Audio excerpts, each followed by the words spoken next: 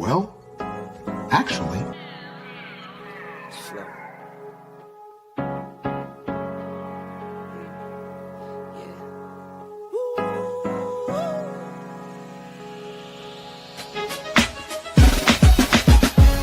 Yeah, I'm watching the rise, and I wouldn't say I'm shocked cause I'm hardly surprised.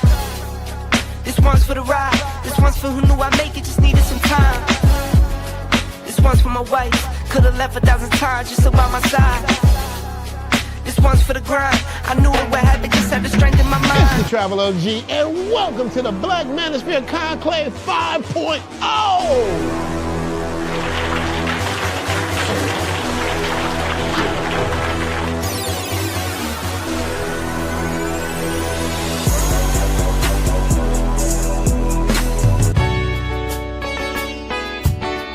We got started in 2021 in Atlanta, united in the pursuit of excellence in all things. It's been one hell of a ride. Can I tell you what's on my mind?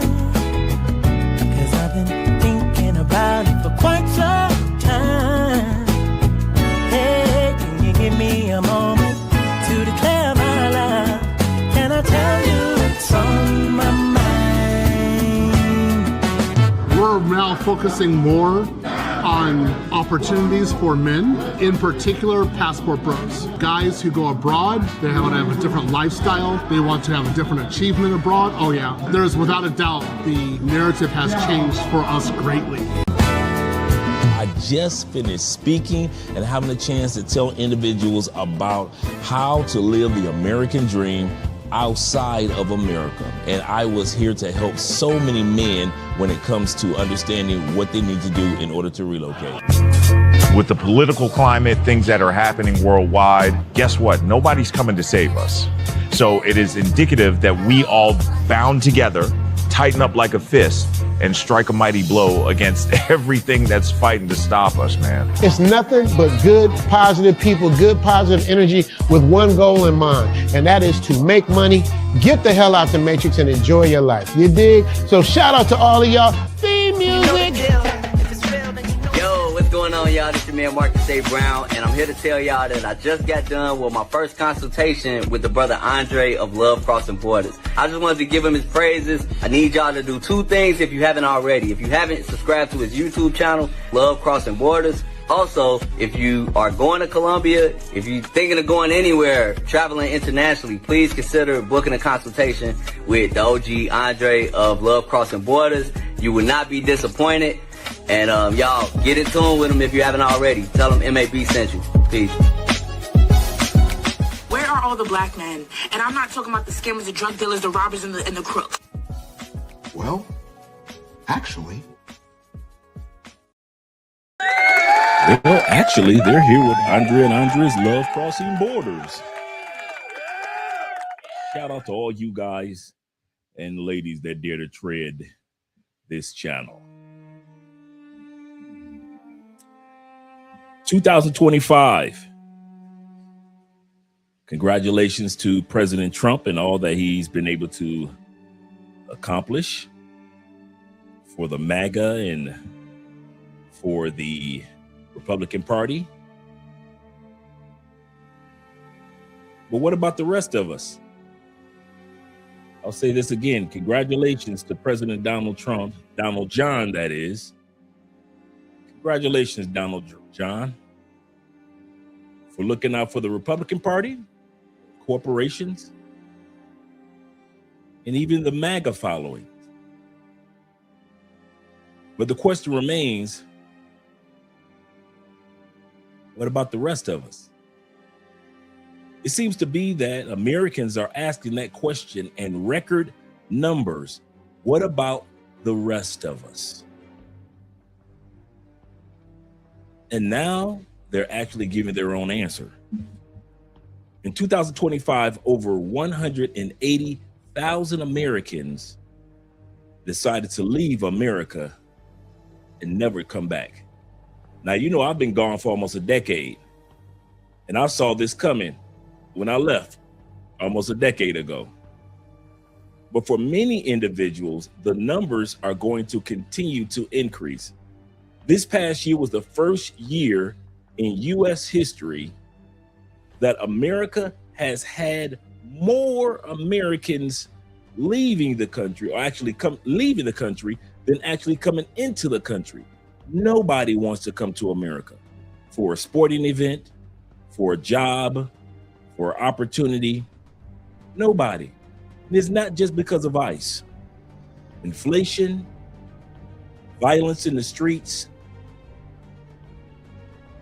When it comes to politics, food, basic cost of living. Many individuals in other countries are starting to realize that going to America is just not worth, the juice is not worth the squeeze. And even American citizens are realizing this in record numbers.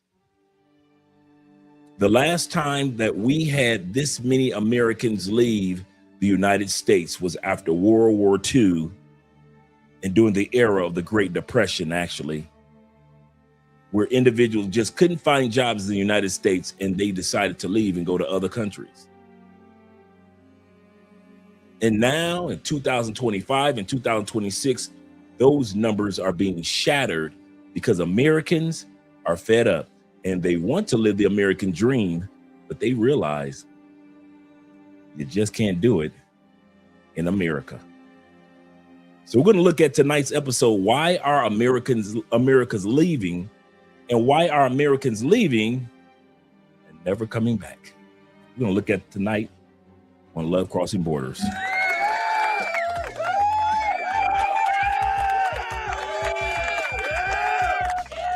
But first, we got shout outs to do. Yes, sir. Shout out to all you guys that are here with Andre and Andre's Love Crossing Borders. Thank you guys for your patience. We got 22 in the building. This is a wonderful, wonderful Tuesday evening. I hope you guys who are thinking about relocating outside the United States, tonight's episode kind of gives you some motivation, let you know that you're not alone. You're not by yourself in regards to your decision of thinking about relocating outside the United States, whether it be full-time, whether it be part-time, whether it be for a short time, or whether it be permanently. We're here to motivate you. Remember, this channel is dedicated to two things and two things only: international relationships and international relocation. The double R, if you will. Let's get started with the shout out. Our brother Talonis is in the building. Glad to see that you're here, brother. Appreciate you being here. Numero uno. He says this. What's good, Dre? Having a great day, brother. Having a really, really good day. Shout out to my brother Marcus Williams of the Williams family. Glad to see you're here, Marcus. He said, me and my wife are moving to the motherland. Shout out to you, the continent of Africa. Yes, sir. Next year. Count down, count down. I am not mad at you, brother. I am not mad at you or the missus. Congratulations to you both. Definitely keep us all posted in regards to the steps that you're taking. And my brother 313, them Detroit boys at it again. You better back the fuck up out my face, goddammit. I'm from Detroit, Michigan. Don't play with me. Don't play with us. You know we from Detroit. You know how it was going to end up. You knew how it was going to end up. Shout out to you, brother. Salute to you as well, Nate. Salute to you as well.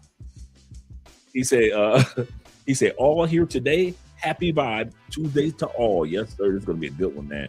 Really good show. And shout out to once again David Dice of the Dice family. Glad to see you're here. Say family, Andre and Andrea. Salute to you as well, Dave, the collector of the real. Hey, I'm ordering that chocolate bar cologne. I'm going to be ordering that this week. So yeah, that's been on my mind. Out of all the colognes we had, I say I gotta get that chocolate bar. That's kind of novel. That's a nice little novelty to have. Dave says this. He said Americans are leaving America in large numbers because I'm saying I'm saying this as an American. This is a degenerate, depressing country with no class or standards. And you know why I was kind of stuttering for a second, Dave? I was having flashbacks. You notice as I was reading your message, I was kind of stuttering. Truth is, I was having flashbacks about how depressing America was when I was in America. Even though I had the nice house in the suburbs, living in Florida, I'm surrounded by women of all ages and all stages of life. I am sexing down the sexiest of the sexy. I'm down in Miami acting the fool. I'm all in Orlando acting the fool. I'm in Tampa, Clearwater, St. Pete. Shout out to St. Petersburg. All in Daytona, just beating coochies up, just acting a fool with it. And I wasn't even happy. I was okay. You know, I was making like 87 a year. At that time period, 10 years ago, 2015, 2016, making 87 a year was pretty good. I was riding my convertible and I had my Ford F-150, Harley Davidson edition, right? So I should have, in all things, I should have been happy. Nah, I wasn't. I ain't gonna even spread that lie. I was so stressed out in the United States. And I realized now that I'm out of the States, most of the stress was not stress that I created. It was just being in the atmosphere of a stressful country.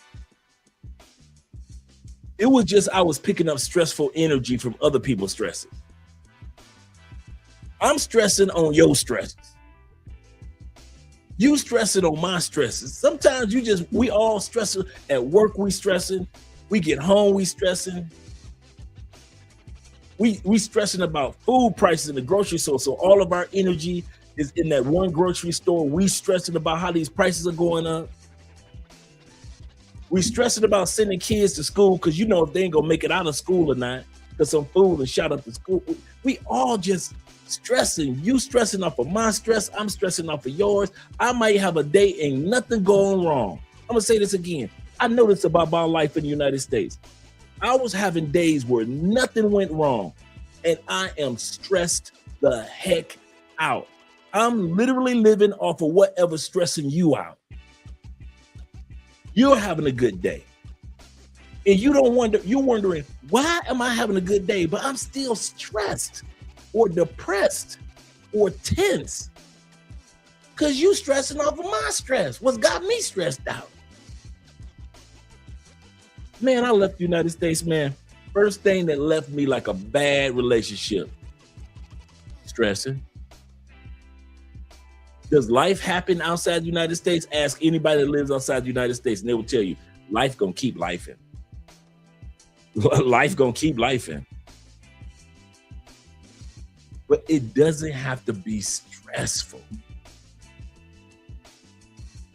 It does not have to be stressful. You in the United States, you one paycheck away, the average American, from losing your home, whether it be mortgage or rent. You lose a paycheck, let's say you work online, and you lose a paycheck in a foreign country, you're gonna be all right for a few months. Your last paycheck will still be able to take care of you for a few months until that next paycheck comes. The stress ain't stressing. I'm telling y'all the truth. The stress ain't stressing like when you in the States, bro. When you back home in the States, man, it is a whole nother level of stressing. I kid you not.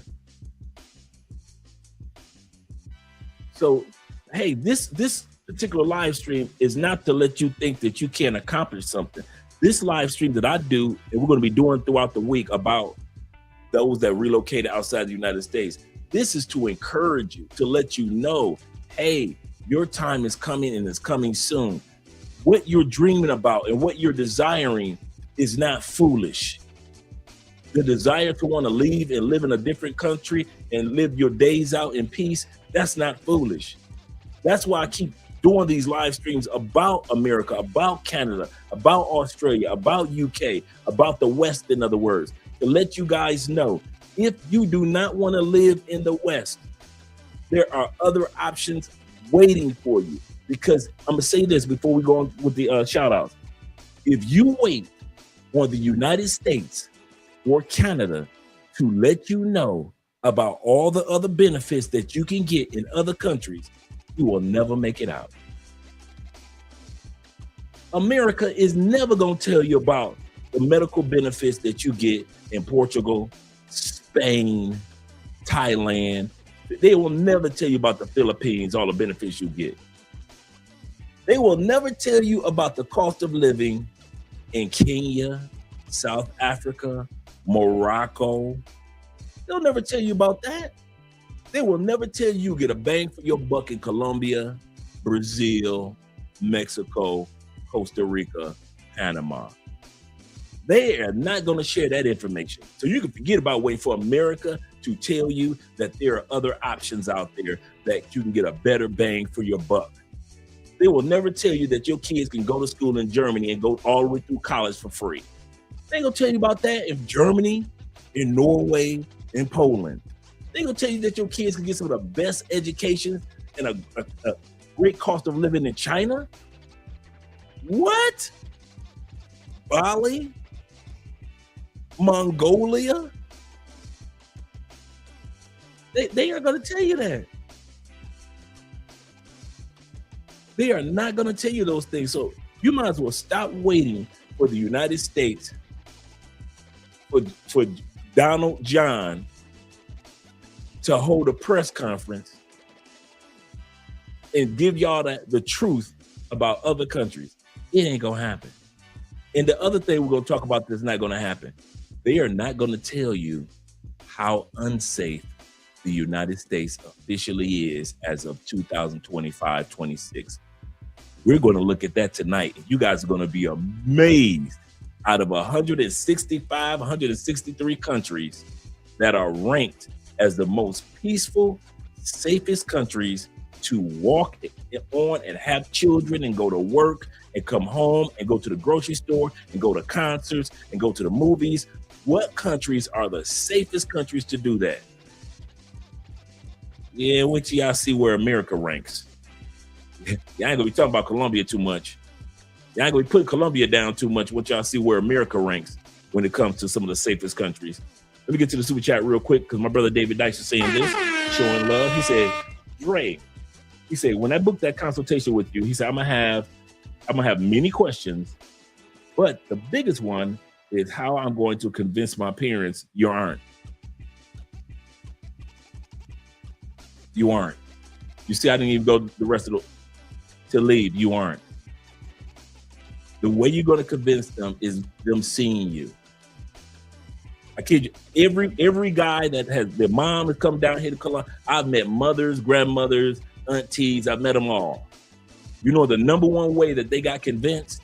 Number one, they saw how our lives were after we left. Once they saw how our lives were, then they start coming down. Once your family sees how your life is in whatever country you choose, I promise, then that's when they start coming down. Once they start seeing how much you pay for medical or don't pay for medical, how much you pay for groceries or don't pay for groceries, once they start seeing that in you, because it's one thing to say it, but it's another thing for them to wait a couple of months and say, oh man, he living good. Oh wow, that's a nice apartment. I didn't know it was like that down there. Wow, ooh, wow. How much are the flights? And the next thing you know, mom, dad, uncles, cousins, and aunties, they want to fly down now. Your sister that said, I ain't going no Colombia, the same one that's on the flight. Same one that said, I ain't never going to DR is the same one that be on a flight. The way that you're going to convince them, I promise you, it's like that for all of us when they see your life in the new country. Until then, you can talk all you want, but they ain't seen your life in a new country yet. That you haven't shown that you can do it, so they can do it. He said, convince my parents to leave because I do not want to live or leave them behind. I feel the same way too. I feel that same survivor's remorse too. I got partners that say, man, I ain't got no remorse. They don't want to leave, that's on them. They think America's so great, that's on them. So I got partners that's like, I don't feel sorry for them. I kid you not, man. I think about my family and friends all the time. I'm like, how the hell? And I'm talking about some very financially successful friends. And I be looking like, how the hell y'all eating that food? How y'all drinking that water? How y'all sending y'all kids to them schools? How y'all letting y'all kids watch them cartoons? You know, it's almost like, you know, you can't say nothing, but you want to say something. So I understand what it's like to feel like you're the only person that survived the plane crash. That's survivor's remorse. I go through that. I don't talk about it a lot, but I go through it a lot. I do. I go through it a lot, brothers. Even behind the States, he said, but I might have to. But yeah, you will have to initially. But once they see you as an example, I kid you not, everything start falling into place, and then they say, hey, let me book a ticket to come visit you. Shout out to my guy where I was from. He said, oh, Canada. Shout out to my Canadian brother in the building, Black Nubian. Glad to see that you're here. And thank you guys for supporting by way of PayPal, Cash App, Super Chat. And my brother Jay Hasten in the building. Glad to see that you're here. Let me get this fixed real quick. Oh, there we go. Okay. He said, I'm upset I missed Cologne. Yeah, you did. That was fun. Shout out to all you guys. Shout out to all you guys that were here for the Cologne episode. That was fun. That was fun. I'm going to be posting that in the Patreon. There's a lot of stuff that I'm going to be doing over the last few weeks in the Patreon. Over the next few weeks in the Patreon. He said I missed the Cologne episode. He said David Dice put out heat. Yes, he did, man. Yes, he did. I got my notes sitting right here, right here. He said also, if you have 150 to spend, thinks. Oh, let me see. Let me write that one down. Write that one down right now. Let me not even pretend. Sphinx Ocean. Oceanic.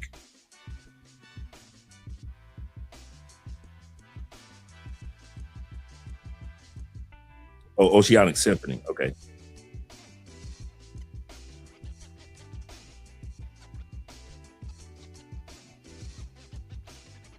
Okay, cool. Cool. He said it's Pacific chill with a beautiful twist. I'll take that. I will take that. Thank you very much, brother. Let me scroll back up right here. Make sure I got everybody. I see Ronan here as well. Got to catch with you, Ronan, so we can schedule the day. I got to catch up with you, and I got to catch up with Faulty. PDP was in the building. He said, good evening, Avery. He said, good evening, Dre. He said, whenever you give away some clothes, do not want to hook me up, dog. You don't want to hook me up, dog. He said, and I'm looking for a boutique or a bouquet, Panama, and invested. I didn't get. Is that a cologne? Let me know. Shout out to Dirk in the building. D Kirk, that is. Roll back down. Get to my brother D Kirk. Shout out to you, brother. Glad to see that you're here. And we got Mr. 007 as well as D Kirk in the building. He said, what up, though? What up, brother? Shout out to you, man. Shout out to you, as well as T Max. Salute to you, gentlemen that are here. Salute to you. Let me scroll down a little further. Mr. 007 says, another good place to work if you are in the energy job sector is Australia. Good call. He say fly in, fly out jobs, aka FI, aka fuck around and find out. No, that's not fuck around and find out. That is FIFO. Okay, let me want to know what a FIFO is. He says not a good place to live if you want to get away from the West culture. I hear that too about Australia. Shout out to Zeta being in the building as well. Appreciate you being here, brother. Salute you. We got my brother Jake Anderson, the great. He say JATG in the building. Salute to you as well. Andre and Andre, Love Crossing Borders, and Grown Man's Chat. We got a great topic for tonight, guys. This is going to be a good one. Shout out to my brother Don sent me this video. And you know me, I got to kind of like chop it up and make it good for us. But yeah, Americans are leaving out of the United States in record numbers, bruh. Shout out to my brother being in the building. He said this. He said they better not spread their wicked ways. You know what? I kid you not. I think most Americans that are relocating outside of America are Americans that want to adapt to other countries. I find that most Americans that relocate, not visit, but relocate to Italy, want to live the life that the Italians are living. Those who are moving to Portugal are not trying to get the Portuguese to speak English. They're trying to learn Portuguese. They're trying to buy cars and travel in the food in Portugal and handle things that way. Most of us that live in Colombia, we are not trying to make an American version of Colombia. You know how they have a Chinatown in almost every major city? We ain't trying to build an American town. Like you in Colombia, you got a few guys that have opened up American restaurants like Sweet Georgia Cafe in Medellin. But for the most part, we're trying to acclimate to the new country. We do not want anything that reminds us of our old country. We love America. Do not get me wrong. I love America. But I am not trying to go to... Remember when Babyface got a divorce? Remember when Babyface had his beautiful wife, got a divorce? Remember what his new girlfriend looked like? The wife. Remember that? We was like, Babyface, you got a new girl. Wait, hold up, what Babyface? Come on now. How come your new girlfriend look just like your wife? You could have kept the wife, Babyface, if you was gonna do that, right? It's the same thing with us that relocate. We are not trying to emulate anything that has to remind us of the United States. I was telling Andrea this. If it wasn't for our branding and social media, I would really know nothing about the United States. I'm a professional umbilical cord cutter. I will cut the umbilical cord to a female, cut the umbilical cord to a city, cut the umbilical cord to a country. I have no problem cutting umbilical cords. If it was not for social media, other than sports and maybe a few movies, I probably wouldn't. 99% of what I know about the United States, I wouldn't know if we weren't doing what we were doing. I am not trying to emulate, and most people that I meet that come down here, we are not trying to create a little America or an American version of. And I talk to people from all over the world, and every one of them, if they're in Panama, they want to live the life of Panamanians. If they are in Brazil, they want to live a life that is of an upper class Brazilian. They are not trying to go to Brazil and create a little America. So yeah, most of us will not be spreading our wicked ways. That's what my point is. Good point. T-Mac in the building once again. T-Mac says this. He said we need to keep enough pookies and taxpayers in the United States. That's right. To take care of all the Karens and big chicks and to fund the government so that we can enjoy our lives overseas. He is 1,000% correct. That's exactly how I look at it. That is exactly how I look at it. Coordinate order. I kid you not. I wish I could put it any other way, but I agree with T-Mac. All the Pookies, Ray Rays, Nook Nooks, Paw Paws, all the aunties, cousins, nephew, and your family, my family, if they don't want to leave, good. This channel is not dedicated to convincing Americans and Canadians to leave America. I got another channel that I'm launching in a few weeks. And it is about kind of like the information that we're going to share tonight. But I kid you not, my calling is not to convince Americans, it's time to go, you got to leave. Oh, no. No, you got to stay.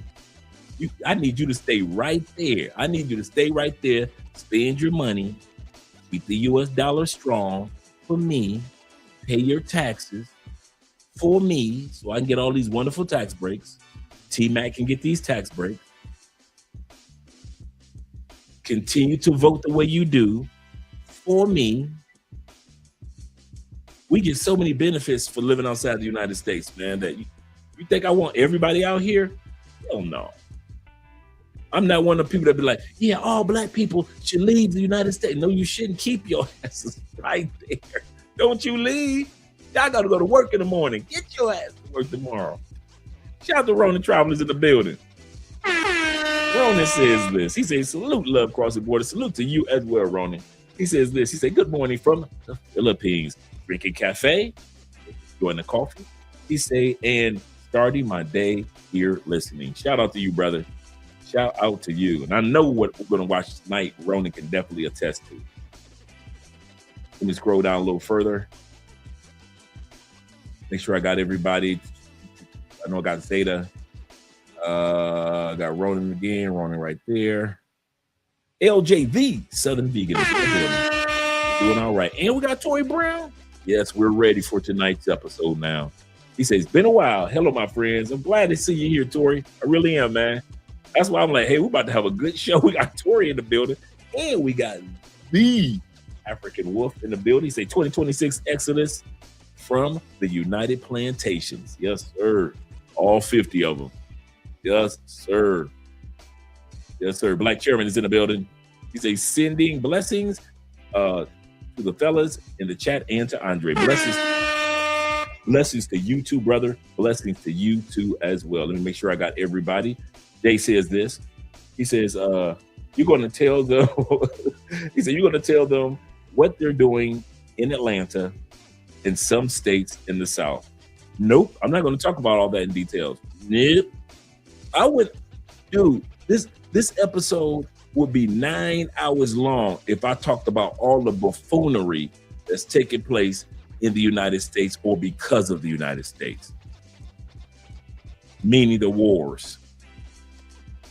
If I talked about all the buffoonery and foolishness that we're doing back home in the United States, hey, listen, it will be a 9-hour show. So I got to be specific tonight about what issues that I address, because there's just so much to address. Shout out to Lupe in the building, my brother. He says this. He says they will tell you that every other country is dangerous. Yes, they will. Okay, let's get started with that. I wanted to wait, but since Chalupe brought it up, we're going to go to, real quick, the Global Peace Index for 2025. The Global Peace Index for 2025. Let's see, when it comes to safety of going to churches, safety of going to grocery stores, safety of raising your kids, safety of theft and crime, or away from theft and crime, say just all around safety. Let's look at how they judge it. Let's look at how they judge safety first. I want to change the music. Then I'm going to come back to the shout outs, gentlemen. I'm not done with the shout outs because I know a few of you guys are still here. Got to show you guys some love. But I'm going to change the music, right?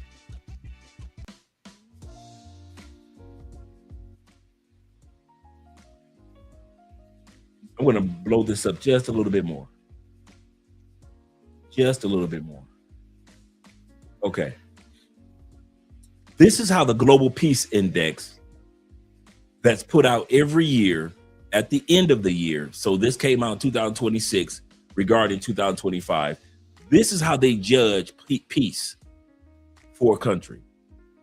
2025 Peace Index reveals a continuing decline in global peace. I'll say this again.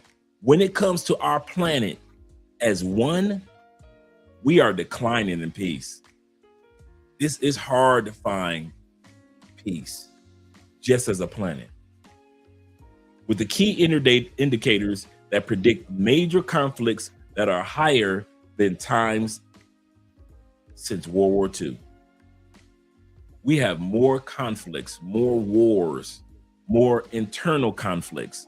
A country within a country dealing with conflicts. Like Colombia has its own conflicts. I kid you guys not, man. There are more conflicts in the world today than any time since World War II. Rising conflicts, deaths because of the wars and other things, accelerating geopolitical tensions. Iran, anyone? Iran. The middle power assertiveness are driving the great fragmentation. Not the Great Depression, but the great fragmentation. In other words, a fundamental reshaping of the global order. And this is what we're talking about today, that people are leaving the United States, going to other countries. And a lot of this is reshaping the country's global order and marking the emergence of a new geopolitical era. We know that America petrodollar is not as strong as it used to be. We know that most countries don't look at America with that reverence and fear anymore. We know that the term American doesn't hold that weight that it used to. Now, right now, I'm just laying a foundation of what are the most peaceful countries in the world and how they judge it. So when we sit back and we see America on this list, you'll realize why America sits where it sits on this list when it comes to peace and safety. Once again, peace and safety. Is America peaceful enough to live in? Is America safe enough from sea to shining sea? I'm not talking about a couple cities. I'm talking about the whole country. Is America a country where you will recommend somebody to go to from another country if they want to live in a country that's full of peace and full of safety? Let's see where America ranks. Now, what they're saying is this. What they found in 2025, we already talked about that is more conflicts since World War II. The Global Peace Index has deteriorated since 2014, with over 100 countries deteriorating when it comes to the peace over the last decade. So it's not just America deteriorating when it comes to safety. A lot of countries have deteriorated, almost 100 when it came to peace. There are currently 59 active state-based conflicts. That's the most in the world since World War II, right now. So when we sit back and say, has World War III started? Yes. And remember what I said, World War III will be conflicts among smaller countries, not large ones. With over 52,000 conflict-related deaths in 2024. Because the peace and the safety globally is not there like it used to be. Another thing that they found out, there were 17 countries with over 1,000 internal conflict deaths. 17 countries, the highest since 1999. And further, 18 countries recorded over 100 deaths because of conflicts. The world is at an inflection point that they discovered, with global influence and power fragmenting. The countries that were the superpowers are at that point where they do not intimidate smaller countries like they used to.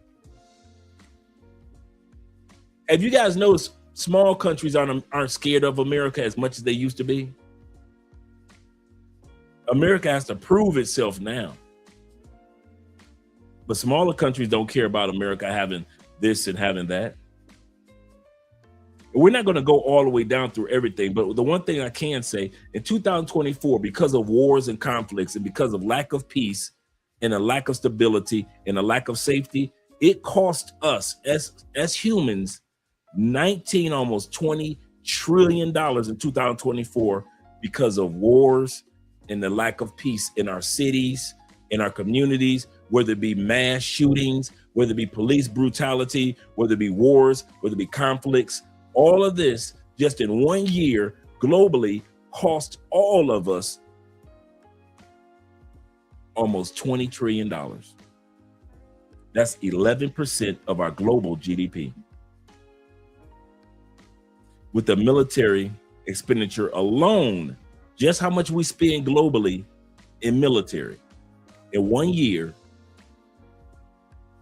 almost $3 trillion.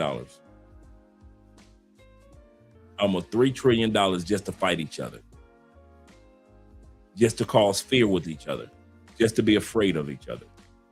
So let's look at the countries. We about to have some fun. We're about to have some fun, fellas. This, once again, we're going to look for where America ranks when it comes to safety and peace. Y'all, because we as Americans always criticize other countries when it comes to safety and peace. And we swear that we're the most peaceful, and you go to that other country, it's dangerous. This is what y'all need to be showing y'all mamas and y'all aunties, this right here. I'm going to drop the link too. I'm going to drop the link because this is what y'all need to be showing your mamas and your aunties and your cousins and them. I want to drop the link to this. But we're going to go through the list. We're going to look at the safest and the most peaceful countries in the world as of 2025. Iceland. We're going to be looking for America. Let's get started. Iceland, Ireland, New Zealand, Austria, of course, Switzerland, Singapore, Portugal is always on the list. Always on the list. Denmark, Slovenia, and Finland are the top 10. Then we scroll down, we got Japan, Malaysia, that's a great place to go, beautiful. Canada, of course, Canada's always up there, they don't bother nobody, number 14. Now, once again, we're looking for America. Since America like to always talk about how bad it is in other countries, I get so tired of Americans always talking about how unsafe somebody else's country is. Let's see where America ranks when it comes to safety and peace. All right, let's scroll down. We got Austria.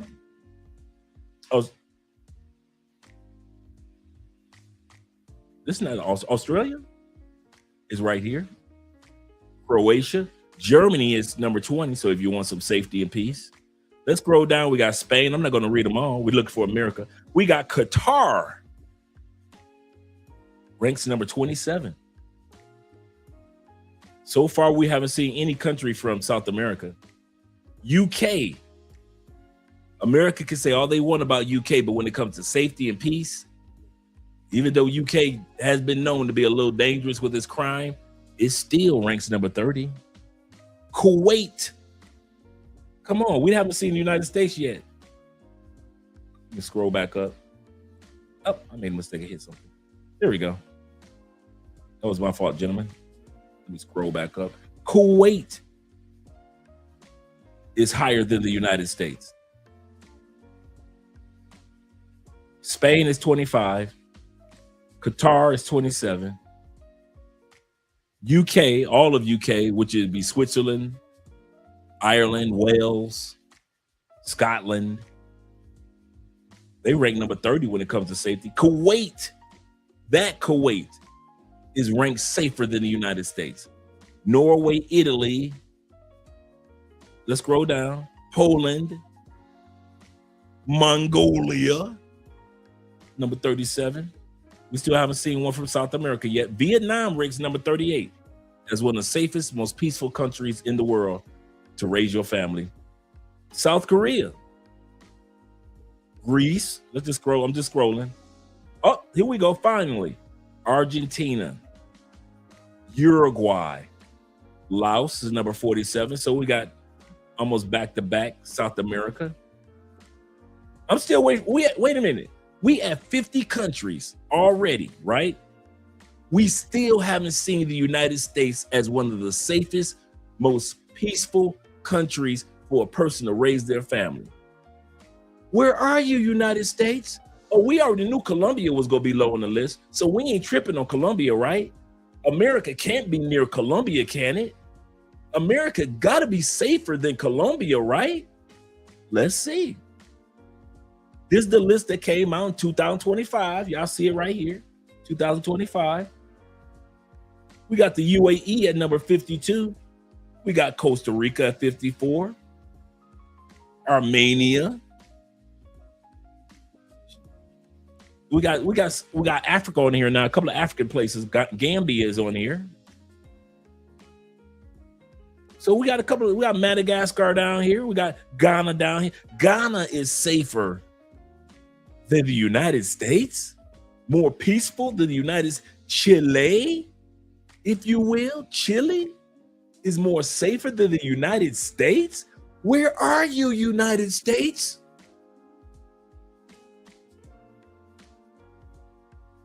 Sierra Leone is safer. Number 57 is safer and more peaceful to raise a family than the United.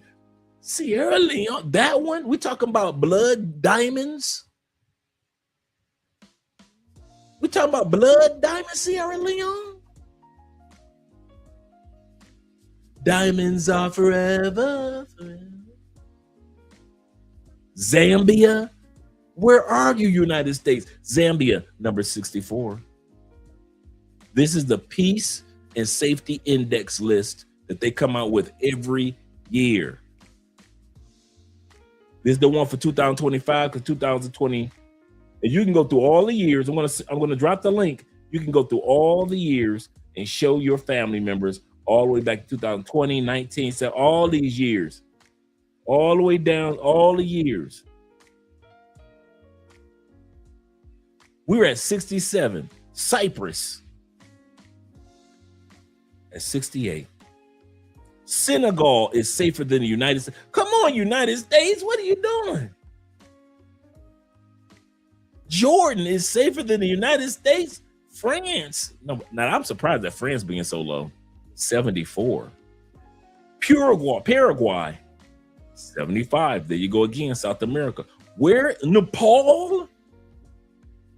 Angola? Shout out to Africa. DR is number 79. We are trying to find where the hell is the United States when it comes to the safest and most peaceful countries to raise your family. DR is safer than the United States. DR. Shout out to DR at number 79. Tied with Turkestan. Tied with Turkestan. Shout out to Turkestan. Let's scroll down. Bolivia. All right, we back in South America. Bolivia at number 83. Panama at 84. Morocco at 85. Where is the United States? Thailand ranks number 86. As the safest place where you can raise your kids. And this list, by the way, is like 165 countries. We're already halfway done. This full list like 163, 165 countries. We have passed the halfway mark. I still haven't seen the United States. Let's continue on. Cambodia, number 86. Tied with Turkmenistan. You got the island of Tobago and Trinidad, number 89. Let's scroll down a little further. Jamaica is, you talking about, wait a minute. You telling me Jamaica is safer to raise a family and you'll find more peace in Jamaica? There's a reason why I'm showing this list. Rwanda. My bad, I didn't mean to click on you, Rwanda. But right here, if you click on it, it gives you an explanation of why that country is on the list, why it ranks the way that it does. Rwanda is 91 out of 163 countries for safety. Let's go back to the list. My bad. Let me scroll down to 91. That was my fault for clicking on there. So we're at 91, 92, Rwanda. Algeria, 92. Jamaica was 93. Peru made it to 96. Where is America? We almost about to crack 100 countries that are safer according to the safety index, according to the same index that comes out every year, that are safer and more peaceful than the United States. We've hit 96 countries. Let's continue on, gentlemen. Sri Lanka, 97. China is 98 when it comes to being safer than the United States and more peaceful. Wait a minute. Wait. And are we looking at Cuba? We already cracked 100. Cuba at 102. Cuba is more safer and more peaceful than the United States. And I'm gonna tell you something. Other than this political issues, yes, it is. We felt so safe in Cuba. That's one thing you ain't got to worry about. Cuban people, as broke as they are, they ain't snatching nothing from nobody. As hungry as they are some of the most nicest, hospitable people you ever want to meet. For the few of us that's been to Cuba, I'm telling you now, you do not have to, you think as an American, because they put this all in your head about that country. So when you do get a chance to visit, you kind of like on edge. You ain't got to be like that. Cuban people will look out for you, bruh. And I mean that from the bottom of my heart. They are some lookout artists. Lookout artists. We were there during hurricanes and during the nice days. Take it from me. Those are some of the nicest people that you ever want to meet. So when I sit back and I say, yeah, I can see Cuba being like that. I can see them being peaceful. Yeah. Like I said, I'm coming back doing the shout outs, but I just want to let you guys see this, just give you an example of what we're going to be talking about tonight, why Americans are leaving America. One of the reasons is because of safety and peace for their families. America is not known for our safety and is not known for our peace. And right now, look at us. We are at 100. Let me see if I can blow this up even more.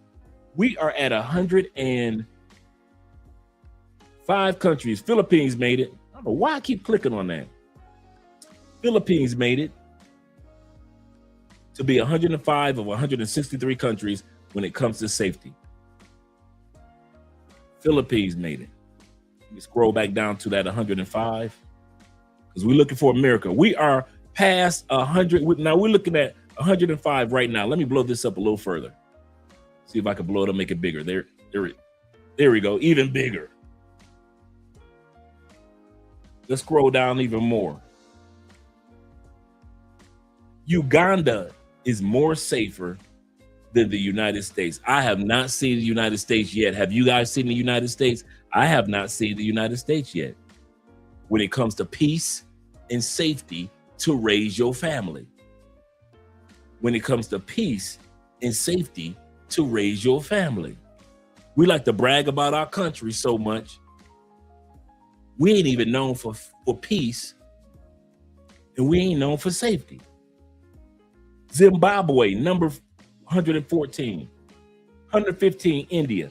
Papua New Guinea, a small island, 116. Where is America? We are looking at Belarus at 119. We still haven't seen the United States. Maybe once we scroll up. Mozambique in Africa is safer than the United States. Mozambique is more peaceful and safer than the United States. That Mozambique? Bangladesh. Why'd I keep making a mistake of hitting that list? Let me scroll back up and go back to the list. Let me get back here. What did I do? What did I hit? Let me close that out. Okay, let me close that out.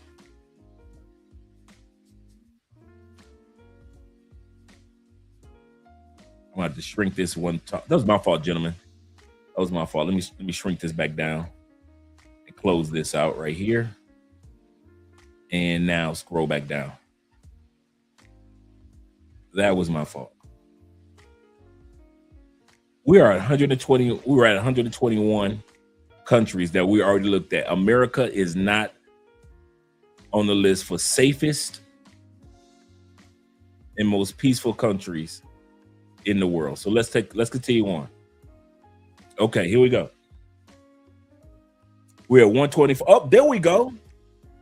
Out of 163 countries, the United States just edges out Honduras, South Africa, Togo,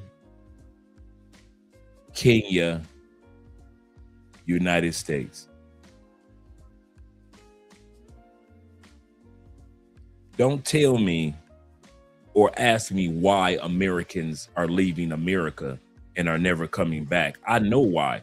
One of the reasons why, because it is not known and nowhere near known as a safe country. We got too many guns. It's one thing to have guns, but everybody got artillery in the United States. It is not safe to have artillery in everybody's hand. And that's what makes our country have a lack of peace and a lack of safety, to where we're barely edging out Ecuador. We barely edged out Brazil. We barely edged out Liberia. Let's look for Colombia. We barely edged out Mexico.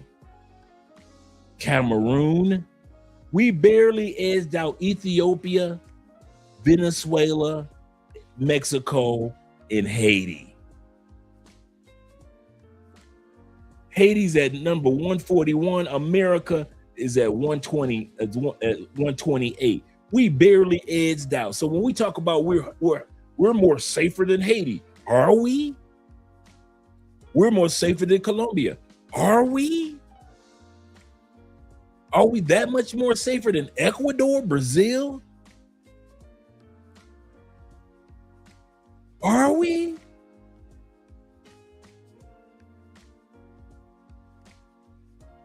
Let's continue down the list. Cameroon, Ethiopia, Venezuela, and Colombia. As much as we talk about how bad things economically are in Venezuela, America is really no safer than Venezuela, no safer than Colombia, no safer, barely safer than Iran, Niger,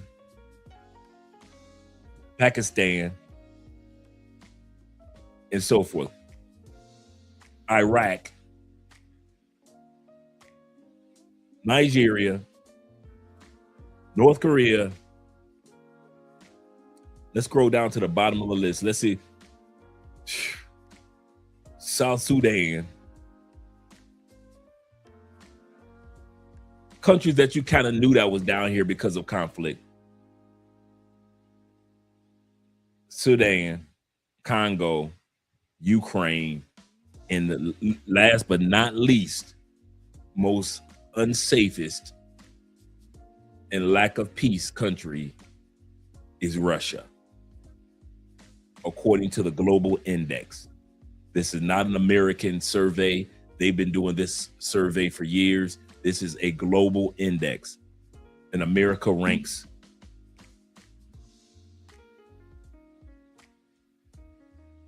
number 28, 128. Let's click on it.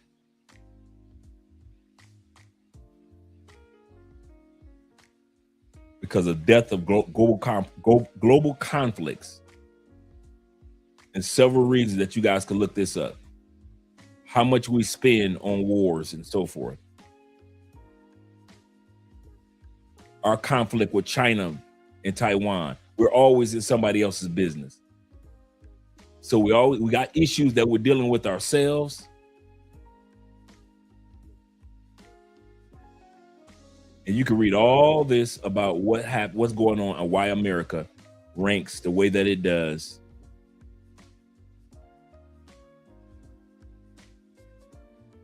Shame. Just a shame. Let's take a look at it. United States, 128 of 163 countries.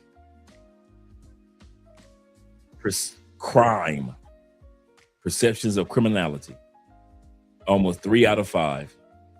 Police rating, that's an issue. Homicide, that's an issue. Incarceration rate, that's the issue that makes us unsafe.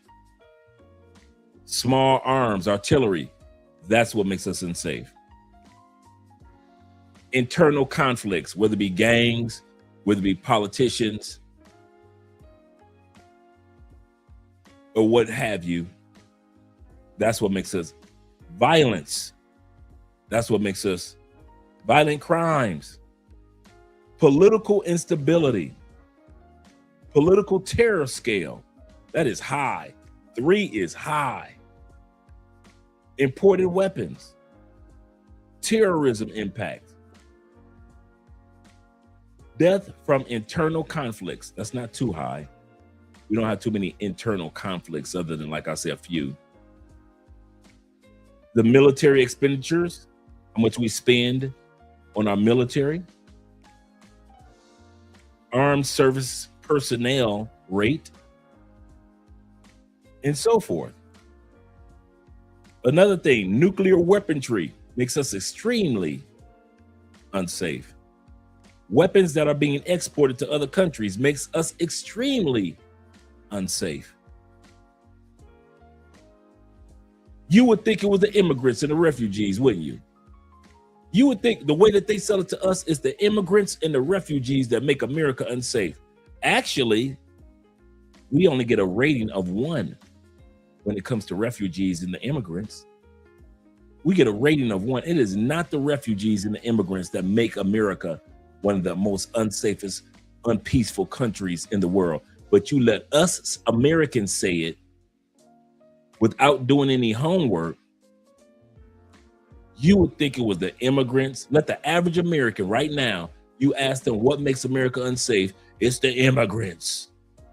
It's the refugees. But the truth is, they don't even rank that high. Neighboring countries' relations. In other words, our relationship with Mexico and Canada is trash. And that's why it ranks 3. Death from external conflicts, we don't get too many of those. External conflicts fault, there we go. We ranked high. We're always in somebody's fight. We're always starting a fight. That's why we rank so high when it comes to conflicts fault. We're always fighting, but we rank low when it comes to our own internal conflicts. So as long as we're fighting somebody on the outside, we're always in somebody's business. But when it's time to take care of business on the inside, we rank low. Domestic and international conflicts. See, we're still ranking kind of low. Safety and security, we're like right in the middle. Right in the middle. And being a militarized country that we are, we rank a little higher than the average country. We rank a little higher than just the middle. That's why America ranks number 128 out of 163 countries. Like I said, I'm gonna share the link with you guys. And once again, shout out to all you guys supporting by way of PayPal, Cash App, and Super Chats. Let me get back to the shout outs.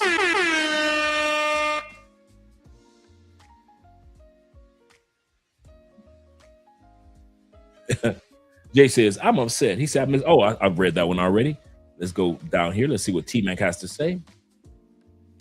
He said, I just had that attack I just had that attack at the mosque in San Diego. Was this just recently? Wow. He said, I'm very familiar with that place. He said, no one in the U.S. can't lecture anywhere about safety. Wow. I didn't even know about that. Did that happen today, this week, this past weekend? Let me know, guys. Shout out to my man, supporting man with the $3 love. Appreciate that, brother. Shout out to you, T-Mac. Let me go back to the showing you guys some shout outs, showing you guys some love. We got 65 in the building. It's almost time for me to shut up. It's almost time for me to be quiet and get started on our topic for today. Zeta. Shout out to E Breezy in the building. Yes, sir. My dude. Salute to you, E. Salute to you.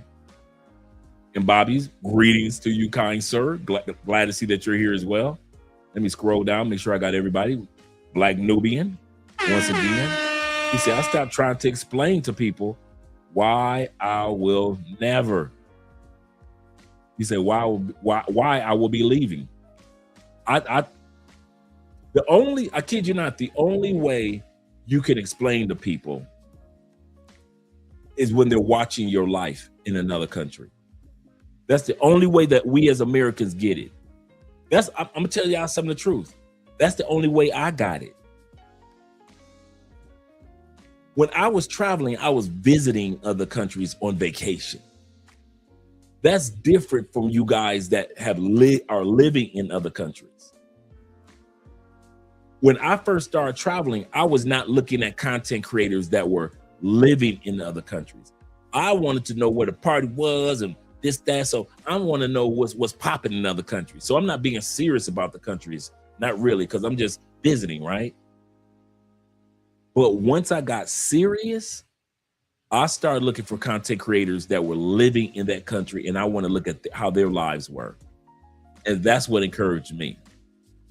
The Passport Heavies, the Ace Lives, the I Am Marwaz, the Tailor Made Dreams, the Brother in the Philippines, More to Life. Those brothers encouraged me, man. I kid you not. Because there wasn't that many content creators that were living in the other countries full time. Once again, shout out to LJ, the Southern Vegan, and Mr. Milner himself. Glad to see that you're here, sir. Shout out to Armand being here. And Ellis, appreciate you. He said, I have zero survivor's remorse. I know a lot of brothers are like you. It's more brothers like you than like me. I have a little bit of, I'm be honest. My survivor's remorse is like that big, but I got a little bit. But most dudes that I know have no survivor's remorse. Because we all feel that you could have left the United States at any point in time, just like we can. Do not use your family as an excuse. Okay, here we go. The 4 F's of why Americans don't leave. We always talk about this, right? 4. First of all, family. Got you. Understand you got responsibility with your mom, your dad, your kids, aunties. Got you. You close to your family. Understand. Number 2 reason, friends. Friends fall under your comfort zone. Some of y'all ain't leaving the United States because you're comfortable. Whether it be a girlfriend, your homeboys, your job, whatever it is. Your gym membership. You like your favorite fishing pond. You like to go fishing in that favorite fishing pond. Your sports team, you got season tickets to go see the Pistons. You ain't leaving them season tickets behind, right? Friends, your comfort zone. So we talked about family, we talked about friends, the 4 F's. Number 3, finances.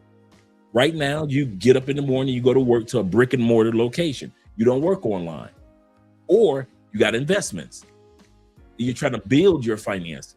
Whatever it is, finances. But the number 4 is the most important one of all. Not family, not friends, your comfort zone, not finances.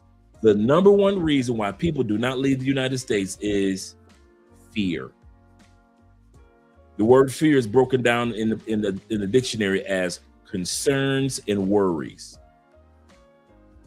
You have so many worries and concerns that you establish a fear of leaving the United States. Most of our family members, they have worries and concerns, don't they? That's all they have. Most of our family members would have been left. But the only reason that they didn't leave was because of either family, friends, finance, fear. One of those 4. That's it. No other reason.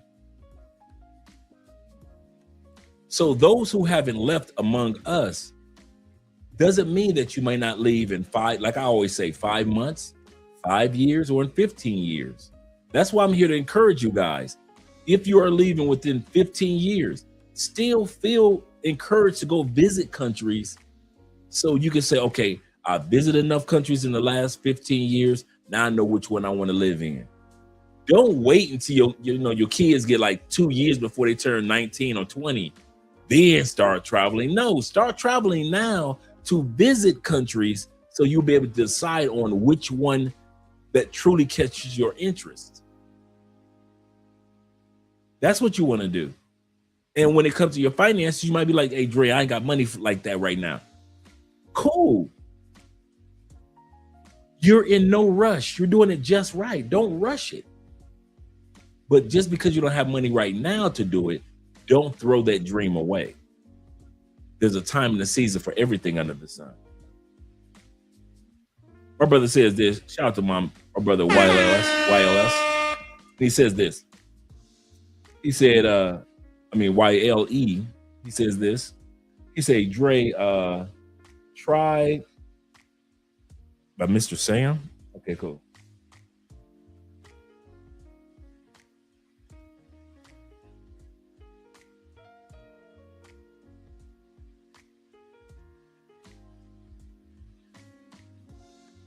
Cool. Writing it down right now. Cool. Good looking out. Let me scroll down a little further. Shout out to Will in the building. He said, "Nah, Will is the ultimate OG with the I know, right? We'll be doing it big." Let's see. Let's scroll down a little further. Shout out to my brother AMSM in the building once again. Thank you again for the $3 love. T-Mac says this. Shout out to T-Mac. He said, I had a brother yesterday ask me for recommendations on global relocation. I referred him to your books. Good looking out. Yeah, good looking out. I got 3 more that's coming out. One that I owe you guys, but I got 2 more after that that's coming out in the next couple of months. So I'm excited about that. That means I'll have 6 books that I've written over the last 2 years. And I'm really excited. And then I also found out, hey, T-Mac, I found out about this. You know when you have your books, right? On the back of every book, there is let me show you guys. On the back of every book that you acquire around the world, there is the ISBN number. Well, we have to buy those. ISBN numbers can be expensive. Like, I was able to acquire 100 of them for $565. That's how much they cost in the United States, right? If you get your book with Amazon, you get an ISBN number, but Amazon doesn't allow you to sell it any other way, any other place but Amazon. Now the ebook you can, and the audio book you can, but if I want to sell my actual book on any other platform other than Amazon, as long as it has an Amazon ISBN number, I can't do that, right? So I purchased my own ISBN numbers. So I'll be able to sell them on every platform any way I want to. So I'm very excited about that. So I'm just saying that for some of you future authors that are out there. Amazon does it for free. They give you a number for free, but you can only sell the books on their platform, which is cool because over 60% of all books that are purchased online from Amazon. But yeah, shout out to you, T-Mac. Appreciate that, brother. Let me scroll down a little further. Make sure I get everybody. Jamon is in the building. Shout out to you being here, as well as my brother Coastal representing. Yes, sir. He say, my Lord. He said, you mean Black American men can actually find peace outside? Why, yes, my friend, as you well know. That was a good one. guys now always make my day. Let me scroll down a little further. And our brother Alan says this. He said, I was thinking about the Philippines. Shout out to the Philippines. Yes, sir. Philippines is nice. Philippines is nice. We're going to be doing a walkthrough with everything with our brother Ronan. Hopefully this week. I got to get with Ronan as well as Faudy in regards to that region of the world. And my brother Chris Jeezy's in the building says this. He said, we're barely safe than Ecuador. And Ecuador is crazy right now. Ecuador is going through conflict. And America barely edged out Ecuador. Like, what? Yeah, man. Let me scroll down. A little further. Look like I got it. Bobby Coltrane of the Coltrane family. Salute to you, Bobby. Glad to see that you're here, man. Shout out to Bobby being here. Oh, it happened yesterday? Wow. And I ain't gonna even lie, man. I've been watching how y'all have been kind of treating the Islamic and the Muslim community in the States.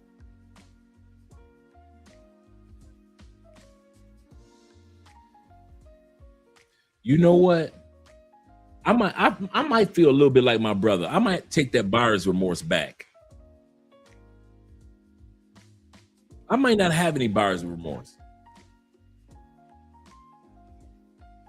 A woman could be walking down the street in the United States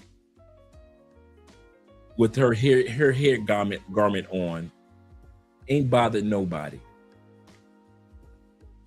She could be attacked by 3 Asian dudes, 3 white dudes, and in 2026, that Muslim sister could easily be attacked by 3 brothers. Easily. We ain't never been known to be attacking people because of politics. I'm gonna say this again. Black folks ain't never been known for attacking people because of their religious affiliation or their political affiliation. That ain't never been our thing. Lately, y'all be out there with the white boys. Y'all be out there with pitchforks and axes with the white boys. So I don't feel sorry for you brothers and sisters back home. Hell no. And I'm not Islamic, but I got enough sense to respect somebody else's beliefs and not attack a single woman just walking down the street minding her business. I have seen enough of those clips. So to see y'all attack a mosque, yeah, I'm like my brother. I'll take my buyer's remorse back. I officially announced that my survivor's guilt is gone. I don't feel bad for Americans now. It's gone. It's officially gone. Thank you for letting me know about that mosque. It's officially gone.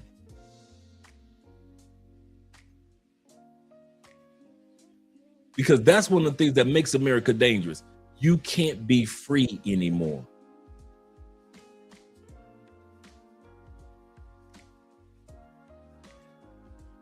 You blow up the mosque and mess with them people. You still putting nooses around black people's necks. I still ain't forgot about a couple years ago. Y'all ran up in the Amish school full of kindergartens and shot up the kindergartners.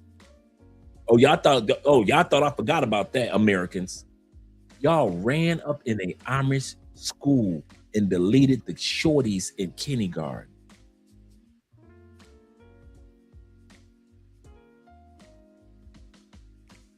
Let's continue on.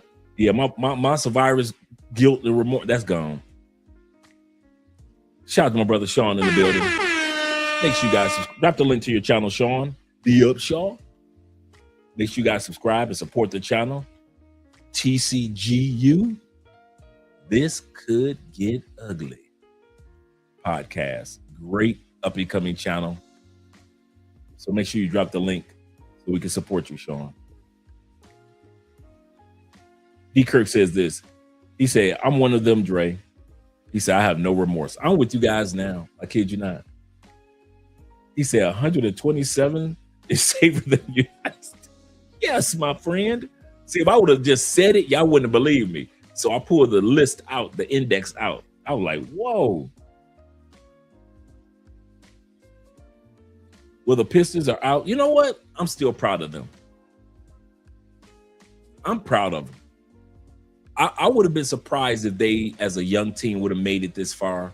I mean, made it to the next level. I would have been surprised. I think the championship will be in the West. I think it'll be San Antonio. That's what I'm going for.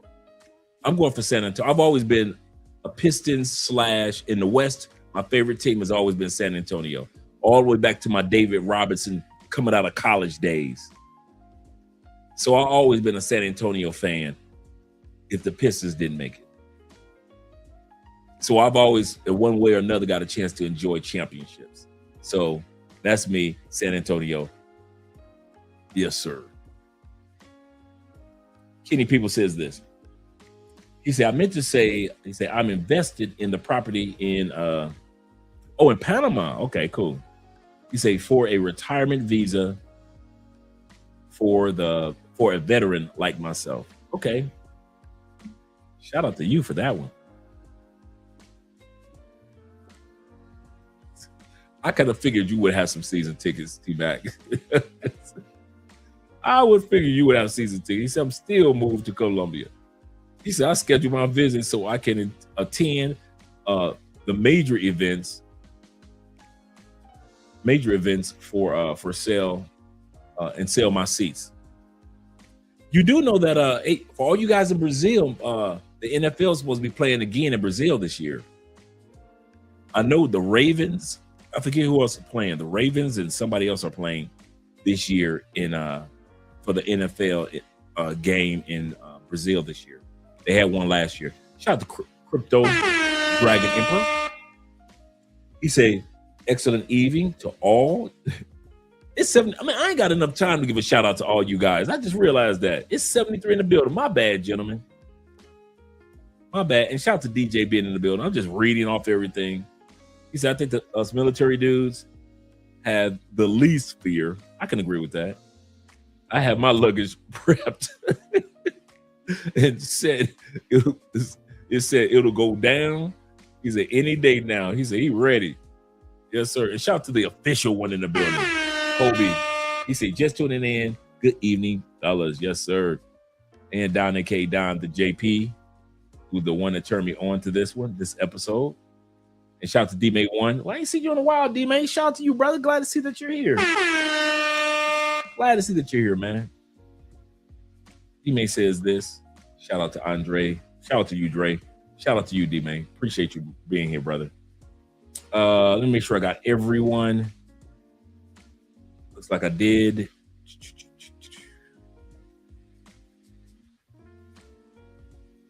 I knew you would get them shout. Oh, that's what it is. I knew you would get them shout out to them Knicks. Cowboys and Ravens are playing in Brazil this year. I knew it was Ravens, but I didn't know who else it was. Okay, cool. Let's get started with the video. 90 years ago, Americans were so desperate, so beaten down by the collapse of the economy, by unemployment, by the feeling that American dream had just evaporated, that over 100,000 of them applied to move to the Soviet Union. Not to visit, to live there. They packed up their families and crossed an ocean and went to work in Stalin's factories because they believed life would be better somewhere else. That's wild. I did not know that over 100,000 Americans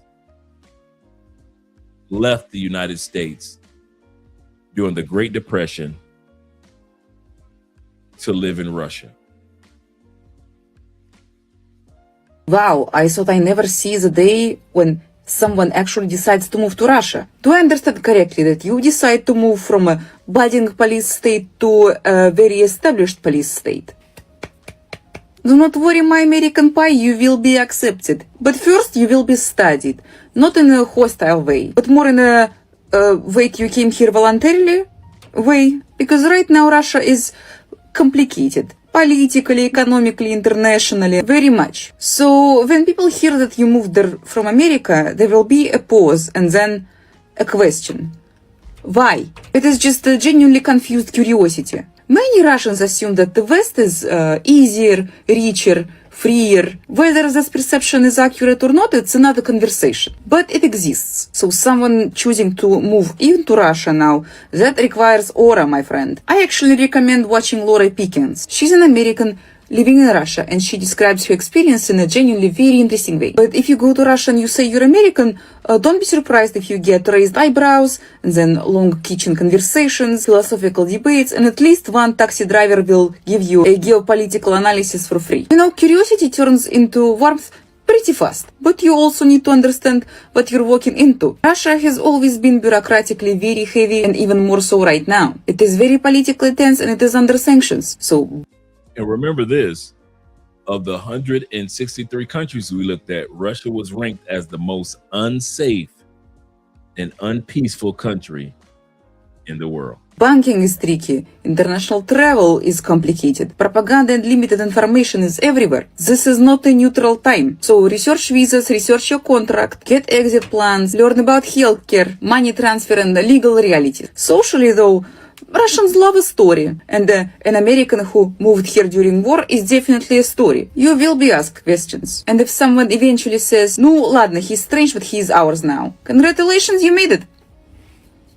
I really don't know why would you do it though. I'm very interested in the values visa that President Putin has decreed. America is in a state of absolute decline. The LGBTQ situation is absolute madness, where you can say that young boy can cut off his private parts and become a girl. They're actually allowing this in hospitals to be done. Then you have the high levels of crimes in our cities. The risk of being, murdered, robbed, beaten, it's extremely high. Also, the taxation, in Russia is much more reasonable. So my hope is to start over here in Russia, also possibly bring a business here. If I'm granted a 3-year temporary residency, then that should be enough time for me to learn Russian language, Russian laws, and basic Russian history. And that's what I'm looking forward to. That was in 1935. That was the height of the Great Depression. Now, not all 100,000 went, but 100,000 applied. Now, I want you to hold on to that image for a second, because something just happened in 2025 that hasn't happened since back then. Something that the Wall Street Journal, one of the most respected financial publications in the world, just reported on in a piece that I could not stop reading.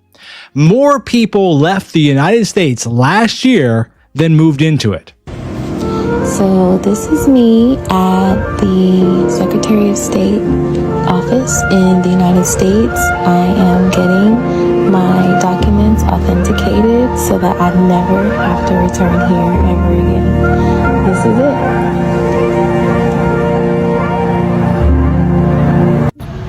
I realize this may sound just a little unhinged, but I'm ready to pack a bag, sell everything in my house, snatch my child up, and leave this country for good. And I realize what that means.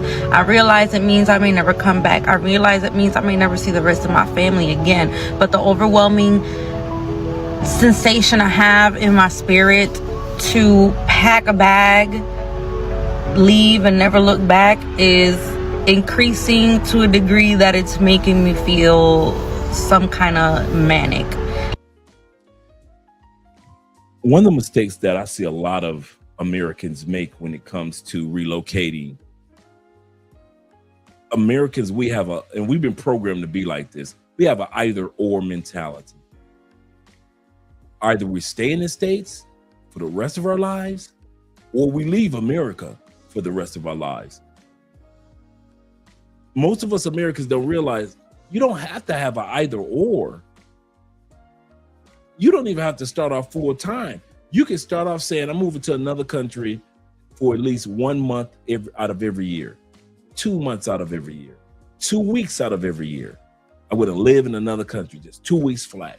I'll live in DR for 2 weeks or a month or whatever it may be, right? It's not either I'm going to live full time out to the United States and I'm never going back, or I'm going to live in the United States and I'm never going to go visit another country, right? You don't have to do that. And I think a lot of us Americans make that mistake when it comes to understanding that's not how it's done. You can still come back and visit your family. Like she was saying, I may never see my family again. Why? What makes you think you will never see your family again? The only reason you will not see your family again is because you decide not to come back to visit.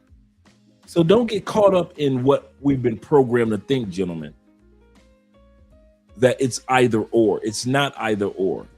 You can live in America and another country. You can live in a country and still go back to visit America. Let's go back.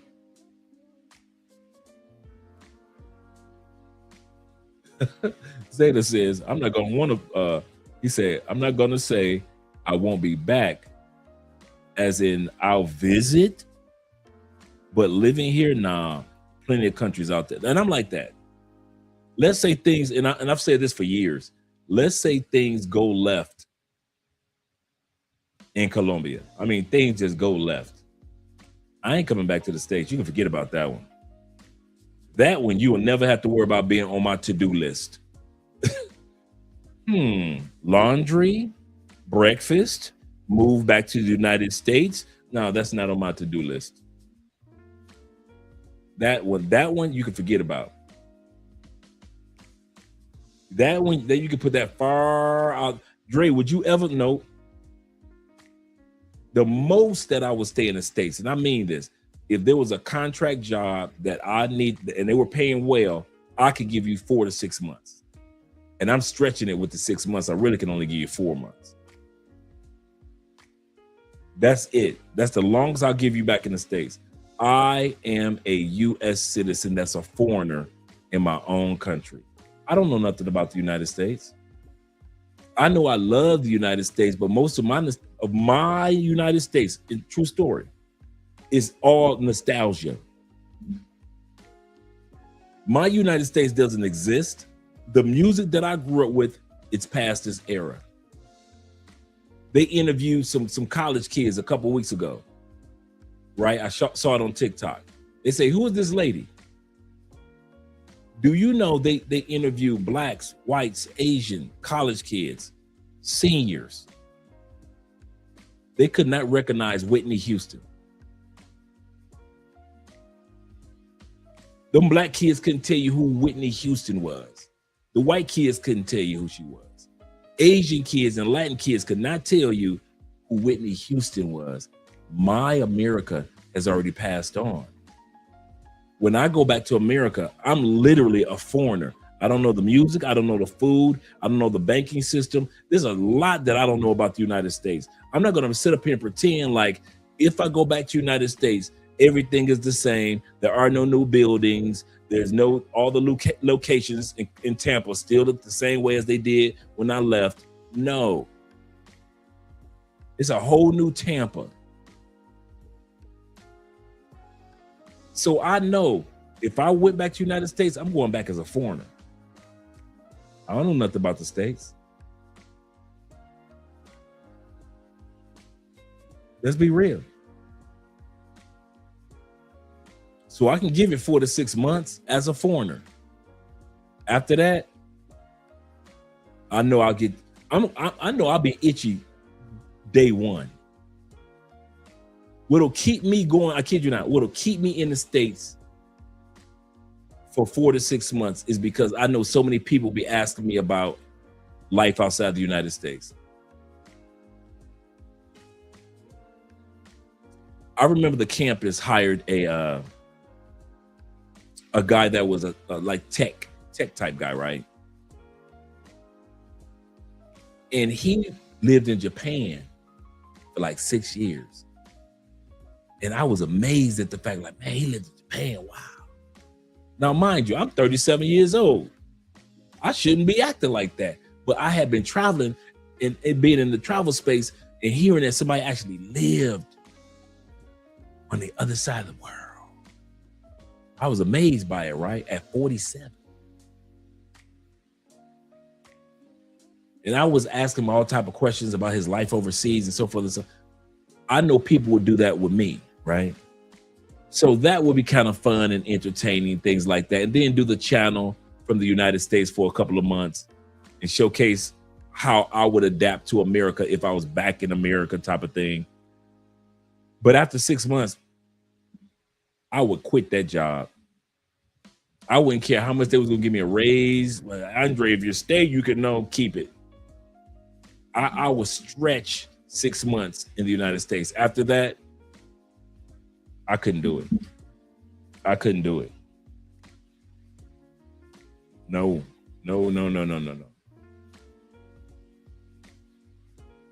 Let's go back to the video. Like, I need to do it. It needs to happen. I need to hurry up. I feel like I'm running out of time to do it. And it's been sitting in my spirit for so long now that I don't know how, I don't know when, I don't even have the funds. I am a single mom on a stupid, strict budget, and I need to go. I need to go. Does anybody else feel like that? Is it just me? It can't just be me. Anyways, but if you got any information that can help me out, drop it in the comments, send it to my DMs, something. I need to get out of here. I need to get out of this place. I need to get out of this place, and I don't know how I'm gonna make it happen. And I know it may sound extremely irresponsible, but it's time to go. And this time, they're not going to some sort of communist dictatorship. They're going to Lisbon, to Berlin, to Barcelona, to Thailand, to Mexico, to a little apartment in Algarve with a view of the Atlantic and a healthcare system that doesn't bankrupt you. They're going because they did the math, they did the research, and they decided that the life they wanted, the life they deserved, was more available somewhere else. Now, MJ said something to me when we finished reading this piece. She said, that's not giving up on America. That's just finally believing that you have a choice. The U.S. saw around 675,000 formal deportations in 2025, and another 2.2 million people that the Department of Homeland Security is calling self-deportation. But here is the part of the story that get buried under all of that. Underneath the immigration crackdown headlines, American citizens are leaving on purpose in record numbers. The Brookings Institution, a nonpartisan public policy think tank, estimates the net population loss of around 150,000 people in 2025. And they're saying that number will likely grow in 2026. And that's not a blip. This is not some pandemic era experiment. This is a trend that has been quietly building for years. And last year, it crossed that threshold that nobody has seen in almost a century. Now, here's the part of the story I want to spend some real time on, because it goes against the image that most people have when they think about Americans living abroad. Now, for a long time, the people leaving were what one relocation company founder called the super adventurous and well-credentialed. These are the young, educated, maybe a little restless, the laptop and Bali crowd, right? 3 months ago, I quit my 9-to-5 job, sold all my stuff, and left the United States for good. And this morning, I watched a group of 40 baby sea turtles hatch. And then I went surfing here. And here Kitsia Bay in Sri Lanka. And this is just your reminder that your life can look like this.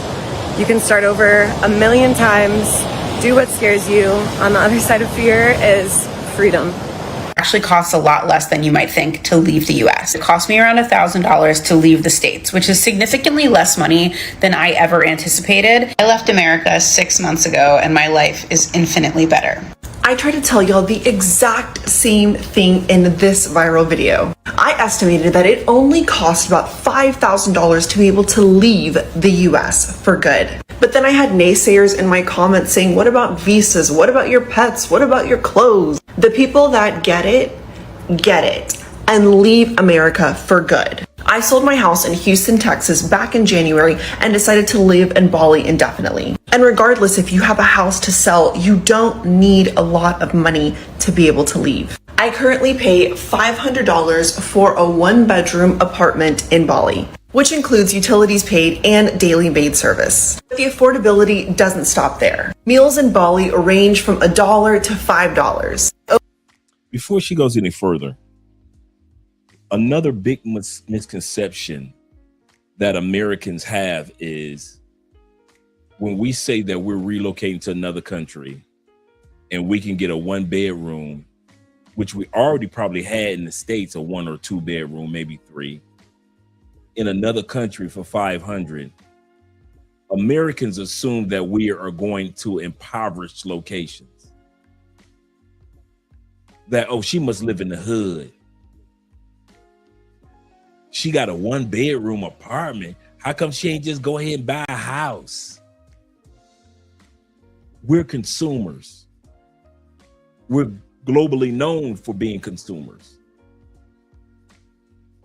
And so we're known for just going over the top immediately. We don't understand, we as Americans, because we don't travel to other countries as much, we don't understand that there is a time to say, let me get to know the community or the city, and then I'll see what if I want to buy a house here, or if I don't want to buy a house or a condo here. But we assume that that person is, well, she must be broke if she's only getting a spot for $500 a month. No, you can live. I don't think you people realize you can live in some really nice areas on $3,000 a month. That includes everything. $2,500, you doing it. 65% of the world, if you make $2,500 to $3,000 a month, just on your expenses, not talking about your luxuries and partying and all that stuff, just on your expenses, just $3,000 a month, you are in the top 10% of 65% of the planet. To whereas in our country, to be in the top 10%, you got to walk away with at least 250 to 500 million. I mean, 500,000. You got to bring in 250,000 if you're going to walk in the top 10 to 15% in the United States.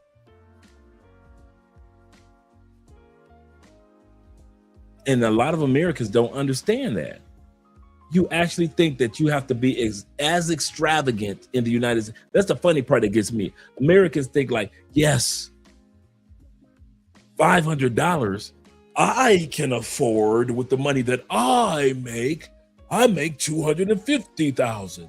If I was living there, I'd rent a castle. No, you wouldn't. I'd be living in a space shuttle. No, you wouldn't.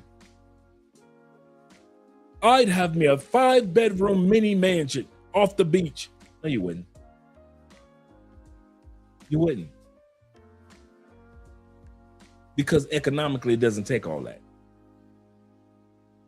There are people in certain countries that are spending $1,000 and they have a nice villa right off the beach for $1,000. That if you were in California, you know that's an arm and a leg. If you're in Florida, you know that's an arm and a leg. If you're in the coast of Alabama or Louisiana, you know that's an arm and a leg. Americans assume that if it looks extravagant, it has to cost extravagance. You can get extravagance and don't have to spend anywhere near what you would spend in the United States. So don't think when this woman says, I live in Bali, I've got a 1-bedroom, everything included, including a maid service for $500. Don't think she's living in some hut somewhere. I'm letting you know that now. We pay $625 a month We are nowhere near a hut. For a 3-bedroom, 2-bathroom, high rise in an upper middle class location, security everywhere. We're in zone 5, zone 6. $625 a month.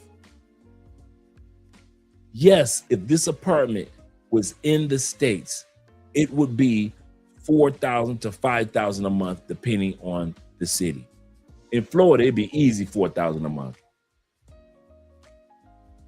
In Tampa or Orlando, easily $4,000 a month.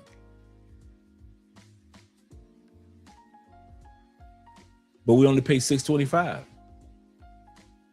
But Americans think that if you pay that low, it must be shabby or poor. That's not true. He said Bali is nice and peaceful. He said new generation of in Colombia has fallen in love with Michael Jackson after the movie. They have claimed Jafar, I know, right? Since his mom is Colombian. They really do, man. They love it. I saw a video in Venezuela, just to let you see how they still got things to work on in Venezuela and how the electricity across the country will just go out anytime. I saw the video on TikTok yesterday, T-Mac. They all sit up there watching the Michael Jackson movie, having a good time. Electricity goes out in Venezuela. They had to wait for the electricity to come back on, which could take an hour or two. Then the movie was back on. People waited, but goodness gracious, you're in the middle of watching Michael Jackson movie and the electricity goes out in the city. My brother Tim Howard says this. Shout out to Tim. Tim says this. He said, a great and affordable places are out in the East. He said they even got in Central and South. They even got it in Central and South America. He said, but in the East, talking about like in Bali, Malaysia, Vietnam, South Korea, Philippines, Thailand, the East, China. You get a bang for your buck in China. He say in the East is super cheap. Most people I talk to around the world, their rent is between $300 to $500 a month. That's global, just regular rent. Us paying $625 a month is splurging. Some of you guys that are paying $1,000 or even $2,000 a month in certain cities, you can say that you live in a really nice area in a really nice home. For $2,000 a month, you spending some money. So do realize that, guys. Do realize that. He said electricity or no electricity. He said, I'm going to Venezuela. I don't blame you, brother. I don't blame you. He said, I've never been to Bali, but it is on my bucket list. Yes, sir. And DJ says this. Shout out to DJ Davis. He says, U.S. is taking hella L's. You see the car companies are trying to get, what's going on? Trying to get legislation to pass laws that prevent, they're trying to stop BYD, man, from selling here. They know once BYD comes, Tesla is done and a lot of cars are done. I'm so glad that I'm in Colombia and you can buy you a nice BYD for next to nothing compared to a Tesla. Now, Tesla is just getting down here, but wow. He said they don't want anybody to save anything here. Yeah, BYD, man, you talking about getting an electric SUV, a hybrid for a bang for your buck?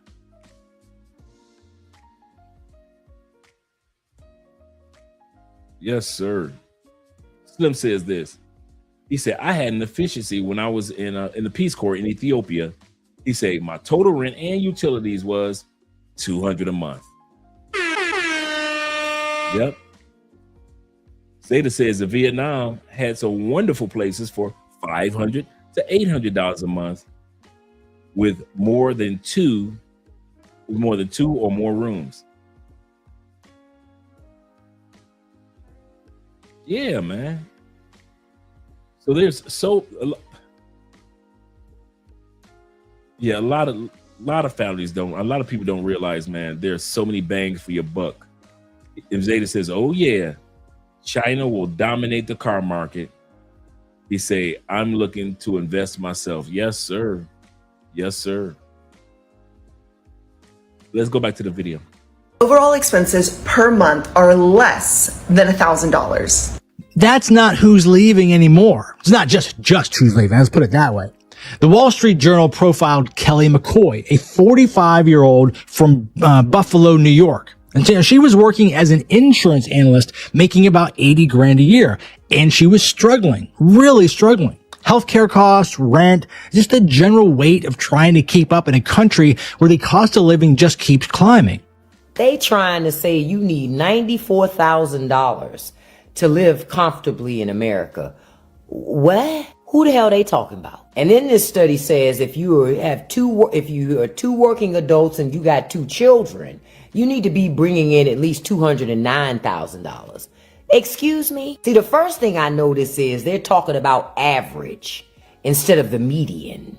The median salary for a single adult in America is about $42,000. And the median cost for a standard, like, family, right? 2 kids, right?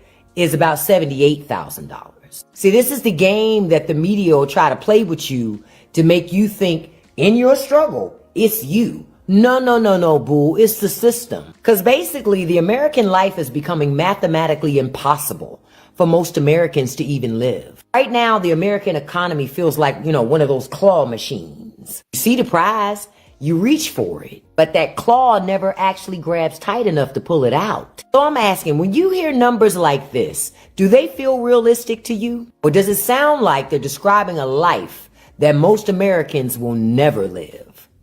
People are fed up, especially this guy, because everything is so expensive that it's impossible to live a decent life. Can somebody explain to me in crayon-eating terms why I make over 3 times the federal minimum wage and I cannot afford to live? Because JOB stands for just over broke, and they intend on keeping it like that. When my parents were my age, they both made less than half of what I make, and they lived alone. I cannot afford to live anywhere alone. A 1-bedroom apartment, $1,800. 2-bedroom apartment, $2,200. Who the fuck can afford that? Unless you're making 6 figures a year, you can't afford to live comfortably like that. And with the prices of food, it's not even that comfortable. So mainly, it's people with mommy and daddy's money pretending like they earned it for themselves. It is embarrassing to come out and say that it is a struggle to survive right now. Nobody working a full-time job should feel this way. But what do you guys think about this? For veteran, before we go into the next part that kind of confirms this, shout out to my brother Black Scorpion over on the Cash App with the $5 love. I want to share something with you guys real quick. When we were talking about affordability that you can't afford in the United States, and this is why America does not want BYD to come to the United States. Let's just look at the cost. This is brand new in Colombia BYD vehicles. I had to put in Colombian pesos and euro and USD. A 4-door 2026 sedan straight off the showroom floor, only $30,000. You are not getting a car, a hybrid electric and gas vehicle in the United States, sedan, for $30,000. And I'm talking about BYD vehicles are nice. Scroll down. We got another sedan. You don't want to pay for the 30? Don't worry about it. They got one for $24,000, brand new 2026 sedan. looking sporty. For the family 4-door, $32,000.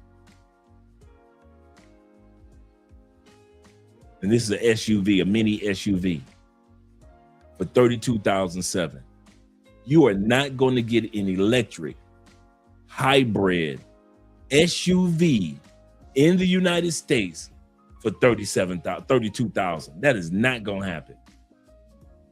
That's why they don't want BYD to come. Let's continue on. Okay, the truck, the pickup truck, only $45,000.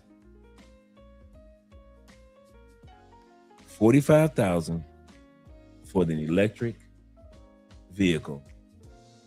That's a hybrid between gas and electric.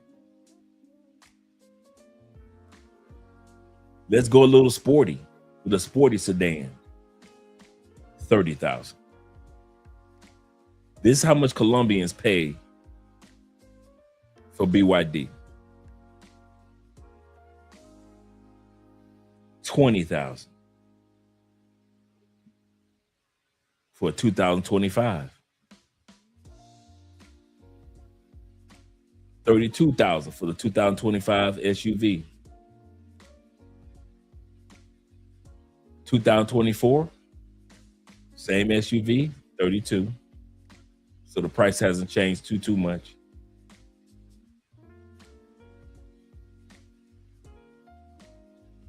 Just goes to show you that these vehicles can be purchased and they are affordable. I just want to let you guys see the difference between the struggle and the stress that you guys go through in the States compared to here. AMSM says this. Shout out to you, brother, with the $5 love. He say now we all know, even if BYD vehicles came to United States, it'll be high as F to purchase. You better believe. And it won't be because of China. It'll be because the United States adds all those tariffs and taxes. Because the United States does not want you guys to have affordable vehicles. That's why. That's the sad part about being in the States. When you know you live in a country where everything is over. This is probably the number one thing that kind of throws me off about the United States. I kid you not. This is my number one thing. The fact that you know that the exact same item is 4 to 6 times less in another country. You're like, if I get these pair of glasses in the United States, they may cost $200. This same pair, nothing different, $40 in another country. When Americans, I hear Americans all the time, oh, just say you can't afford to live here. Just say it's stupid to be able to afford to live there. If you can afford to live in the United States and you balling like that, cool. Here's the stupidity in that. Everything that you paying for, from a banana to a pair of glasses to a wallet, you're getting charged 4 to 5 times as much as the rest of the world. That's the stupidity in it. The stupidity is not the fact that I'm balling, I can afford it. Just say that y'all broke. It's not the fact that a person is broke. It's the fact that you know that the rest of the planet is not getting scammed and robbed through tariffs and taxes.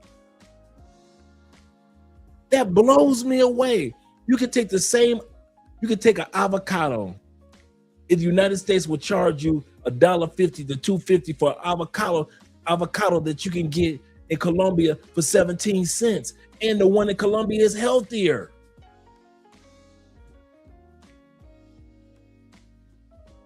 That is my number one all-time pet peeve with my country, the United States.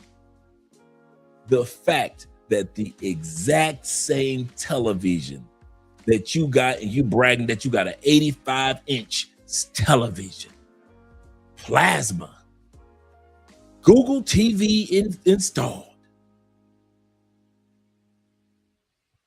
That same television that you paid $3,000 for, $2,000 for, is going for $500 in another country? $500 in another country.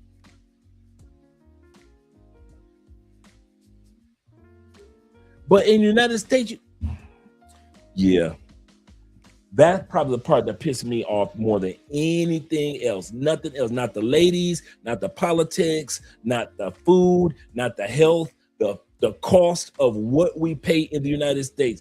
A book, you can order a book and you can sit back and that book would be $15. But if you ordered it, got that same book in another country, that book is $4.99 for the same book. No special pages we get in the United States. We don't get no bonuses because, hear me out, guys, we get no bonuses for overpaying for products from around the world. We get no special deals. Not like we get an extra chapter in the book. It doesn't mean that our wallet will last a lot longer. It doesn't mean that I could see further with these glasses because I paid United States prices. So the deal was I got the same glasses, but I could see further because I paid more in the United States. No, it's the exact same pair of glasses. That one frustrates me to no end, bruh. And I'll never get over it. I'll never get over the fact that I know I was getting scammed for 50 years of living in the United States. The smallest thing, from a pen to toothpaste to a glass, all of it's overpriced. Well, Dre, a glass is only, let's say this glass was, it came in a case and the case was $5. The fact that this exact same glass comes in the exact same case and it's only $1.12 in another country, that's what pisses me off.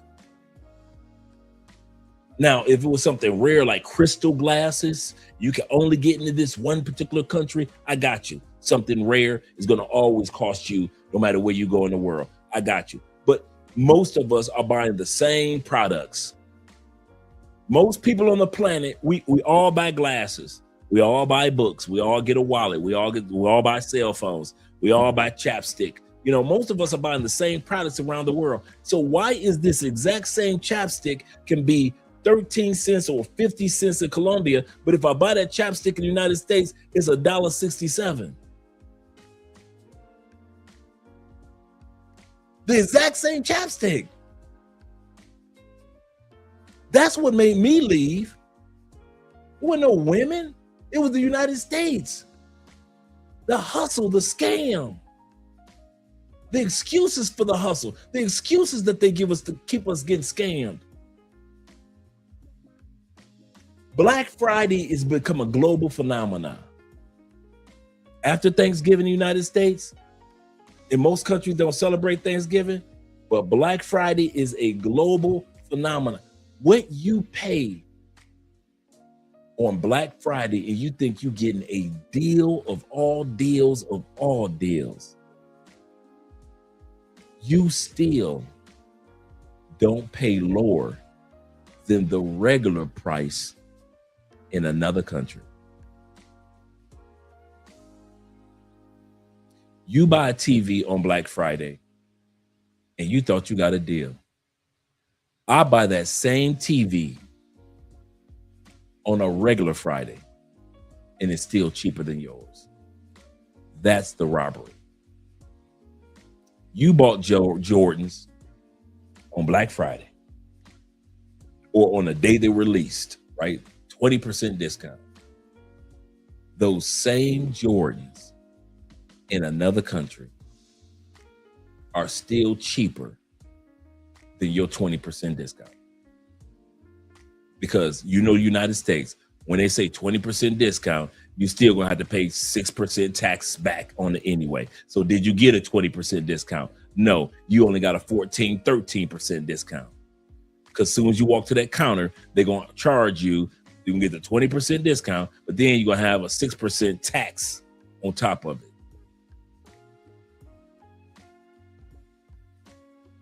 Colombia and other countries, whatever you see on that price on the tag, when you walk to that counter, that's the price that you're gonna pay. Taxes are already included. So when they tell us in Colombia, there's a 10% or 15% discount, it's a 10, 15% discount on that sticker price or whatever that item is. There is no, when we get to the counter, then they add taxes on. That's another reason I wouldn't live in the United States again. I can't stand that when you think you got a deal and you got to always calculate what the tax is going to be. Taxes. Okay, I buy this car for with the taxes. Now Colombia says that car is $40,000. With the taxes, no, that car is $40,000. But what about the taxes? With taxes, sir, it's $40,000. In America, it's $40,000, and then you got to add the taxes on top of that. So was it $40,000? I got tired of that scam. Don't stop playing with my dude. I'm a mature man. Stop playing these mind games with prices. I got tired of that bullshit, man. I kid you not. Man, I wouldn't go cuss tonight either. I got tired of that. So all you do is be hollering Republicans, Democrats, Republicans. I don't care nothing about that. None of that made me leave. I got tired of being scammed for the prices of the exact same items. My number one reason for leaving America was I knew I was getting scammed for a quality home. I was getting scammed for quality cars. I was getting scammed for the price of my clothes. I was getting scammed for the price of a cell phone, a wallet, potpourri. Everything is over freaking priced because of taxes and tariffs. And I got tired of it. I got tired of knowing the fact that if I bought a cologne in the United States, and this is this on discount, I bought this cologne for $40 in the United States. This same freaking cologne goes for $15 in another country. $15 for the same scent that I'm paying $40 to $60 in the States for. Oh, I gotta add tax to that. I got tired of that, man. That's my number one reason why I left. Give me the actual price. Stop playing these mind games of, along with the tax it'll be. And if the manufacturer says, listen, this book goes for $10, stop trying to charge me $40 for it. Just because I live in America. Just because I live in Canada, just because I live in UK, just because I could go to Mexico and get the same dang book for $10, but if I cross the border to the United States, the exact same book is $40? The same book that the Mexican dude is reading at this moment, I'm reading at this moment, he paid $10 for it, I paid $40 for it. I got tired of them games, man. I got tired. I said, enough is enough is enough. America is never going to be honest with us when it comes to our cost of living. That is not the cost of living that the rest of the world is living. That is not the cost of medical. Tylenol should not be $100+ or $50+ per pill in a hospital. That same damn Tylenol pill, if you go in the hospital in most countries, is either free or it's either in the cents. 75 cents, 50 cents, maybe $1.10 per pill.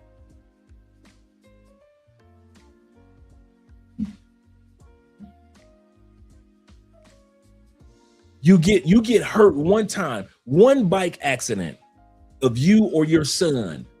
You know, he's riding a bicycle, he fall down and twist his leg or foot in an odd way. One accident in the United States when it comes to health can throw your life in shambles for the next 8 to 10 years. You're paying back those medical bills from the one time your son hurt himself when he was 7. It'll take you in the United States all the way until that boy is like 12, 13 years old to get all that paid off. I got tired of living in a country where if that happens, we're doomed. I got tired of that scam. Knowing that in other countries, if that boy fell off that bike and twisted his legs, take him to the hospital, whether our insurance probably end up at zero, or if they got universal health care, it'll end up at zero, or if I had to pay out of pocket, it's gonna be next to nothing. How long y'all gonna love getting robbed? Riddle me that one. How long are we expected as Americans to love getting robbed?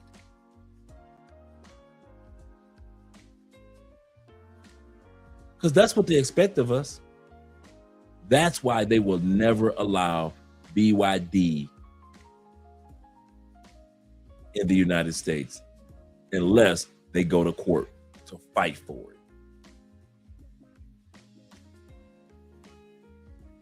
Damn shame. He said, don't forget car insurance goes up every year statewide.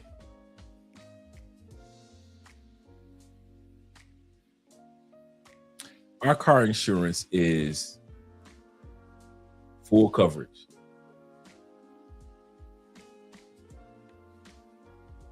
It is like $50, $60 a month. Like between 40 and 60.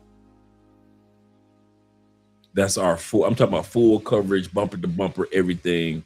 If anything happens to our vehicle, like 50, 60 bucks a month. I can imagine what you dudes are paying. And we got the top car insurance company in the country. I can imagine what y'all paying, man. He said, even the drivers with no accidents. He said, I pay $135 for liability on a 2026 Lincoln Zephyr. I mean, 2006, I say 26, 2006 Lincoln Zephyr. Just for liability insurance. Our full coverage, like I say, 50, 60 bucks for everything.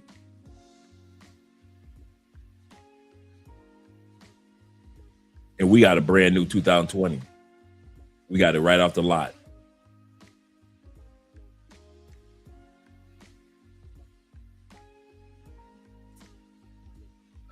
You know, sometimes I just get quiet. I can tell when I get quiet because my mind is just going like, how the...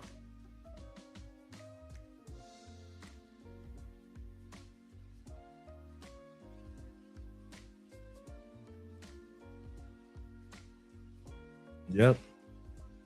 So could you imagine having a used vehicle, how much lower your car insurance would be? Just imagine if we got a vehicle that was used instead of right off the lot. Our insurance would be a lot lower. He said, if I tell my mom, he said, I'm so glad that I ignored her when she got mad at me for joining the Marines. I know, right? He said, I would never have been able to retire early. Shout out to you, brother, and the military. And my chronic health issues, absolutely correct. Stubb said this, he said, most I've ever paid for insurance in Tampa is $149 in 2016. The least I've paid is in Cincy. Shout out to Cincy, 62 a month. He said Philly is currently at 66 a month. So that's not bad. That's not bad.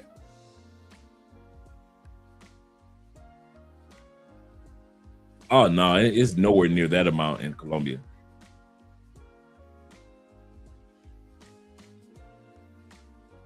It's nowhere near that. Let me check it out. Let me ask Miss ChatGPT how much it costs to deliver a child in Colombia. That's a good question. Before we go back to the video.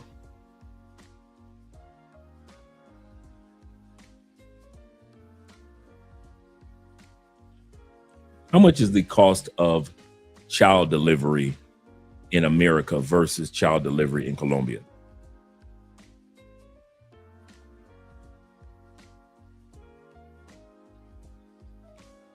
In the United States, the average cost of childbirth is over $20,000, with a vaginal birth averaging about $14,700 and a C-section around $26,300.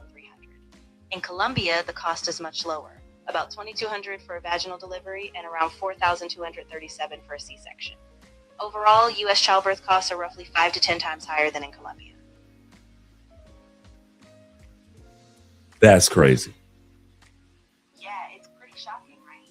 And that's just for the basic hospital stay. No real luxury add-ons or complications. Definitely a big factor for anyone comparing costs or looking for more affordable options. So in the United States, I hope you guys heard 5 times difference.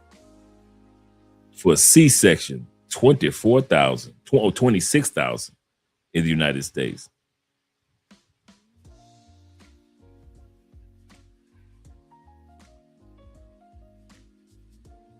That's wild.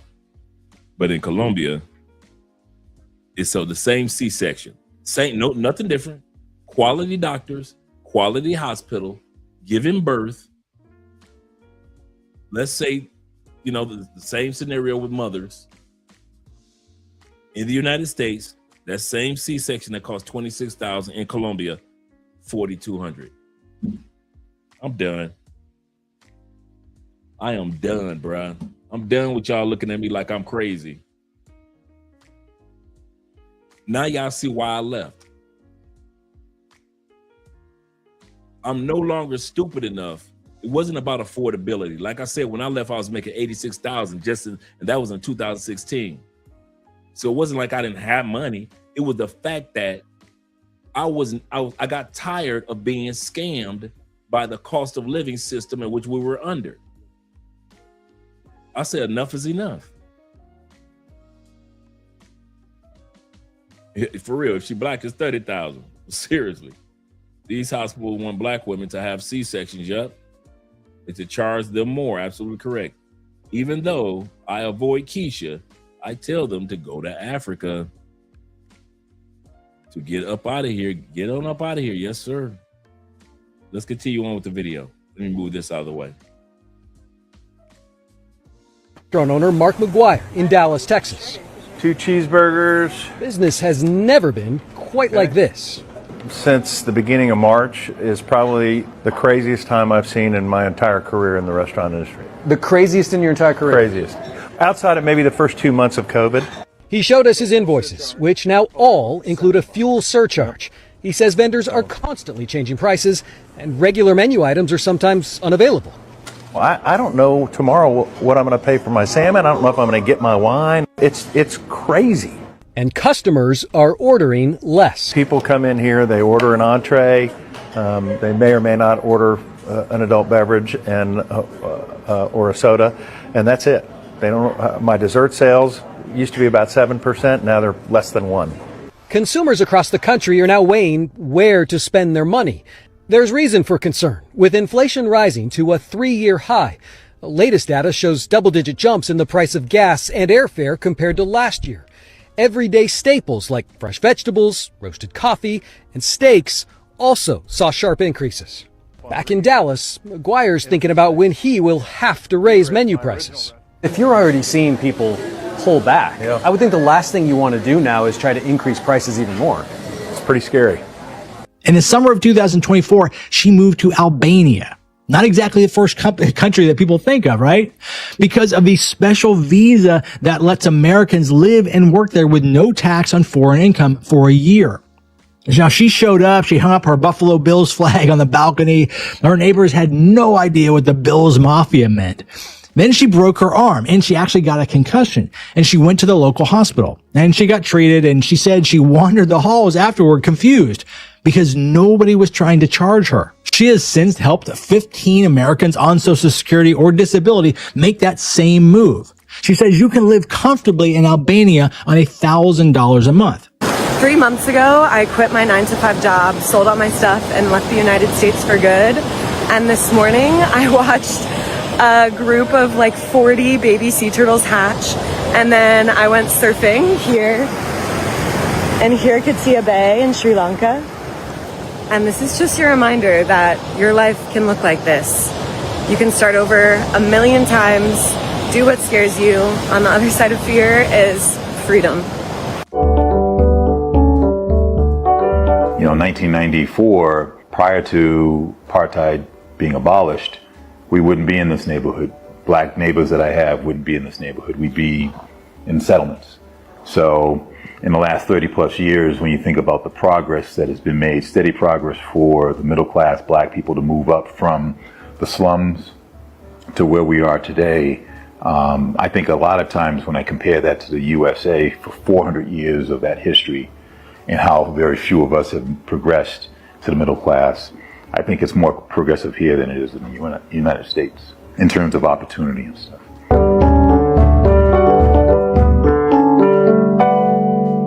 Billy, my name is Ken Williams. I'm from Boston, Massachusetts in the United States. Brother Hayford, welcome to South Africa, man. Come on in.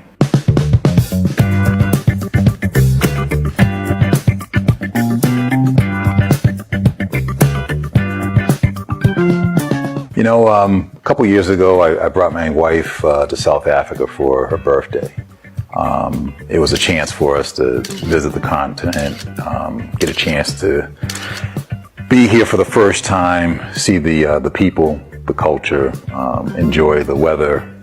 But, you know, truth be told, between you and I, of course, I was on a secret mission to see if I could get us to move here. My wife, Kim, I'm Ken. We're the Williams family here in South Africa. I showed my American parents medical care outside the U.S., and now we're wondering why they pay $22,000 a year for insurance when health vacations cost less. My parents just retired, so we kicked off a healthcation with 2 weeks in Portugal. We used points to get there, shared an apartment rental in Porto for $770 total, then caught $200 flights to Turkey for full-body longevity checkups. Over 3 days, they met with a cardiologist, dermatologist, internal medicine doctor, ophthalmologist, gastroenterologist, general surgeon, gynecologist, urologist, and did a breast ultrasound, thyroid ultrasound, mammogram, dental examination, bone density scan, ECG, treadmill stress test, a skin cancer screening, colonoscopy, endoscopy, colon and stomach biopsy, 4 cancer marker tests, 47 labs, a hereditary cancer panel genetic test, and a full body MRI, all for $5,500 each. No insurance needed and HSA eligible. That would have been like $100,000 in the United States. Airport transfers and translators were also included in the checkup price. We paid $117 a night to stay at the 5-star Radisson by the hospital and still had time to explore Istanbul.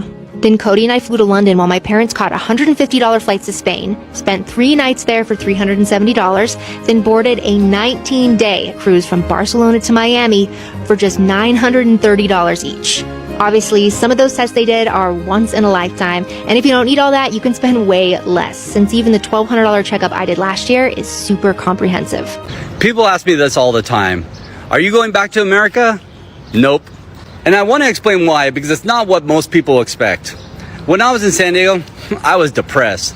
I didn't even realize how depressed I was until I left. I was working constantly just staring at 4 walls, walking to my desk every morning and not leaving until 7 at night. $9,000 a month, all in just to do that. I moved to Da Nang, Vietnam at 51. I live 2 blocks from the beach. All my expenses is $1,400 a month. That weight that I was carrying in San Diego, I didn't even know I was carrying it until I was gone. I'm not going back. So let's look at where these people are actually going, because the Journal did some serious work here. Before they go off into that, we're about to go off into this. I'll be sharing the link of this with you guys. We went to this a few years back, but we haven't been here since they've updated everything.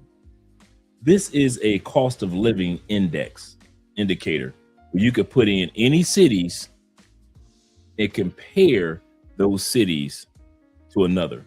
So what I did, I just put in Chicago. Let's scroll back up. And then you guys can let me know if you have a city that you want me to compare a city and a country to, or a country to a country, or whatever it may be. The cost of Chicago is 146% higher than Cali, Colombia, just on the rent side, or excluding rent. When it comes to rent, 207% higher for all you Midwesterners. So just cost of living. And then here's the rent price right here.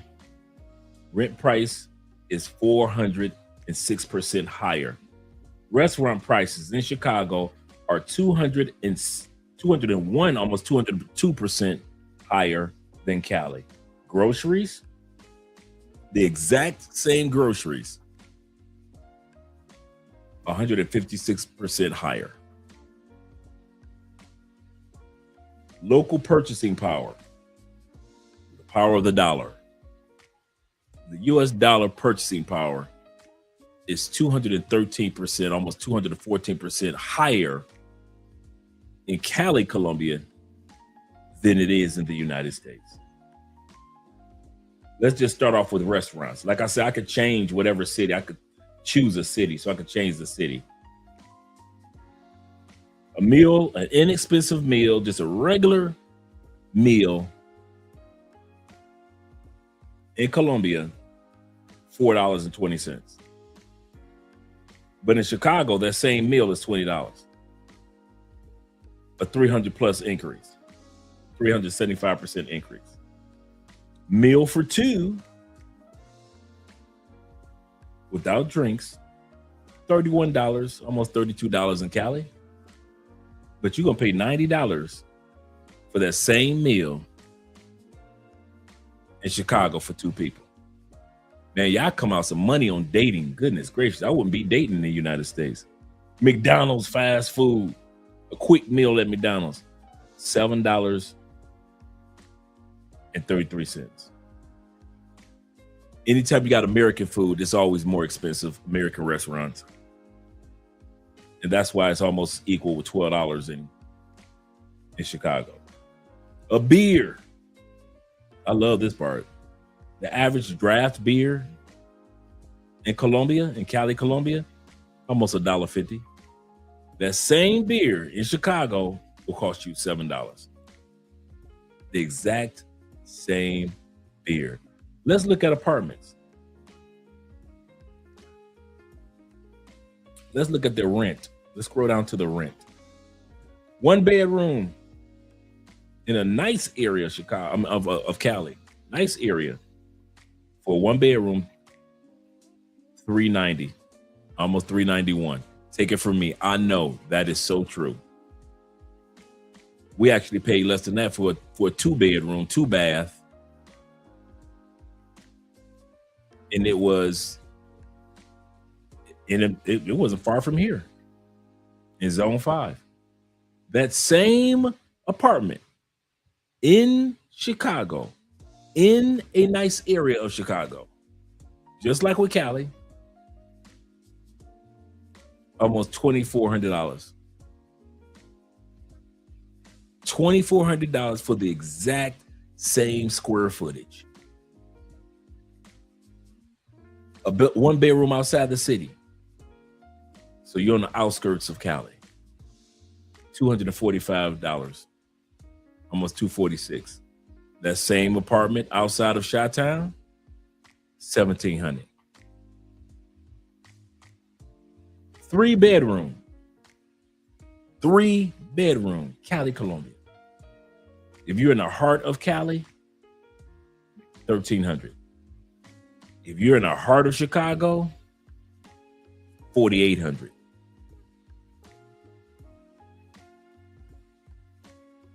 Right here, 3-bedroom outside the city, far less.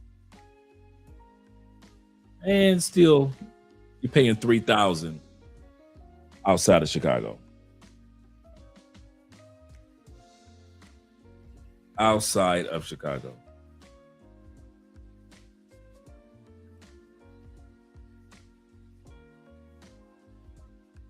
Yeah. Yeah, we've been using this one for about a good 6 years too. It's a good website. He said I was showing my cousins and coworkers. Shout out to you, Black Jeremy. This site. He said the best way to compare. Absolutely correct. This is what y'all need to be showing your mamas and your uncles and your cousins. This site right here. I'm going to drop the link. And like I said, you can change the city to whatever city you want. But I've got Chicago up there. Let's choose another city. Okay, what city I want to compare? Give me 2 cities. Give me a city that's in the States and a city that's outside the States. Give me a city that's in the States. He said, I'm moving to Cali. He said, I have become so cheap. And Medellin feels expensive to me. Even though, okay, Irvine, California. All right, give me Irvine, California. We're going to pull Irvine, California right here. So we will add Pierce, another city. Now I want to change this one. So let's go back. Chicago. Let's change that to. Let's go right here. Oh, it's I. Make sure I put it correctly. He said Irvine. Oh, Irvine. Okay, I said Irvine. Irvine. So let's put Irvine right here. Irvine, California. And we're going to compare it to add another city. Compared to, let's see what T-Mac said. Medellin. Okay, cool. We'll compare it to Medellin.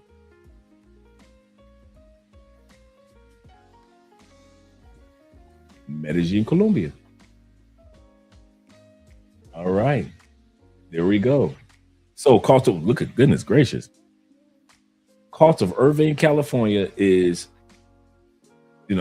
excluding rent, is 122% high. I mean, that's up there. Cost of living, which including the rent, is 179 higher. Rent prices, just by rent alone, between Medellin and Irvine is 300 and almost 34% higher. Groceries, 136% higher. Restaurants is 106. You're just paying out for the same products, guys. The buying power of the US dollar in the United States, in Irvine, California, compared to Medellin, you get that US dollar gets a 337% boost in Medellin compared to Irvine, California. Let's look at the average meal. The average meal that would cost, a mom and pop restaurant costs about $660. The average mom and pop, the average meal at a restaurant will cost you $25 in California. A meal for 2 would be $39 in Medellin. That'll cost you $100 for that date night in Irvine, California. A beer, $2 in Medellin. That same beer, exact same draft, $8 in California. Let's go down to the apartments. This is what I'm looking for, the homes. This is the part I'm looking for. A 1-bedroom in Medellin, depending on where you're located, of course. Almost $680, right? That same 1-bedroom in California, almost $2,900. $2,900 for a 1-bedroom. Woo! Let's look at the 3-bedroom in the inner city. You're in a nice area in Medellin, $1,200. I mean, you're in a nice area, but that same square footage will cost you in Irvine, California, $4,800. $4,800 for a $1,200 apartment in Medellin. I'll do one more. Let's do one more. Let's do Brooklyn, New York. All right. You know what? That's a good one. Brooklyn and Lima. We'll do Brooklyn and Lima. That's a good idea. I've never done Brooklyn before. Let's do Brooklyn and Lima.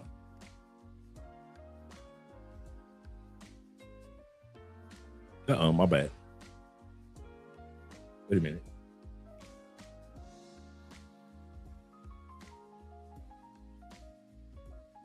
Did I spell it correctly? Oh, 2 O's. There we go. Brooklyn, New York. And we're going to compare it to Lima, Peru. That's a good one. That is a good one right there. I've never seen this one before. I'm excited about this one. All right, here we go. Brooklyn, New York. Without just a regular cost of living, without your apartment, it is it's almost 150% higher. Including your rent, it is 233% higher than Peru. Whew. Whew, your apartment in New York. Oh my God. Your same apartment, same square footage, nothing different. If you were getting that same apartment in Peru, it will be 400 and almost 500% less than getting it in Brooklyn, New York. Restaurants, 173%, almost 174% higher. Groceries, 134% higher. And the dollar's buying power would be 76, almost 78% higher. Let's read this part right here. I want to hear this. It says that you would need around $9,741 in Brooklyn to maintain the same life that you have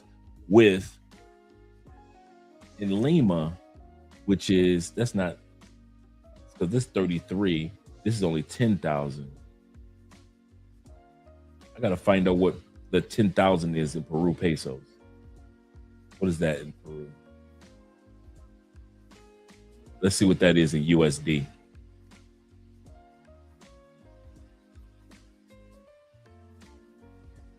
Let me scroll up. Let's see what that would be in USD.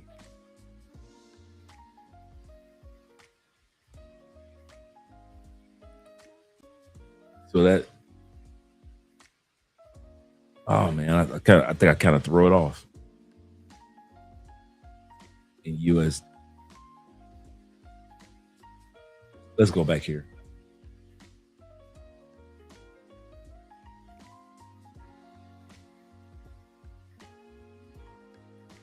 Andre, you just messing up now.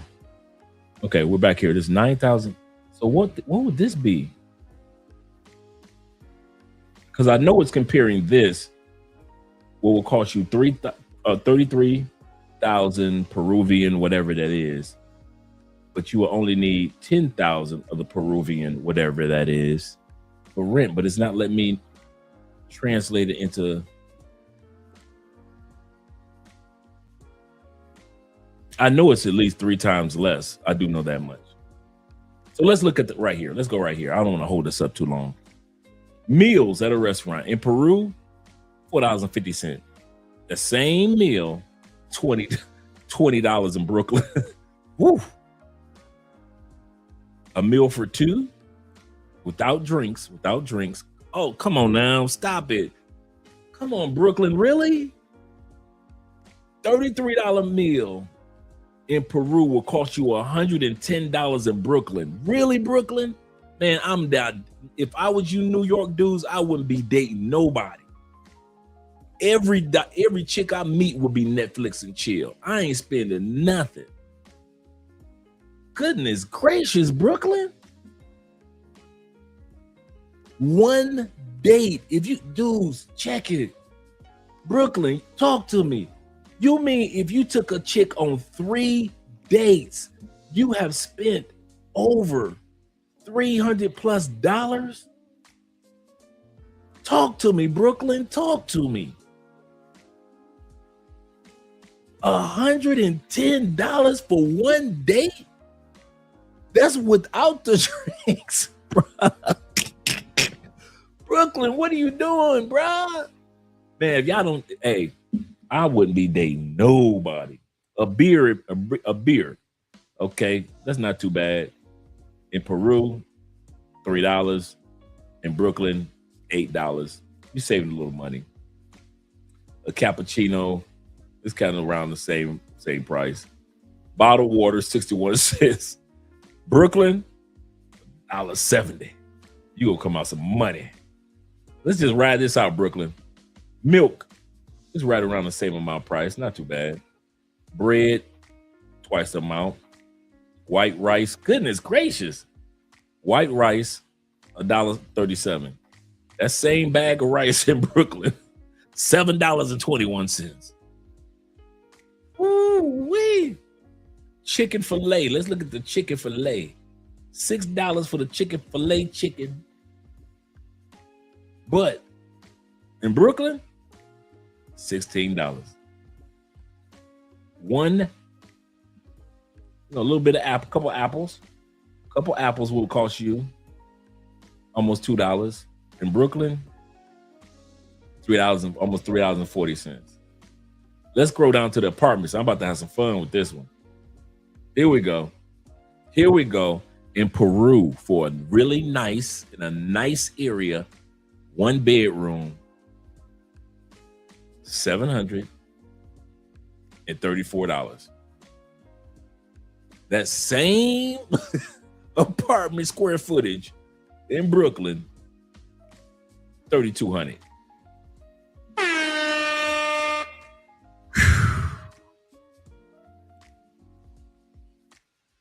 If you outside of Lima, Peru, on the outskirts, it drops down to $354. But in Brooklyn, if you get you a spot that's outside of Brooklyn, you still kicking out $2,400 for a 1-bedroom apartment. A 3-bedroom in Lima, Peru, in a really nice area, $1,200. Brothers, that same $1,200 apartment in Brooklyn, 71. Man, listen here.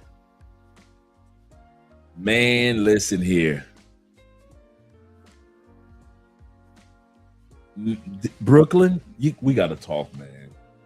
We got to talk, Brooklyn. Shout out to all you guys that are watching from Andre's channel. I appreciate you gentlemen over there. We got to talk, Brooklyn.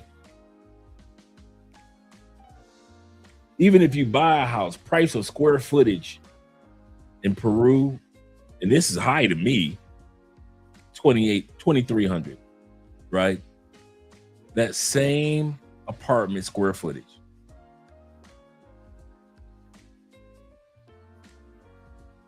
$12,000, almost $600 in Brooklyn. In order to survive in Lima, all you just about need about $600 plus. You gonna have to walk into the house with at least 3,700 in Brooklyn just to walk into the party. This is Lima versus Irving versus Medellin versus Chicago. Of course, Cali is going to be lower. Just New York in general. Prague, Sydney, and London. Goodness gracious, bruh. Let's head back to the video. We probably pull this listing up more often. I always like going to this listing when you guys put up the cities. Goodness gracious. Woo, Brooklyn, stand up. He said, yes, fellas. He say that's where I live. Brooklyn, New York.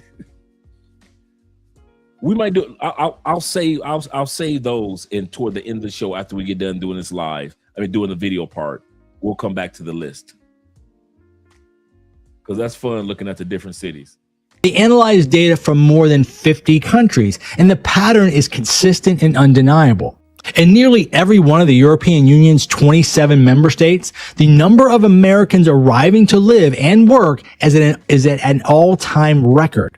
So let's start with Portugal. It's someplace that we are planning on visit probably later this year, if not early next year. The number of Americans living there has jumped more than 500% since the COVID pandemic.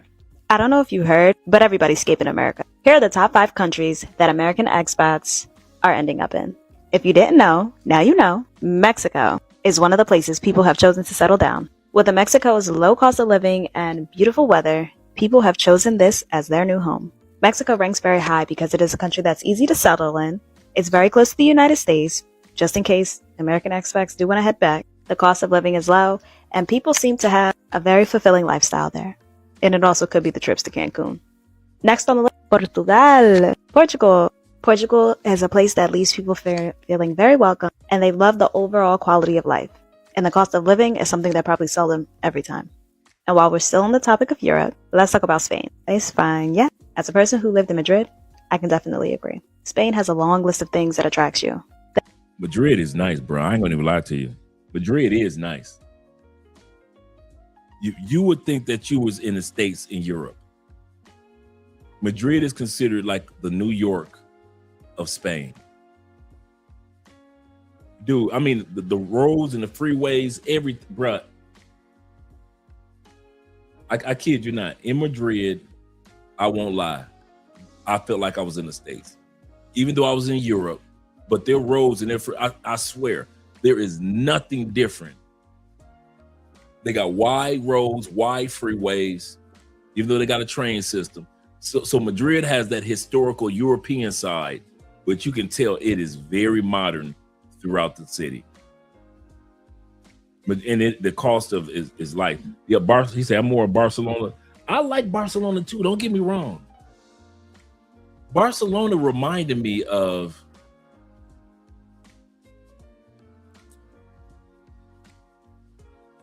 Barcelona was more historical to me than Madrid. I love Barcelona because it has the beach, of course. It is a party country, so there's always some type of events going on in Barcelona. And it's a 2-hour train ride from France and other countries. So if I want to shoot them, that's probably my favorite part about being in Europe. The fact that I can get on a plane for $60 and be 3 countries over. Me and Andre can get on a train for $40 and stop off at all these little small towns because the trains run every hour, every 2 hours, every 3 hours, every 6 hours. So you can stop, get off a train in a small town, enjoy that small town, and the next train is going to be coming in 6 hours. You just get back on the train and keep it rolling. Either you take the train going back to where you came from, or you keep the train going to the next destination. And listen, if we had that system in the United States, you know how many states Americans will have enjoyed if we just had the same train system that Europe has, just in our country. But our infrastructure wasn't set up for that. Yep, the Bengals and Falcons are going to be in Madrid this year. Absolutely correct. Absolutely correct. Yep. He said for a couple, southern Spain is great. Sylvania and Valencia. Yes, we've already been looking, my friend. You telling me and Andrea secret spots, man. Let me let you go. You telling me and Andrea secret spots. Yeah, the NFL's got 9 games globally this year. 9 global games. 1 in Germany. Paris is this year. They got Paris this year.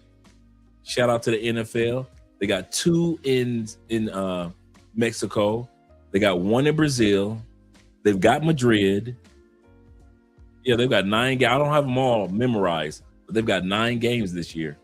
Yeah, Australia. That's right. They got Australia this year. And what they said they're going to do in the future, the reason why they're doing all this, you say, what the NFL is trying to go international sports now? Actually, they plan on creating an international division. You know how you have the West Coast, the AFC West, the NFC East? They plan on creating 4 teams that'll be able to compete and as a division with the NFL teams that come over. That's what the plan is. Create like 2 or 3 divisions in Europe or in other countries and have those teams compete against each other and at the same time compete. Because if you think about it, that's all we do anyway with the NFL. Fly all the way from the East Coast to the West Coast, fly all the way from the West Coast to the East Coast. So if you think about it, if you got a team that's in Australia, it's a little closer to get to there from California if you're the 49ers. Because that's where the 49ers are going to. I think they're going to the Australia game. So yeah. 49ers got 2. 49ers are doing the Mexican game, the Mexico game, and they're doing the Australia game. Because they did have an NFL Europe back in the the Euro League in the NFL, back in the day. He said it was shut down. He said, I'm following you and Andre to Spain. Hey, bruh, we got fam over there. Hey, man, listen, we are serious about it. He said, wait till I get my citizenship. Hey, bruh, I already know hey, like I said, you telling all our secrets. Just imagine having your Colombian citizenship and then going to Spain. 2 years after that, you get your Spanish citizenship because you got your Colombian citizenship. 3 passports, 3 race. Oh man, yeah, man. Yes, sir. And the plot thickens. You definitely know. He said you have pieces in places now. He said, yeah, in places now, and they have games played on YouTube. Absolutely correct. Absolutely correct. Yeah, so they're doing big things. He said, I'm going to back to Madrid. To Marbella, Spain. He said, I'm trying to keep that spot low key. Okay, let me write it down because there's a couple of spots over there that we've been looking at.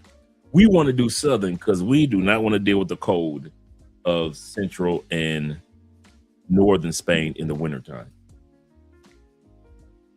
I'm going to look that up tonight after the show. Look it up on TikTok, look some videos. Shout out to you guys sharing the wealth. Let's continue on with the video. The nightlife, work-life balance, the climate, and the culture. And one of the best feelings is that people say that they feel at home in Spain. Moving on, Indonesia. We've all heard of Bali. Bali is a place that a lot of expats go to due to the very low cost of living. If you do stay in Bali, Indonesia, and you're living off of an American income, you'll probably have one of the best lives here, as your money will go a very long way. As well as that, the weather is to die for. And the culture and the animals and all the things that you'll see every day is something that you'll never get tired of waking up to. And last on the list, Pura Vida, Costa Rica. I was surprised at this, but people love Costa Rica due to the low cost of living and the beautiful weather. As well as that, they have a very rich culture and history that you have to see. Americans are picking up selling their cars, their houses, they're selling everything. If you're scared about moving to Europe this year, please remember that the United States is not even in the top 100 safest countries in the world. Out of 131 countries ranked in the Global Peace Index, the US ranks around 120. Yeah. If you've never heard of the Global Peace Index, let me put you on. The Global Peace Index measures how safe countries actually are, and they base it on crime, political stability, conflicts, and overall safety for residents. The safest countries in the world consistently are countries in Europe, and Portugal consistently ranks in the top 10 year after year. So when people ask me if it's safe to move to Europe right now, statistically, everyone living in Europe are much safer than anyone living in the US right now. So if you're researching which countries to move to because you're ready to leave the US this year, make sure you look up countries that rank in the top 10 in the Global Peace Index year after year. Then you want to look for countries that have residencies that you can qualify for and that you can add your family as dependents as well. There are currently an estimated 4 to 9 million Americans living outside the United States. That's a country the size of Ireland living elsewhere. I'm just going to say it because nobody else is saying it, even though we're all thinking it. The American dream is to leave America. Nearly 9 million Americans have left the country. And if there were a new state called Expatland, it would probably be more populous than Vermont, Wyoming, and Alaska combined. After all, what made citizens of the world's richest nation, once hailed as the land of the American dream, choose to leave their own homeland? Let's look at the small details in life. A supermarket bill for almost $300 for just 1 week of groceries. A retired couple has to count every penny to pay for health insurance that costs as much as their rent. A family in Chicago is teaching their children how to duck when they hear gunshots, instead of how to cross the street. Maybe I'm just speaking for me here, but I feel like the new American dream is to leave. We don't want to be here, bro. The new American dream is to live somewhere else. Well, don't let us stop you from achieving your dreams, bro. If you don't want to be here, then we are not going to try and make you stay. But don't just talk about it, be about it. You could go north, you could go south, you choose. Just go. People keep saying that the new American dream is to leave America. And coming from somebody who's had the American dream, you know, the house, the pool, the land, the marriage, I feel like they may be right. When you have all of that and you realize that that doesn't make you happy, then you start really thinking about like, okay, what can I do to make me happy? And for me, happiness was time and freedom. Ultimate currency is time. Having the time to actually live this one life that you get on this earth. I would have to agree. The new American dream for some people is to leave America and not live a life that is a part of the rat race of America to get an American dream that is basically unattainable. We moved out of our house and we're renting it out, and we're actively trying to leave the country so that we can experience life where you have time to do things that you want to do in life. When Gallup surveyed Americans during the 2008 recession, which, remember, was a genuine economic catastrophe, they asked how many people wanted to permanently leave the U.S., and the answer then was 1 in 10. Last year, not during a recession, the answer was 1 in 5. That number doubled. 40% of American women between the ages of 15 and 44 said they would like to permanently move overseas if they could. And before we go off into that, I just asked ChatGPT, what is now they said between 4 to 9 million of us have left. That number has been used since I left. Right now, it's more like 11 to 12 million Americans have left. This is the question I asked ChatGPT. I said, of the expats, the 9 million of us, or 4 million, or 12 million of us that have left the United States, what percentage of us have said that we'd go back and live in the United States part-time or permanently? Out of 9 million people, 12 million people that have left and build lives in other countries. The percent is 11. Only 11% of us have said that once we have left the United States, we will never come back to the United States to live, ever. It said because of work-life balance, where they've gotten used to work-life balance in other countries, they have gotten used to having access to health care in other countries. Remember, America and the island of New Guinea are the only countries in the world that don't have some form of universal health care on a federal level. Also said that these were the major influences of why, and cost of living, of course, why these expats said, I'll never live back in the United States again. Let's continue on, because right now, the people that are paving the way, and I've been saying this for years, fellas, the women are the ones that are picking up faster than men and leaving the United States. Women ain't scared. Men will visit a country. Women will visit and relocate to a country. You go on TikTok, most of these videos I find, every time I do this topic, you ever notice the content is majority women. You know why? Because men will go and party in another country. He'll hang out in another country, but he's scared to move to another country. Women ain't scared. I'll say that again. The women ain't scared. T-Mac says this. He said, Andre, some of the brothers are taking up collection to send you to a conference, Dr. Umar's conference at his high school. No need to thank us. Appreciate you, brothers. Appreciate you, brothers. Let's continue on. 1 in 5 Americans would like to leave the country permanently. That's according to a new Gallup survey. And younger women are behind that spike. 2 in 5 women, in fact, from the ages of 15 to 44 now say they want to leave the U.S. for good. That's 4 times as many from 2014, when just 1 in 10 wanted to live abroad. Renunciation of U.S. citizenship jumped by 48% in 2024. In fact, the backlog for appointments to officially renounce is now months long. Americans are applying for British. Don't let that slide what he just said. He said there's a backlog of American citizens trying to renounce their citizenship. It is up 49%. And it keeps growing since I've been here, year after year after year. So when I hear Americans, because I see them on TikTok, but you should just give up your citizenship. There are so many people doing it. The line is backlogged. You literally have to wait and wait and wait to renounce your citizenship. That's how many people are renouncing U.S. citizenships. One of the reasons why I do these episodes of this is to pull the curtain back and showcase there is no perfect country. It's just a country that's perfect for you. I'll say this again.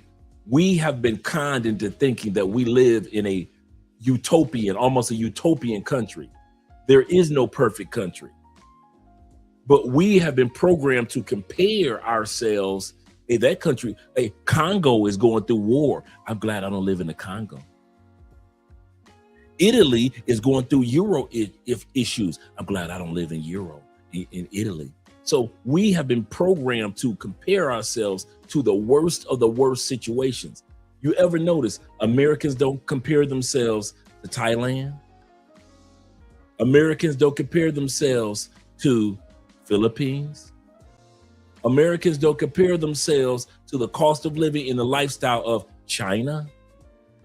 Have you ever heard Americans compare themselves to the lifestyle of Norway and any of those Scandinavian countries?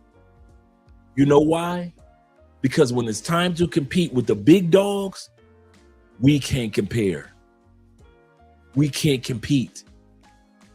And so that's why whenever Americans always talk about other Americans moving, they be like, y'all going to those third world countries because we have been programmed to compare ourselves to countries that we think can't compete with us.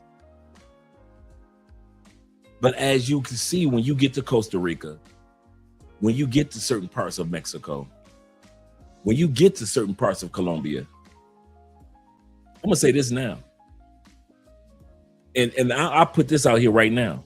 When it comes to infrastructure, I don't know too many American cities that can compete with Medellin. When it comes to infrastructure, I don't know too many. Y'all gonna have to put in the comment section for me. Name the city that you guys think, infrastructure wise, that can compete with Medellin. Just Medellin. I don't know. Detroit, no. Chicago, hell no. Miami, you ain't been to Miami. I'm not talking about South Beach or Miami Beach. I'm talking about the real Miami. Hell no. Maybe Dallas or maybe Austin, Texas, or Houston. Maybe those cities. I'll give it to those. So I'll give it to Dallas or Austin or Houston. I can't think of any. Maybe Phoenix. Yep. Because I like Phoenix. Maybe Vegas. Absolutely correct. But you see, yep. You see how we got to reach? Yep. That's what I was thinking, the same cities. Yeah. It's kind of crazy that we have to reach to think about, like, wait a minute. Can be Kansas. Yeah, with the metro cables. Denver. I could give it to Denver because of because of the beauty. Downtown Tampa. I could give downtown Tampa. I could give it to downtown Tampa. Tampa is probably one of the best. A lot of people sleeping on Tampa, bro. Tampa just all around one of the best cities that you will ever see in the United States. Its location, its infrastructure, it is a really, really beautiful city. Even the hood, you be like, that's the hood? This ain't no hood. This is not the hood. You say Denver somewhat. Denver somewhat. Shout out to Bronx being in the building. Yes, sir. You say Denver? Charlotte? I haven't been to Charlotte yet, so I'm not sure. Montrez, shout out, I still got a video to send you, Montrez. I was just thinking about that today. Shout out to Montrez in the building. He said, in the words of Dave Chappelle, he said, I plead the fifth. I plead the fifth. Yeah, man. So he said, Charlotte definitely. I wouldn't know. I haven't been to Charlotte. And I think Charlotte's beautiful, but I haven't been there yet. He says one of the most beautiful. I can believe that. I can believe that. But you see how we got to look for it? We got 50 states. We haven't even been able to pull out 50 cities that can compete with just one city in this so-called third world country. In 2 years, Medellin will blow out. I kid you not.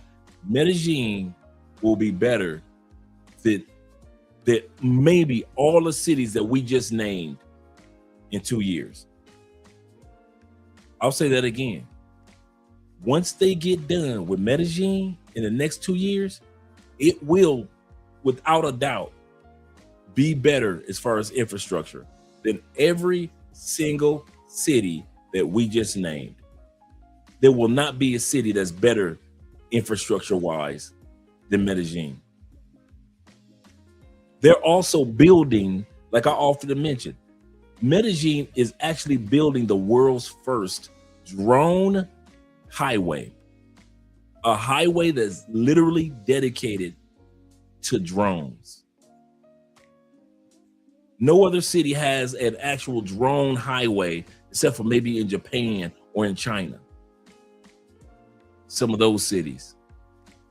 But out in the West, America doesn't have that. We don't have one city that has a drone delivery highway where a drone can deliver your Uber Eats, deliver your medication, deliver your groceries. We don't have that.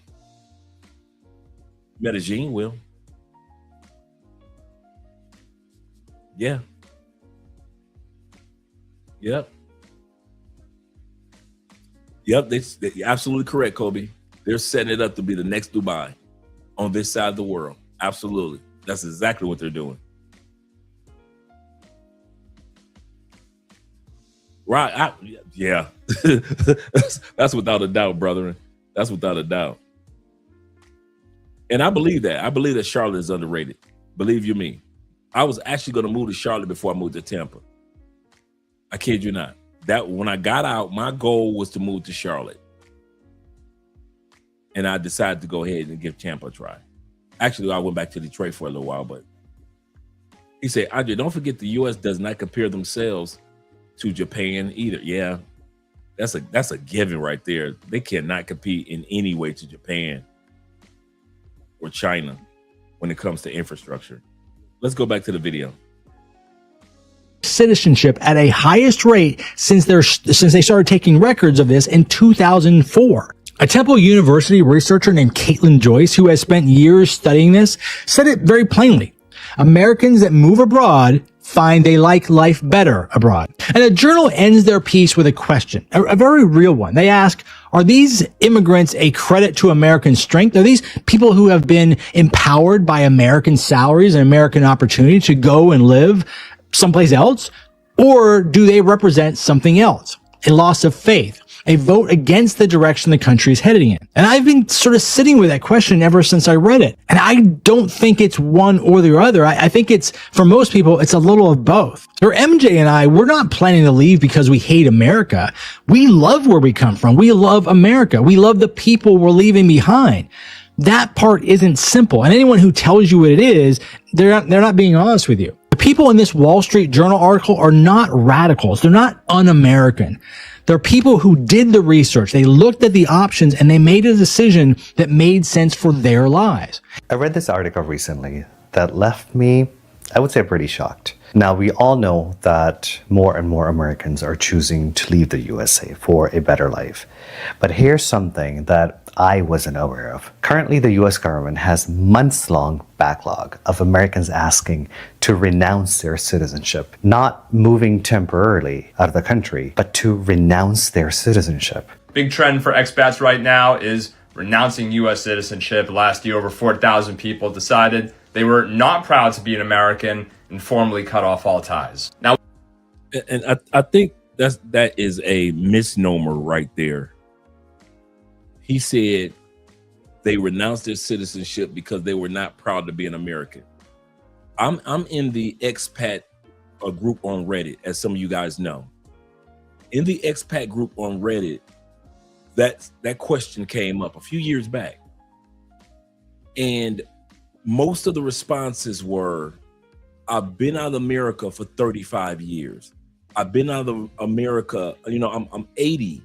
I've been out of America for 15 years. I've been out of America for 27 years. I'm 70. They knew that they like, listen, the way that my age is, the way that I'm aging, I'm not going back.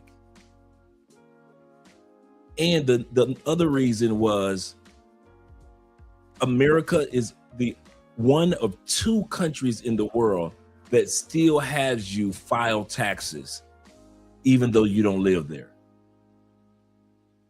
Even though we get a tax benefit this past tax season. Actually, our tax season has not come up yet, my bad. Our taxes are due. If you are expat from the United States, your taxes are due June 15th, not April 15th. We get an automatic 2-month extension. You don't have to file anything. It's just automatic. If you file them in April, cool. If you don't, you actually have to June 15th. 98%, as you guys often hear me say, 98% of expats don't owe back federal taxes. We pay towards our Social Security and things like that, yes. But actual federal taxes, no, we don't owe that. Why? Because of the breaks that we get. When you're American and you live in the States, the breaks that I always mention, you don't even know exist. You didn't know that living outside the United States give you so many tax breaks to where 98% of us don't owe any money. 100% of us have to file taxes. Yes, according to your passport, line 4 or line D, you must file your taxes. Does not mean you owe your taxes, because we get so many tax breaks. This year, it's 130,000. Just one of them. Just one tax break is 130,000, meaning that as long as, for example, me, as long as in 2025, I didn't go over 130,000, all my money is free, tax free on the federal side. I'm from the state of Florida. There is no state tax.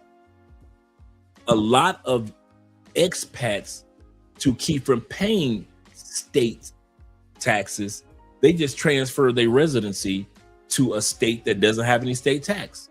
And so that's how they get around with paying state tax, and we already get the tax breaks for federal tax. And that's why 98% of expats don't owe taxes, because most of us don't make $130,000. Why? We don't need $130,000. You do. I'll say this again. It is not a flex to expats that y'all make more money than us. The same restaurants in Cali that the richest person in Cali can go to, we can go to too. The same restaurants that the richest person in the Philippines goes to, you guys can go to too. The richest and fanciest restaurants in Thailand, you guys, because you make American dollars and you get a bang for your buck, you can go to too. We don't need $130,000 a year to live the $130,000 plus a year lifestyle. You see where I'm going with that? If you walking around Colombia with $50,000 a year, you basically go anywhere you want to. You living like in the country clubs now. You got country club membership now. You in Colombia version of Mar-a-Lago now. You golfing with Trump and them. So to sit back and make $130,000 is no flex to it. There's no purpose. It's good if we do it, but there's no flex to it. Okay, you make $130,000, but you live in Bali. What do you do with it? I save it. I invest it. I buy properties. Why? Because I don't have that cost of living that Americans have. Now, remember, corporate and business taxes are different. Like I have to pay business taxes, right? But I have to file individual taxes. America is one of 2 countries in the world where you still got to do that. And that's why so many Americans are like, I'm done with this filing taxes thing every year. Every year, America is in my business. Every year. And so they're like, you know what? I haven't lived in America in 17 years. I don't plan on going back. I'm 64 years old, 67 years old. I'm done. I can still get my Social Security money because America owes me that. That's my money. But I renounce my citizenship. I'm done. I'm through. And that's why a lot of people renounce their citizenship. Because they feel that because of taxation and America being so nosy in their business, it's just uncalled for. America's like, we did good business this year. Where's my cut? Yep, that's how America is. That's how America is. He said, change your business to S Corp and move business to Wyoming. That's what we are in Wyoming. Yep. And I do plan on changing ours from a S Corp, LLC to S Corp. I already have planned that out. Good call to avoid corporate tax. He said, Bogota is more dangerous than Medellin. Oh, okay. Talking to the brothers. Let's go back to the video. What's going on? By far, the biggest factor is taxes. According to a new survey of all the U.S. expats that are considering renouncing citizenship, 61% cite filing and paying U.S. taxes as the main reason. Of course, if you do give up citizenship, you'll be treated just like any other foreigner, and there's no guarantee that you will ever be allowed to return and visit. So what do you... And just like with any other foreigner, a lot of people don't want to come back. Usually when people give up their citizenship, they don't want to come back. And now with giving up your citizenship, you do have to do this. A lot of people don't talk about this. The cost for filing to give up your citizenship is only $400 and something. We're going to look at that in a second. It's only $400 something to apply to give up your U.S. citizenship. Here's the kicker. You have to make sure all your back taxes and all your U.S. debts are paid off before they okay it. I want to say this again. If you have U.S. debts, medical bills, whatever it is, or you have student loans, child support, back child support, alimony, whatever it is, until those items are taken care of, you will not get the okay to give up your U.S. citizenship. America wants all the money. They want all the money. And the reason that started is because one of the founders of Facebook left, I forgot how much money he left with. He left the United States at that time period. And the U.S., I forgot what it was in regards to the tax situation with him. But he, like I say, he was one of the founders of, that's what it was. One of the founders of Facebook, he left with so many millions and billions, right? Here's what dude did. He shot to Brazil real quick, transferred all his money internationally, didn't have to file taxes yet. It wasn't tax season yet. Renounced his U.S. citizenship before tax season kicked in. And because of that, he didn't owe any U.S. taxes. Why? He was no longer a U.S. citizenship, a U.S. citizen. Since that founder, one of the founders of Facebook did that, he's living a happy life in Brazil right now.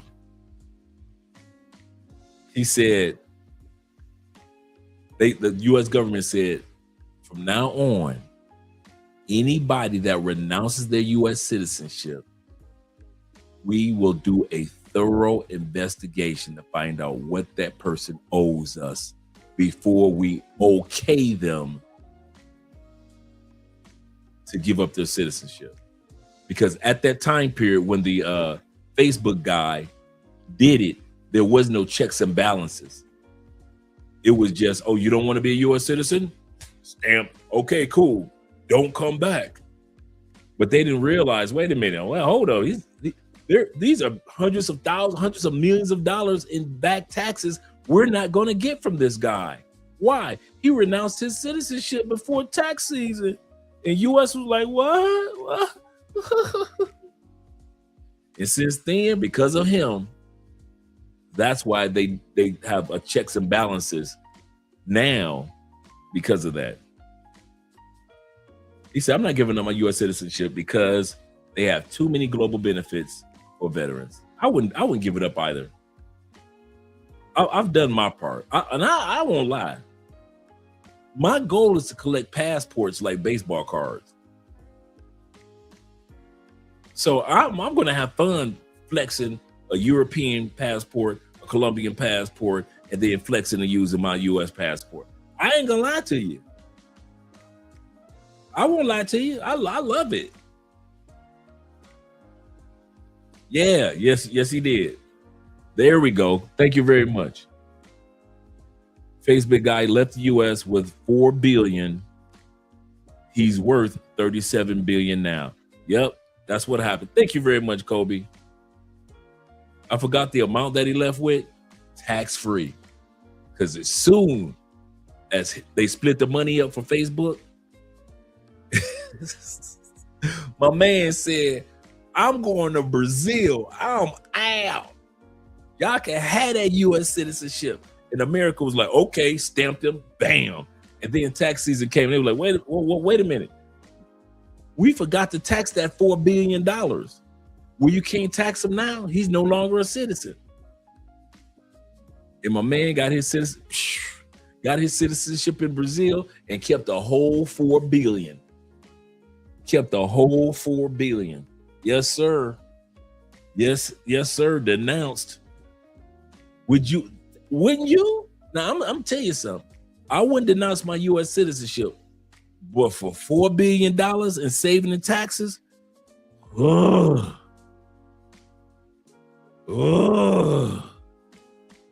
got $4 billion. I got a choice. Keep my U.S. citizenship. Let me ask you this, T-Mac. You got $4 billion. You got $4 billion, T-Mac. But in order to keep it from being taxed, you had to give up your citizenship.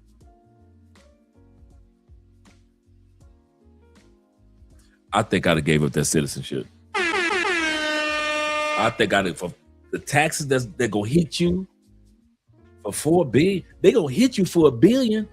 Is the U.S. citizen, okay, let's be honest. Is the U.S. citizenship worth $1 billion? You got $4, they gonna tax you for like 1.5, 1.7. Is American citizenship worth $1.7 billion? I've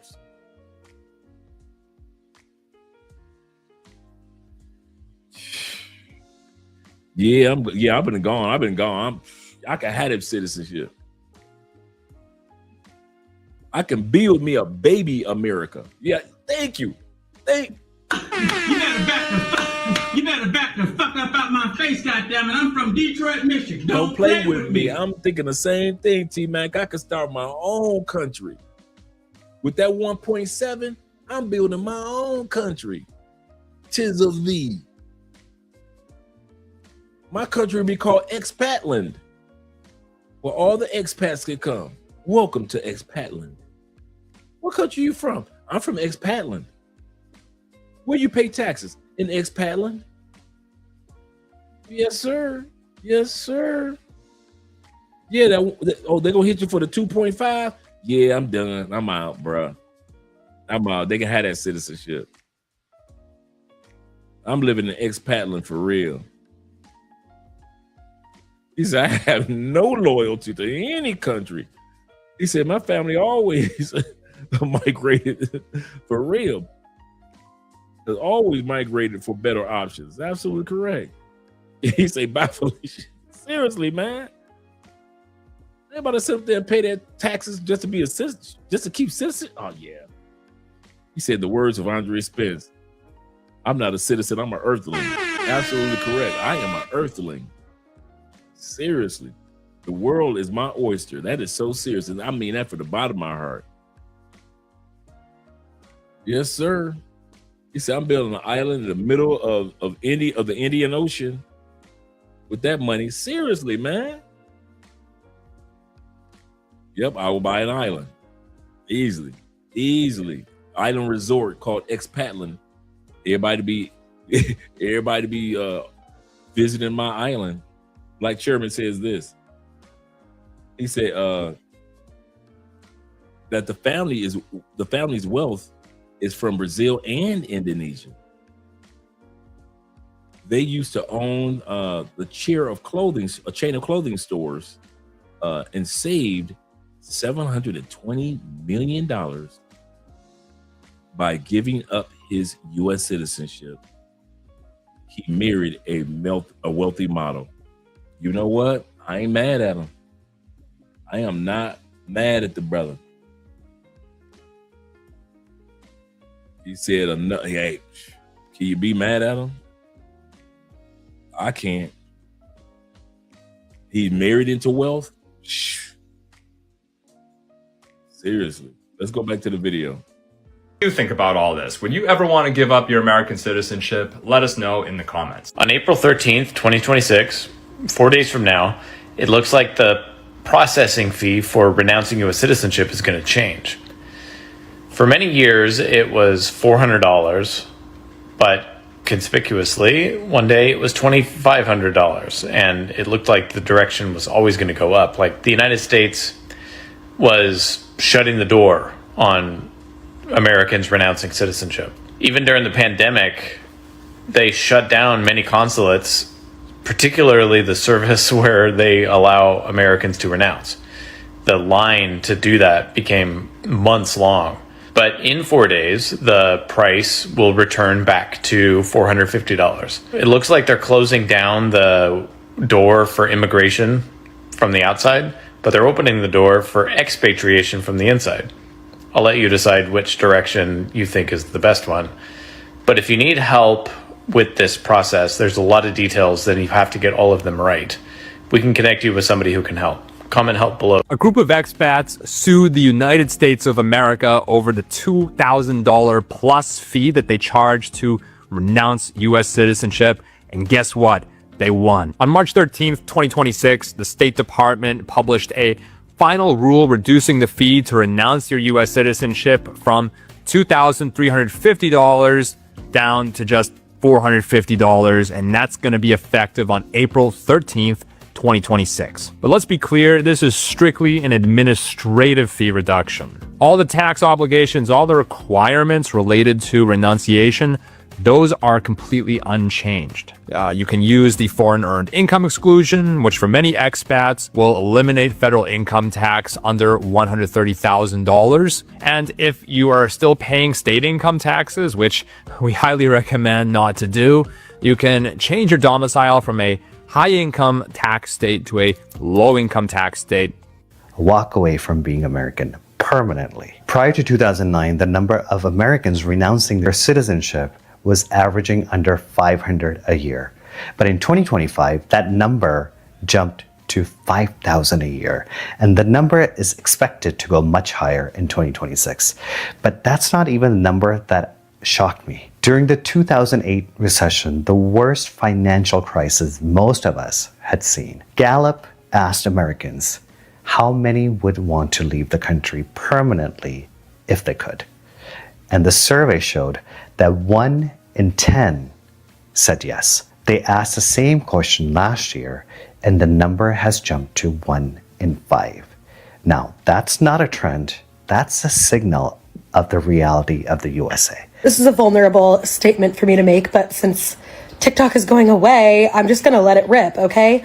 I feel so much resentment towards people who are leaving the United States or have already left the United States. And I've talked about this with my therapist since November 5th, but I feel so much just resentment and jealousy, seething jealousy like I've never felt it before for people who are fleeing to another country. It's a complicated feeling to hold, and it's a yucky feeling for me to feel because I don't want to leave.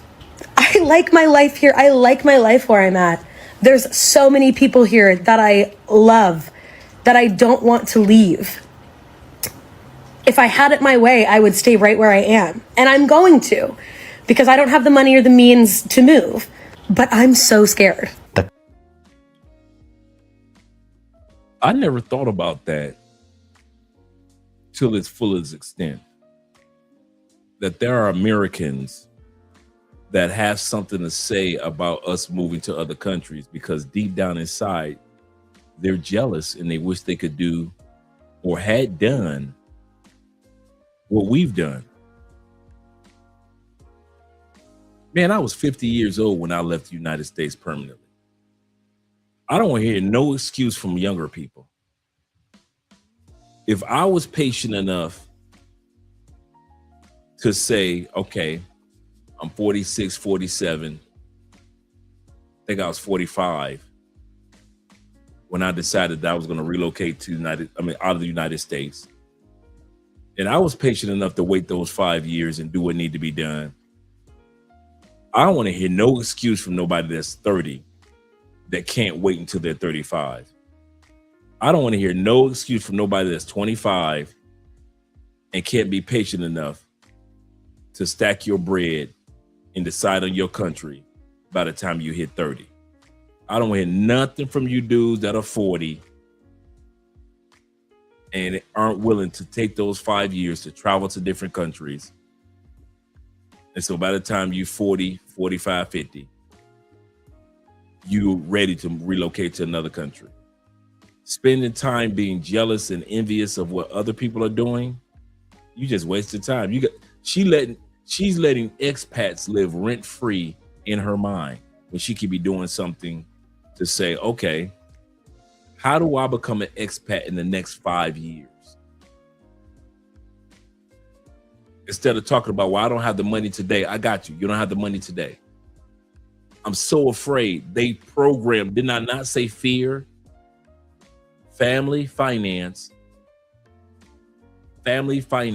friends, and fear are the 4 reasons why Americans never leave. Fear. They have programmed most Americans to be scared.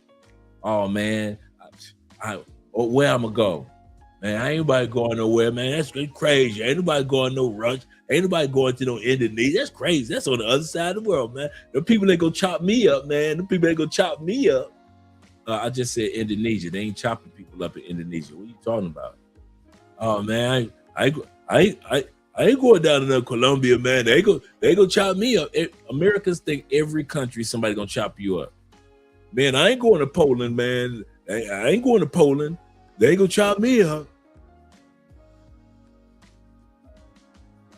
I think one of the greatest things America did was to convince Americans to be afraid of leaving America.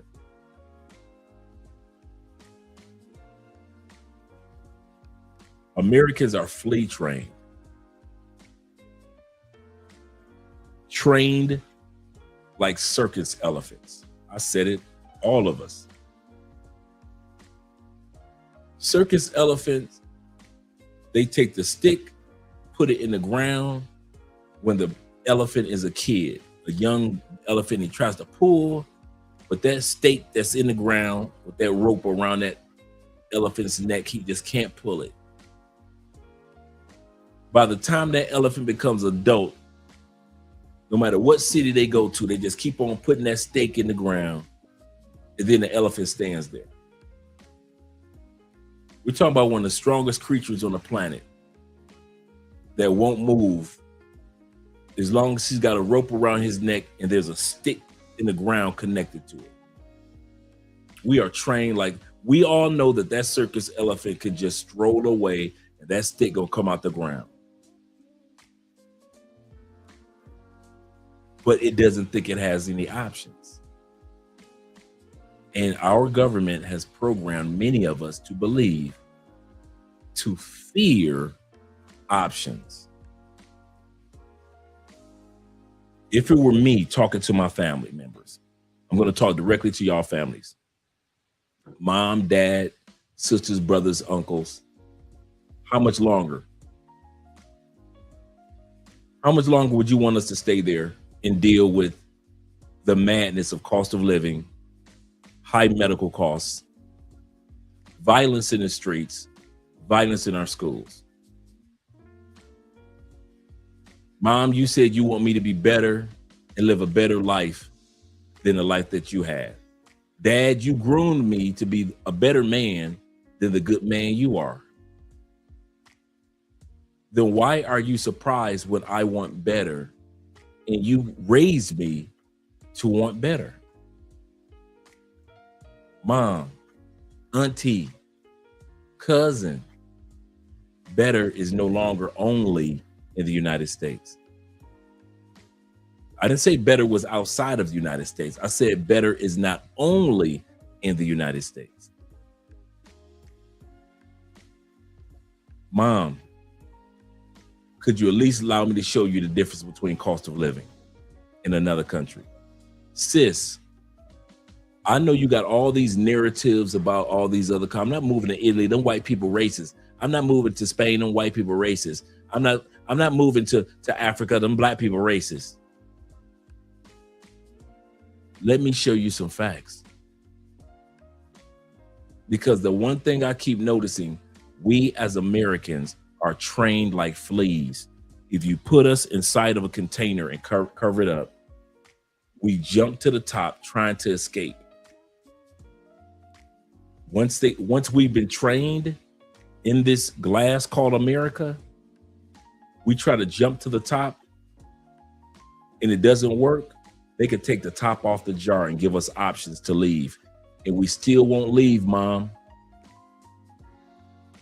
Mom, how many years did you complain and pray to God about rent? Dad, how many years did you complain to God about car payments and car insurance? Sis, how many men that you keep dealing with that you say there are no quality men here? Cuz you my dog, you like a brother to me. How many times are we gonna keep on dealing with these same little scattywags, smelling like dish rags, rolling up zigzags? How many years we'll keep on dealing with these chicks? If you don't understand why I'm leaving, you need to ask yourself, Mom and Dad, just take a look at why you're staying. Whatever is making you stay, Mom, Dad, uncle, cousins, best friends, what's making you stay in the States, that's literally what's making me leave the States. You don't like the grocery stores, yet you'll keep on paying them, those high prices. That's why I'm leaving the States. You don't like the gas prices, do you, Dad? That's why I'm leaving the States. Everything that you're willing to accept and compromise on, bad relationships, stress, bad medical system, political upheaval between the Democrats and the Republicans, all the things that you're tired of and you're doing nothing about, I'm tired of, and I'm going to do something about it. That's the difference between you and me, Mom, Dad, sis, girlfriend. The difference between me and you, we both don't like the same thing, but I'm willing to at least try to do something about it. Black folks, talking to you. I don't care nothing about what racism is going on back home in the States, because you ain't gonna do ish about it. You're gonna stay on that plantation. FBA and ADOS and NAACPers and all of y'all talk a good game. You protest with the best of them. But if somebody offers you an opportunity to go to another country and live the life that you deserve as a person of color, you ain't leaving that plantation. You will pick a sign on that plantation? Oh, yes, you will. You will cuss and fuss about the white man. Oh, yes, you will. And the white woman, Karen, looking at me. And I see y'all all the time on TikTok. Y'all cry and complain about white people. But the one thing that white people know about you Negroes, you ain't going nowhere. Cry if you will. You ain't going nowhere. You got white people now that walk up into y'all face right now and call y'all ninjas to your face. You know why they do it? Because they know A, you ain't gonna do nothing about it, and B, you ain't leaving the plantation, are you? Mr. Gilmore, good white people. He got good white land. Good soil on his land, don't he? But you criticize us that walk right off the plantation, that the gate is wide open. Black people, those of us who are of color, who are relocating to other countries, we are not fleeing, we're not escaping. I'm gonna say this again. We are not fleeing the United States. We are not escaping the United States. The front gate is open for you to leave the plantation as well as me. I'm walking out. I'm leaving the United States. There's a difference between the gate being open and I'm leaving compared to having to escape something where the gate is not open or fleeing something because I don't want to get caught. You've been trained to flee. You've been trained to escape. I realized all I had to do was just leave. The front gate of the plantation has always been open. So don't criticize me for leaving. Don't criticize all the sisters that are and brothers that are leaving just because you want to stay on Mr. Gilmore's property. Just because you want to be I'm a black Republican. I'm a black Democrat. Be that. And I mean that from the bottom of my heart. Be that.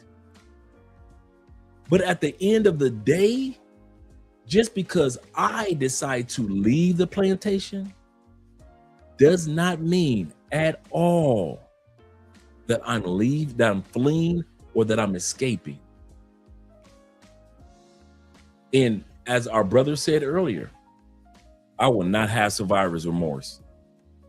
In other words, just because if I'm in another country, my gasoline only costs $1 a liter or $1 a gallon, I am not going to feel bad about it because you're paying $4 and $6 and $7 a gallon.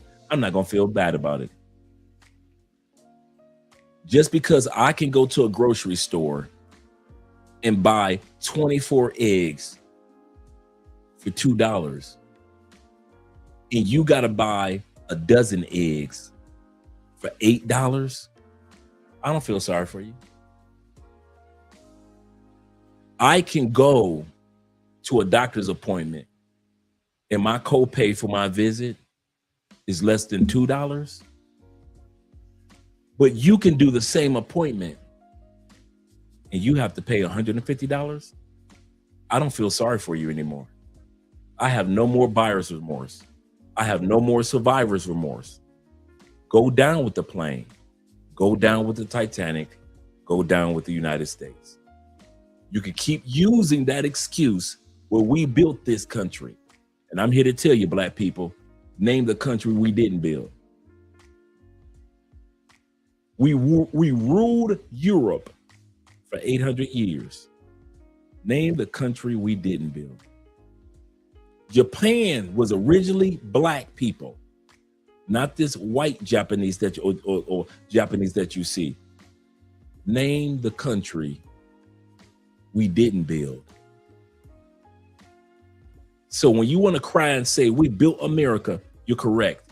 But America is not the only country that we built. We built South America, we built Central America, and we built parts of Europe. We ruled Europe for 800 years. So once again, name the countries we didn't build or what continent we didn't have a major impact on.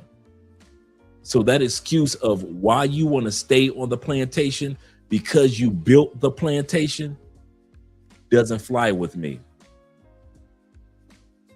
It doesn't fly with most of us who are leaving and who have left, and we are living amazing lives. And I'll end this talking to mom and dad, uncles, cousins, and all you brothers and sisters that are in the United States, Ungawa Black Power. It feels so good to watch the hell that you living in from the outside. I would be, if I was still in the United States, I kid you not, I would be talking like you. I would be walking like you. I would be responding like you. I would be upset about politics. I would be disappointed about cost of living. I would be upset about how relationships are working. I'd be mad about this law and that law.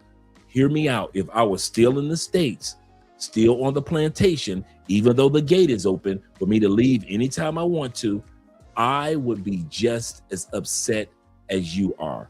So I don't take that for granted and I don't take it away from you. You should be upset the way that cost of living is. You should be upset that you've got kids about to graduate high school and cannot even read on a 4th grade level. You should be upset with the gasoline prices. Since y'all said y'all took over Venezuela and you getting all their oil, you should be upset about that. You should be upset that every year there's over 600 mass shootings in the United States on average. You should be upset. If I was still stuck there too, I would be upset just like you. But here's the kicker. I'm not. And over 9 to 12 million of us Americans, we're not. And we don't feel sorry for you. And we never will feel sorry for you. So go ahead, use your American ego and, hey, we don't care, leave, just go. Hey, you've been programmed to act like that, right?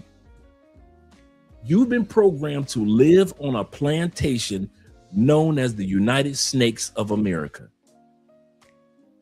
You've been programmed to look at those who dare to walk out that open front gate as if they've done something wrong. It wasn't because of you that you thought about that. It was because for hundreds of years, they programmed you from the slave trade black folks all the way to today to always protect the white man's land. Always love the white man's land and always support the white man's land.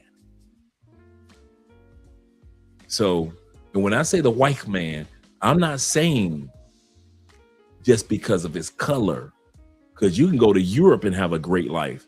I'm saying that you've been programmed to think if you leave America, you've done something wrong. And I'm here to tell you, so be it. 68% of you will never leave the same city which you were living in anyway. So who am I to try to convince you to leave? I'm just saying stop, or if you can, try to not be so jealous or egotistical or misunderstanding those of us sisters and brothers and others that have left the United States. You haven't, so you don't know what the hell you're talking about, what takes place in other countries once we land there. You've never visited half the places that we've gone to. And yet you have the audacity to say that we're turncoats or we're traitors or we've given up. You're just fleeing the United States. You're escaping the United States. No. The front gate is wide open. You can leave too. You just decide not to. And that's the difference between me and that's the difference between you. I no longer want to be a slave mentally for a country that did not have my best interests at heart today, in the past, and technically in the future. That's what I would say to older people, to younger people, to people of all races in the United States. Keep your ass there. Stay right where you are. Don't come off the plantation. You deserve everything that's happening to you, because you could have left and still can leave just as easily as us other 11 million to 12 million Americans that already have done it. So we don't feel sorry for you.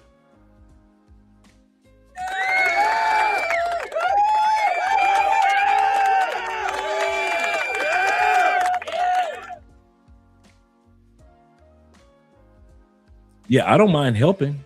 I kid you not. I'll donate from afar. I pray from America, for America, from afar. I encourage the great things and hope for great things for America from afar. From afar. But I'm not gonna spend time. I won't spend 1 minute trying to convince Americans. Not a minute. Not a minute.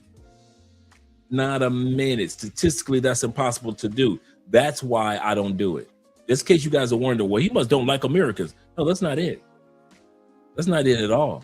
Statistically, the probability to even get an American to, you can't get the average American to move from Philly to Pittsburgh, from New York to New Jersey, from Orlando right down the street to Tampa. That's just statistics. According to the, like I always quote, American Van Line survey that they do every year, the moving company, 68% of Americans will live and die within a 50-mile radius of the hospital you were born in. If you were born in a hospital in Philadelphia, 68% of you will die by that hospital within 50 miles. If you were born in a hospital in Brooklyn, 68% of you will die within a 50-mile radius of that hospital. If you were born in LA, any parts, you are 68%, almost 70% chance with all the states that you could have moved to in your lifetime, all of them, you still have a 68, according to American Van Line, you still have a 68% chance that you are going to die within a 50-mile radius in LA of the hospital in which you were born. So statistically, I can't even get your ass to move to another city, least long state. So you think I'm going to spend my time trying to convince Americans to leave a country, to leave a whole plantation? Hell no. I know y'all ain't going nowhere. That's why I'm so adamant about the fact that I will never try to convince Americans to leave America. I will never try to convince Canadians to leave Canada. I will never convince Westerners in Australia and UK to leave the West and other Western countries. I'll never do that. That's statistically impossible. That's statistically impossible. America could catch fire, and Americans, most of y'all ain't gonna leave. I mean, it could literally catch forest fire, and y'all are still, we gonna rebuild America. We gonna rebuild it. Nothing can stop us. So be it. So be it. And while you spend the years rebuilding, I'll be spending the rest of my days, because I don't know how many I got left, enjoying them and living the life that I deserve as a man. And a lot of sisters and ladies are living the best lives that they deserve as women. I love the fact that women go on TikTok and tell the fact that I'm in Portugal and I can walk down the street at 2 o'clock in the morning and go get me a snack at the local 7-Eleven, and I don't have to worry about anybody attacking me because I live in one of the most safest countries in the world as a black woman. And everybody knows Portuguese was one of the first countries to start the slave trade. And then you fast forward almost 400 plus years, it's one of the safest countries for black women. I'm not mad at sisters for leaving the United States. I'm not mad at sisters when they sit back and say, I'm moving to Germany because I know my son will get the best education and he'll be able to get a certain amount of college education taken care of as well. I'm not mad at those women. I am not mad at white women when they sit back and they say, listen, I'm moving to France. I got 3 kids or I'm pregnant with one. And I know that we can do a lot when it comes to healthcare in France. I am not mad at those women for moving. Just because men are scared.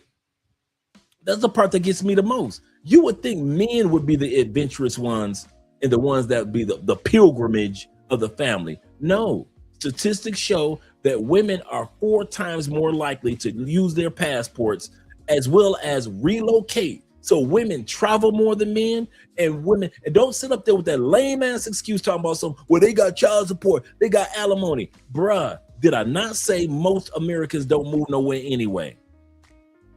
So we're not talking about Becky with the babies. She ain't going nowhere.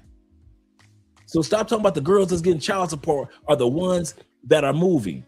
Statistics show that most people that have a bachelor's degree are the ones that are moving, males and females. In other words, the people that got some dang sense in their head, we're the ones that's moving. Pookie and Ray Ray and Keisha and them, they visit countries. They don't move to countries like we do. And statistics show the professional, focused sisters are moving faster than the professional, focused men. We just got to admit, it is what it is. You come with all these excuses, but guess what the women are doing? They leaving. Well, she got the money in a divorce. Stop being a little bitch and just admit women are stepping forward when it comes to relocating. They taking what little money they got and they say, like, listen, I got an online job and I got 10,000 stacked. I'm out this bitch. I got an online company. I own 5 pieces of real estate and I got 300,000 stacked. I'm out this bitch. They leaving. What are we doing? We could have 10,000 in an online job that's giving you 10,000 a month. And what do men in the United States do? Stay there so we can flex for bitches. Yeah, I bought me a Maserati. Yeah, you know, I'm making good. I'm making a little paper. I'm making a little paper. With a sister that's making the same amount of money that you making and stacking the same amount of money you got, she like, I ain't flexing for none of these motherfuckers. I'm out. We don't want to talk about that. You know how hard it is. You know, if y'all knew how many hours I put in creating these videos, and I try my hardest to find Black men that talk and move like this, like these sisters. Like the one white girl said, I took my parents for medical and they got check. I can find white women and Black women all day long that's doing that with their parents. You men, I can't find no footage. But when it's time for me to find footage of y'all throwing money in the air in different countries, I can find plenty of that. So it ain't like y'all traveling. It's just like y'all don't know, like y'all little ass boys when y'all travel. Buying an apartment. I could find plenty of footage of Black women and white women buying apartments around the world. Every blue moon, I come across a brother that's relocated and he's looking to invest in some property. Every blue moon. How to get out of the United States. When it comes to creating agencies to do that, Black women, white women got it locked down. I haven't found one, and I mean this, and I'm thinking about doing it myself because I already basically do it already when it comes to vacation part. I might as well do it myself. I haven't found one Black male agency on TikTok that says, I can walk you through, I've been living in Greece, or I've been living in South America, or I've been living in South Africa. I can show you how to relocate to South Africa step by step by step. Here's my website, blah, blah. I ain't found one of you motherfuckers. One. Nope, it used to be one. It used to be one. So when I hear men bitching about women traveling, I'll be looking at y'all like, and Y'all ain't doing it. When I hear y'all fussing about the women getting all this online money, and y'all ain't doing it. When I hear about sisters buying apartments in Cartagena and shit like that, and y'all ain't doing it. Everything I hear black men cuss and fuss about when they see sisters that's traveling and seeing white girls that's traveling, y'all ain't doing it. When it comes to setting up medical tourism, women, medical tourism, men, ain't none of you motherfuckers doing it. But y'all cuss and fuss.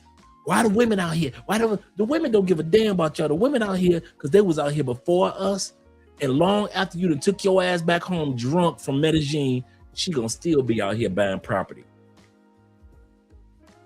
That's probably the most disappointing. It really disappoints me about how far I need to go as a businessman out here, but it also disappoints me when I sit back and I see how much money we spend as men globally. No matter what race, we spend a lot of money in these countries. Can I be honest? Only a few of us got shit to show for it. Only a few of us got shit to show for it. These women that came down here to Cartagena, they done started agencies for sisters to come down here with their husbands to get married. Well, I'll walk you through the steps. I'll help you and your husband get married in Cartagena, Colombia, a beautiful location. You don't have to go broke in Miami. You got sisters down here say, hey, we're doing a 3-city tour. You can 3 days we're in Cali, 3 days we're in Cartagena, and we're gonna end the tour is 4 days in Medellin. I ain't seen none of you men do no shit like that. Y'all do one trip to Medellin or one trip to Cartagena, and it is all about sex with the ladies. How many ladies y'all can set the dude up and in the party, that's it. The sisters like, during the tour, we'll introduce you to the local African community. At the same time, we'll introduce you to realtors in each city. So if you're interested in buying property in Cali or Medellin or Cartagena, we've got somebody there for you. If you want to learn about the school system for your children, we're going to introduce you to that as well. And here's the kicker. The sisters be in Colombia getting the same amount of sex that you do while they handle business. You think these sisters don't be coming down to Colombia getting that coochie beat down?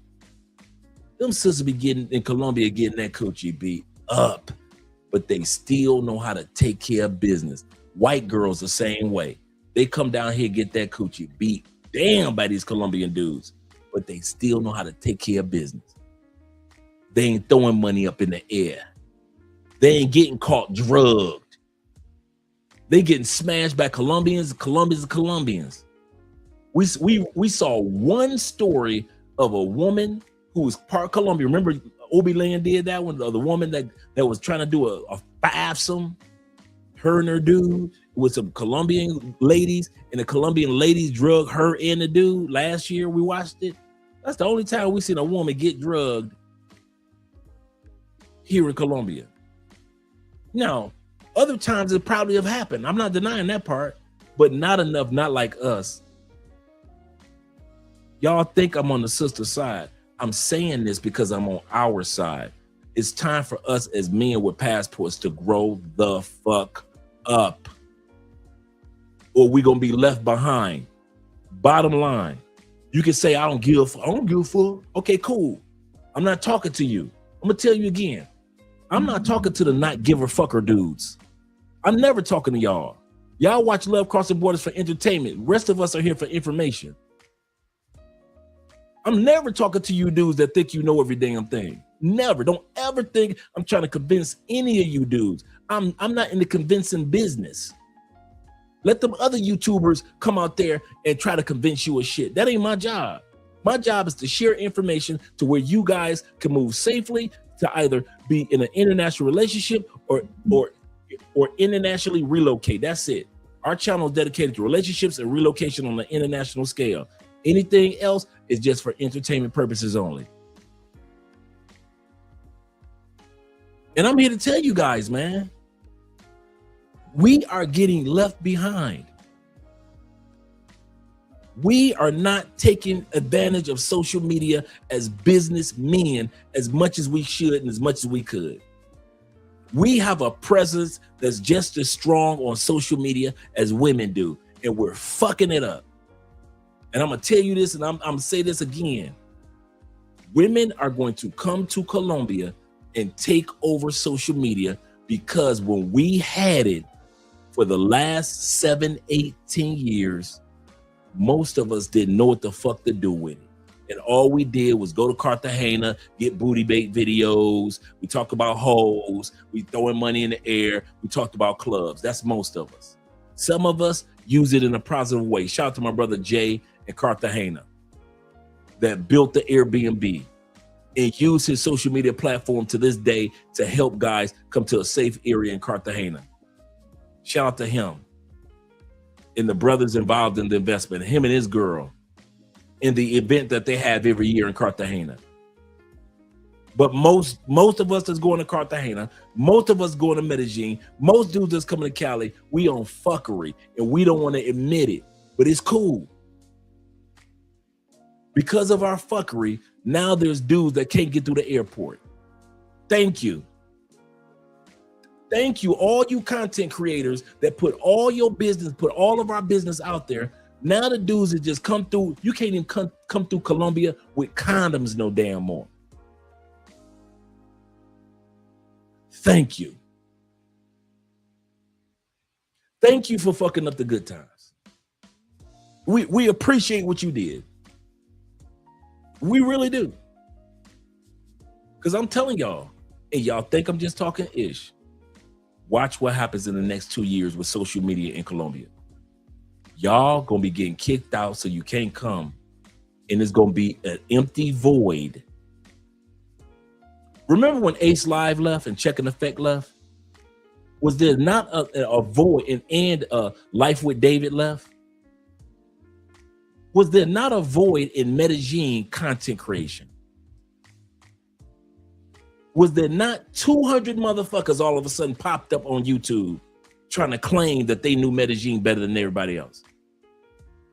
Was it not? Same thing gonna happen. Now all 200 you lame motherfuckers can't come to Medellin no more with your booty bait cameras. It's a void now. Guess who's gonna take over that void? Women. Women are going to take over Cartagena social media. Women are going to take over Medellin social media. Women are going to take over Bogota social media. When we had it, we didn't know how to act with it. When we had the ability to introduce and interview businessmen on a different level, we didn't know what the hell to do with it. There's a few dudes that's out there on YouTube in Medellin. Shout out to all them positive dudes that are doing positive things, introducing you to the real Medellin. But 90% of y'all over in Medellin and trying to do it in Cali and try to do it in Cartagena, you on fuckery and you are fading away. So y'all can look at me like I don't know what I'm talking about. Man, fuck that nigga Dre. You can do all the fuck that nigga Dre you want. In the next 2 years, watch who's going to be taking over. You think Mariah Sincere is going to be the only sister that's going to start blowing up in Medellin? Y'all rabbit ass mind. Watch how many sisters start blowing up in Colombia in the next 2 years. And this is the funny part. They're going to blow up as Medellin becomes one of the most famous cities in the world. That's the funny part. Once they get done with all this construction and all these amazing things and arenas and everything they're doing in Medellin, the boots on the ground content is going to be made by the positive men and mainly by women. Because since 2015, We only been on party. Look at my bitch, look at my bitch, look at my bitch mode. And now Colombia has taken all that footage. And I said this shit way back when. Colombia took all that footage. Oh, so this what y'all look up? Y'all think of our country? Y'all think of our city? Okay, cool. Get the fuck out. You need my money. Let's see. I look at Medellin, before I end this, I look at Medellin the same way that Jay-Z look at Damon Dash. Remember Damon Dash was like, Jay-Z, you'll never make it without me. You'll never make it. I could build another Jay-Z. What did Jay say? You made one Hove, build another Hove. If you made me, build another one. If you made Medellin, if you think because you take your pay for play and nightlife money away, Medellin is not going to prosper, it's going to fall apart. You built one Hove. You think you built Medellin? Go build another Medellin. Go to another country, build that one. Since you think that your money is your pay for play and nightlife money is all that, Medellin is daring you, telling you you can't even get the fuck off the planes no more. You built one Hove. You think you built us? Okay. Go build another Hove. Go build another Hove. And just like Jay-Z was all right, so will Medellin be. Medellin is already setting itself up for families, females, old folks. Families, females, old folks, and the positive brothers. Those of us who've been waiting and praying for y'all asses to be banned from coming to Colombia. You know how long I've been waiting to see them block y'all asses from getting off them planes? Wait a minute.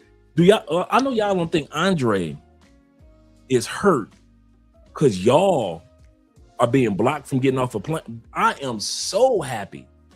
I'm so glad that Spirit Airlines is no more. Brother posted earlier, JetBlue going to be gone? Man, I'll be dancing in the street after this live stream. You know how long I've been waiting, dude?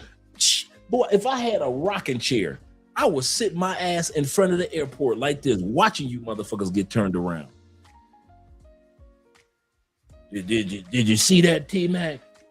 They done turned around another one of them young boys and brought his young ass down here, thought he was gonna come down here. The boy came down with 900 condoms. He only here for 4 days. I be sitting my ass in a rocking chair like an old dude. And then turned around. What? How many of them? How many of them? About 14 of them boys didn't turn around so far. Ain't that T-Mac? Ain't that about 14 of them boys? They turned back about 14 of them boys this week. Sitting my old ass in a rocking chair, smoking a cigar. You think I ain't been waiting around for this shit, man? I've been waiting for years for them to tell y'all Pookies get the fuck on. For years. Don't y'all ever think that all of us who are black men from the United States and who are white men from the United States and Asian men from the United States agree with your fuckery? We don't. We don't. I cannot wait. The first wave has already happened of my little dream of them turning y'all asses around. I can't wait for the Pookie and Ray Ray YouTubers for their channels to plummet because they can't come to Medellin or Cartagena no more. They can't do no more Cartagena booty bait. I can't wait to see y'all shit replaced by the women that are gonna showcase Colombia in a positive light. Watch, y'all think I'm lying. Y'all think I'm lying. We gonna always be able to do content. Shit. Not the way that you've been doing it. Either you and your content are gonna have to grow the fuck up and act like a grown-ass man. with a camera, or watch your channel crash and burn. And I've been around long enough on YouTube. I done seen a lot of you motherfuckers come and a lot of y'all go. Y'all don't even exist anymore. Crashed and burned. Crashed and burned. Crashed and burned. And I can't wait for it.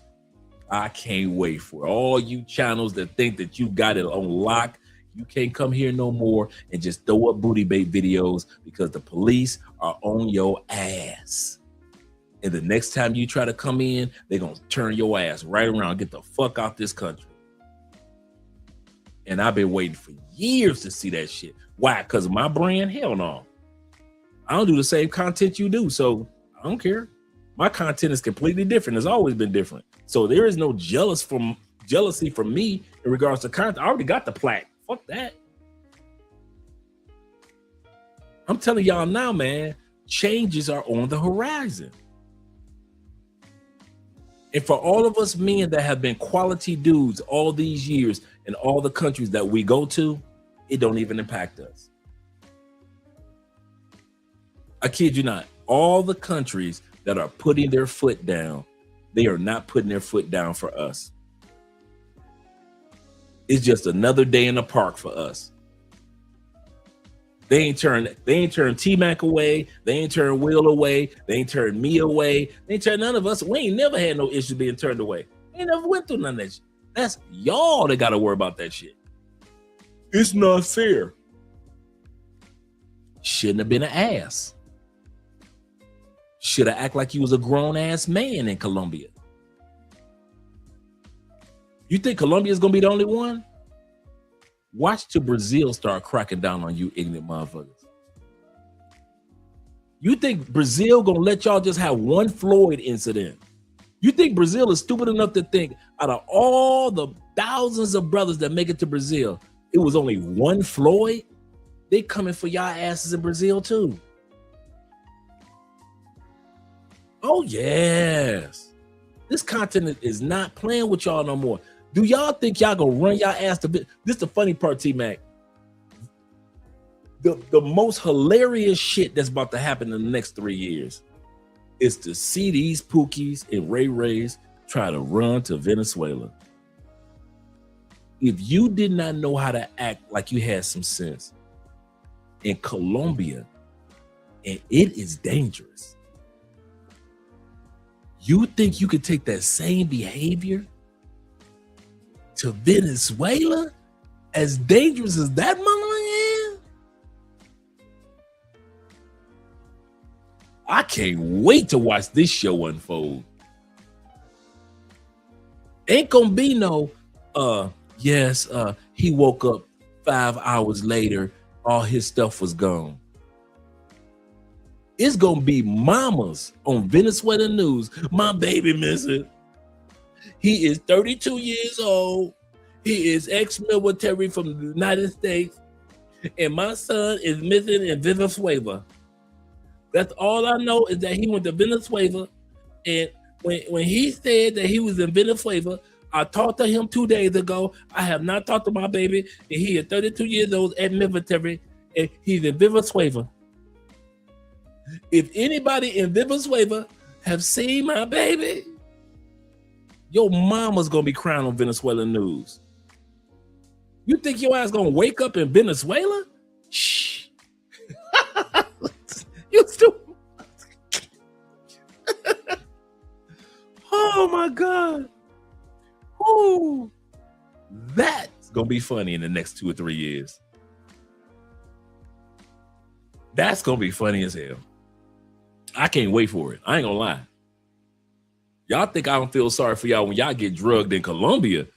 I'm really ain't gonna feel sorry for your ass when you get drugged in Venezuela. When they chop your ass up, why shouldn't they? Okay, wait a minute. Pause. Y'all gonna run to Venezuela, get drugged, and y'all gonna use them same bitchy ass excuses y'all used in Medellin. The Venezuelan police should do something. Come on, I'm following your lead. The Venezuelan police should do something. Why are the women drugging us? We trying to pay them. They messing up their own money. Come on, let's do it. All the excuses that you used in Colombia, you think you ain't gonna use them bitchy ass excuses in Venezuela? Why ain't the government doing something? They letting all this happen. See, the government in cahoots, the Venezuelan government in cahoots with the police. I bet you the Airbnb security has something to do with it. All them bitch ass excuses y'all use in Colombia, make sure you put them all in your suitcase. Put them all in your suitcase to take to Venezuela. Cause I know y'all, you're gonna fuck up like you did in DR. You're gonna fuck up like you've been doing in Thailand and the Philippines. You're gonna fuck up like you did in Cancun. And you're gonna fuck up like you did in Colombia. And them same bitchy ass excuses that you use in all those areas, you're gonna use them in Venezuela. Watch. Every excuse. You're gonna blame the Venezuelan police. You're gonna blame the paper plate. You're gonna blame the cartels. You're gonna blame the government. You're gonna blame everybody but your stupid ass.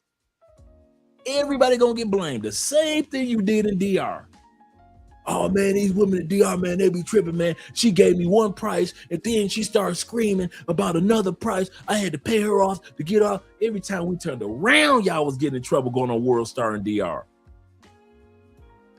Y'all was going viral on World Star before there was even such thing as the term passport bros. I watched you motherfuckers going viral in 2018 on World Star. In DR. I kid you not, man. I'm sitting back looking at it. Why the fuck? And it just kept rolling. 2023 come. Y'all still going viral in DR. And y'all blame the paper play. You blame the police for not doing anything. And you blame the resort managers. The resort managers should have had more security. You blame every fucking body. Then you came to Colombia, did the same shit. Now you're over there in Thailand and the Philippines and you're doing that same shit. Everybody's fault but yours. And you're going to do the same bitch shit in Venezuela. I already know. Man, I can't stand that nigga Drake. I don't give a fuck. These cameras and lights got to go off. Your dumb ass gonna be a dumbass in Venezuela. We plan on going to Venezuela. I'm gonna say this again. Me and Mrs. Spence will enjoy Venezuela. Your ass gonna come up dead in Venezuela. Why? I don't move like you. T-Mac don't move like you. Official Kobe, the official one, he don't move like you. We can go. I'm gonna say this again. See, we can go. Why? Because no matter what country we go to, we ain't on fuckery like you. We know how to keep our business to ourselves. We know how to maneuver among this woman is yes and this woman is no. Y'all maneuver among any bitch. You think you couldn't trust them beautiful bottom feeders in Medellin? Go on, take your ass to Caracas. Go on, take your ass to Caracas real quick. Go on, run your ass over to Venezuela.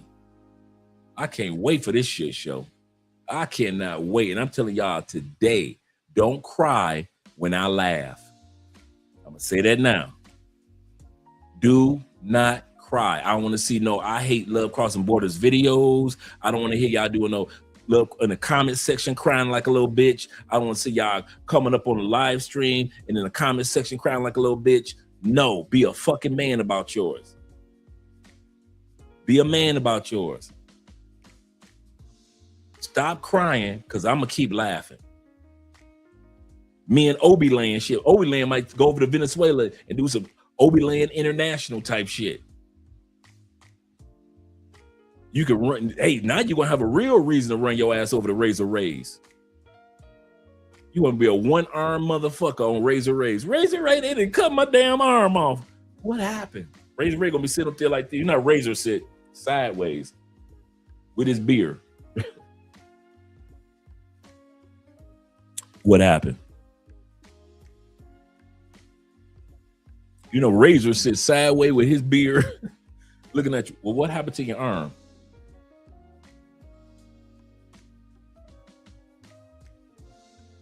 Really? And you know, Razor is not a man of many words. He just let you keep talking. Tell me more. Razor will sit up there sideways and look at you with one arm ass. What they do with the other arm? Shit, shout out to Razor Rays.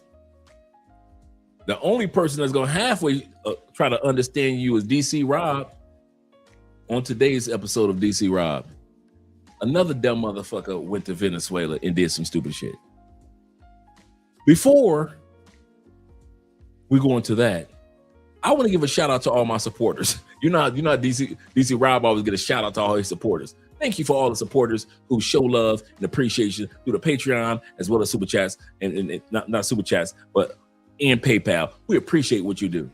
Yes, as I was saying, another dumb motherfucker went to Venezuela and did some stupid shit and got some stupid results. And then he'll start reading Venezuelan news and shit, newspaper. DC Rob gonna be looking at you motherfuckers like fresh footage. Fresh footage. Me, y'all know me, I'm coming with the jokes. I'm coming with it. I'm gonna laugh at your ass.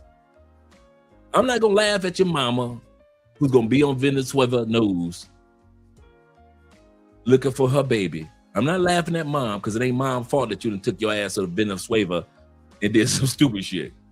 That boy done took his ass down to Venezuela. He know he married with 3 kids. Your wife all on there. My husband died in Venezuela. Well, how'd he die? He said he was going to a bachelor party in Venezuela. He was fucking with them hoes. He always liked them hoes. My husband, I love him, but he always loved them hoes. And them hoes loved him. You got any money to get the body shipped back, ma'am? Or are you going to get the body shipped back or anything? Talk to us. Fuck him. No, I am not paying for his body to be shipped back. The same hoes that killed him is the same hoes that can keep him. I'm going back to the United States and get my insurance money. Get my motherfucking insurance money. Me and the kids about to live good. Come on, kids, we going to Dairy Queen. Damn your daddy. Anytime your woman let you leave your body in leave your body in Venezuela, not Venezuela, Venezuela, because your family don't know nothing about the countries that you be going to. Where that nigga go? He went to Venezuela. Where is that? By Mexico? I think it's by Mexico. He took his ass down to Venezuela, got his arm chopped off and drugged. I ain't sending for his body. Hell no, I ain't gonna get no GoFundMe. If the GoFundMe is gonna be for me, your mama ain't gonna ship your body back or nothing because you a dumbass. And as for me, I'm coming with the jokes. Soon as your mama don't get your body shipped back, I'm laughing like a motherfucker. Your mama and your wife didn't get your body shipped back. Venezuelans looking like, well, what the fuck are we supposed to do with this?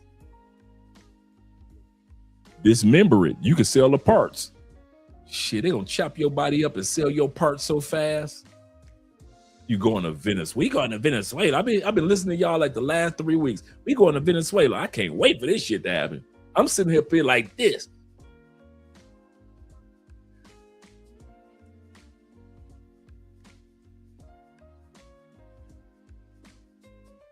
I can't wait for this shit show to happen. Y'all think I'm playing? Shit. I'm serious. Watch how many jokes I crack in the next 3 years. If the Lord had me around, bruh, watch the hilarity that ensues on this channel in the next 3 years. Y'all got me fucked all the way up, man. Hell, Venezuela. Took that boy and went down to Venezuela. Where is it? Where is my son? Mama, you know he went to Venezuela. Venezuela, where's that? Now you know Venezuela on the other side of California. He done went to California. No, he went to Venezuela. It's by California. Your mama don't even know where the hell you at.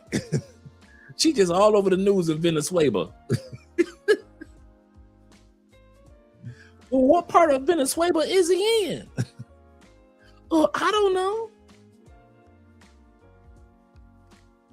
Shit, they ain't shipping your body back. Last picture your kids go see of you is your passport. Well, here's your daddy. Here's what your daddy used to look like. Last picture your kids go see of your dumb asses on a passport. Now, this is what your daddy wants to look like. Open up the passport. Stupid motherfuckers, I swear. We going to Venezuela, really? With that behavior, huh? Really? Shit. Oh yeah, he gonna shoot. DC Rob gonna have a go-go beat. Yes, he is. DC Rob gonna have so much footage. So much I already know. I'm laughing. He said Dre will be on vacation in Venezuela. And the Pookies will be on the side of the road. Absolutely. In work detail. Oh man. Help me, Dre. I remember your show. Help me. They arrested me for pay for play. It's a T-Mac. Especially the dudes that think that they know the Venezuelan laws and they try to apply Colombian laws in Venezuela. Well, I thought that was legal. Nope. Once they put them handcuffs on y'all, well, in Colombia, this is Venezuela. They're gonna lock your ass up in Venezuela for some shit that you thought because it was legal in Colombia. It was legal to do that dumb shit in Colombia. Then you try to do it in Venezuela. Well, I thought I was supposed to be able to get 3 women up in here. No, that's illegal in our country. You can't be doing that here. Well, I didn't know it. Now you know you're about to give us 120 days. Think about it. Think about it. Or to lock your asses up in Venezuela. Seriously. Hell yeah. American like, and if you think we lying, if you think I'm lying, I got an episode that I got coming up this weekend of all you dumb motherfuckers that, hey, check it. Hey, T-Mac, they always talk about Colombia dangerous. I'm going to the Philippines. Cool. It is so safe here in Thailand. Malaysia is so wonderful. I believe it. You know what ain't wonderful about Thailand? What ain't wonderful about the Philippines? What ain't wonderful about Malaysia, Vietnam, and South Korea? How often you ignorant motherfuckers are getting locked up out there. Bruh, I got an episode that's coming up this Saturday. The person, the country ain't dangerous. It is you. Man, y'all done got y'all asses to some of the safest countries on the planet. And y'all steady getting locked up. Y'all keep y'all ass, bruh. I ain't never seen, bro. I thought people get locked up in the States. Dude, I got at least 50 videos of y'all asses getting locked up in Southeast Asia. White boys, brothers, Africans, sisters. Yes, those countries are safe. But like I said in the past, there is no country safe for stupid people. The country doesn't exist. Y'all want to leave Colombia because y'all looking for a country that's safe for stupid people. Y'all want to go to Venezuela because y'all think it's going to be safe for stupid people. Y'all went to Vietnam, Korea, Cambodia, Malaysia, Indonesia, Philippines, Thailand, because you thought because they said it's safe, that meant it's safe for stupid people. I'm going to tell you this now. There is no such thing as a country that is safe for stupid people. So yes, in Colombia, you'll get drugged. but stupid people will get locked up and get their ass whooped in Thailand. Stupid people end up homeless living on the beach in Thailand, in the Philippines. Oh man, y'all the stupid motherfuckers. You go to the country where there is very little to any issue that you got to worry about somebody snatching something or stealing something. And the number one videos I see where it says Thailand arrested. I ain't gotta put nothing else. Thailand arrested on TikTok. I'm seeing very few Thai getting locked up. I'm finding just for Thailand 50, 60 videos of y'all asses getting locked up in Thailand. So what's the point of going to save Thailand if you and the European white boys keep y'all ass in somebody's jail? What's the use to going to the Philippines if you keep your ass in jail in the Philippines? And I mean, you motherfuckers stay in jail for some of the dumbest shit I ever seen. Y'all stay getting locked up. It ain't enough I didn't know they had that many. T-Mac, I didn't know they had that many handcuffs in Southeast Asia. I didn't know they had that many handcuffs. You motherfuckers stay locked up. I'm looking at the sisters always getting locked up. I got about 4 or 5 videos of just on the sister getting their ass locked up as white dudes. The white man? Shit, the white man stay locked up. And you brothers, you, the Africans and the African sisters, y'all keep some cuffs on y'all. Talk to me, brothers. Why y'all keep cuffs on in the Philippines? Why y'all stay getting locked up? It ain't enough white boys in the comment section to tell me.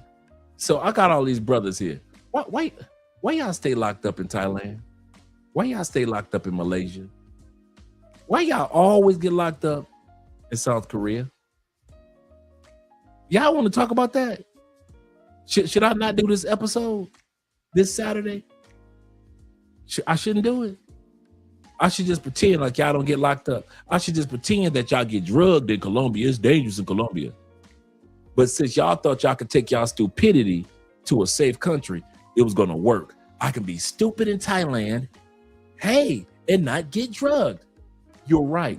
You can be stupid in Thailand and not get drugged. That doesn't mean that you can be stupid in Thailand and your dumb ass can't get locked up. Boy, they keep them cuffs on them, don't they? They keep cuffs on them. And it be something dumb. I mean, it be crimes that you be like, man, they lying. They inventing a crime. That can't be true. Y'all stay so locked up on there, you be like, that's bullshit. They don't get locked up like that.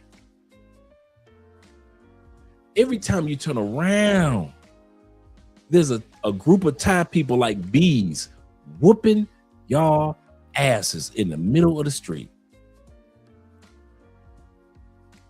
And here's the part. Are y'all going to finally admit that brothers be loving them lady boys just like the white boys?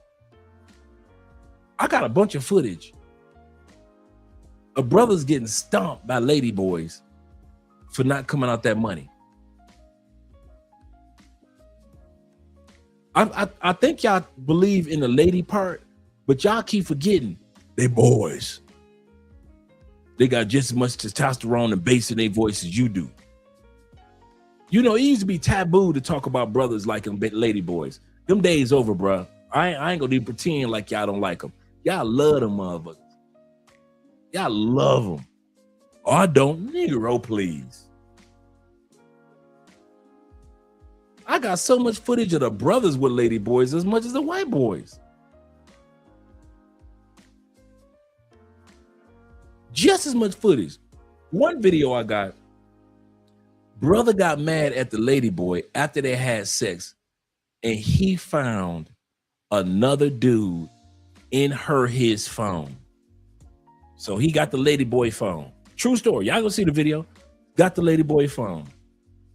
This brother was so jealous. Older dude. So jealous.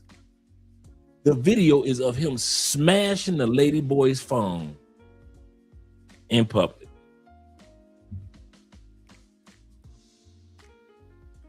Why you brothers ain't tell me when y'all left Colombia y'all was gonna go with them ladyboys? I'm gonna say this again. If y'all was messing with them, if y'all so open to mess with them ladyboys in Thailand, that means that y'all was messing with these transgender Colombians over here. Nobody was coming out saying nothing, you know, because nobody really is not as famous. The transgender in Colombia is not as famous as the ladyboys. So nobody really had proof that you brothers was messing with the transgender just like the white boys, right? Now it's footage out.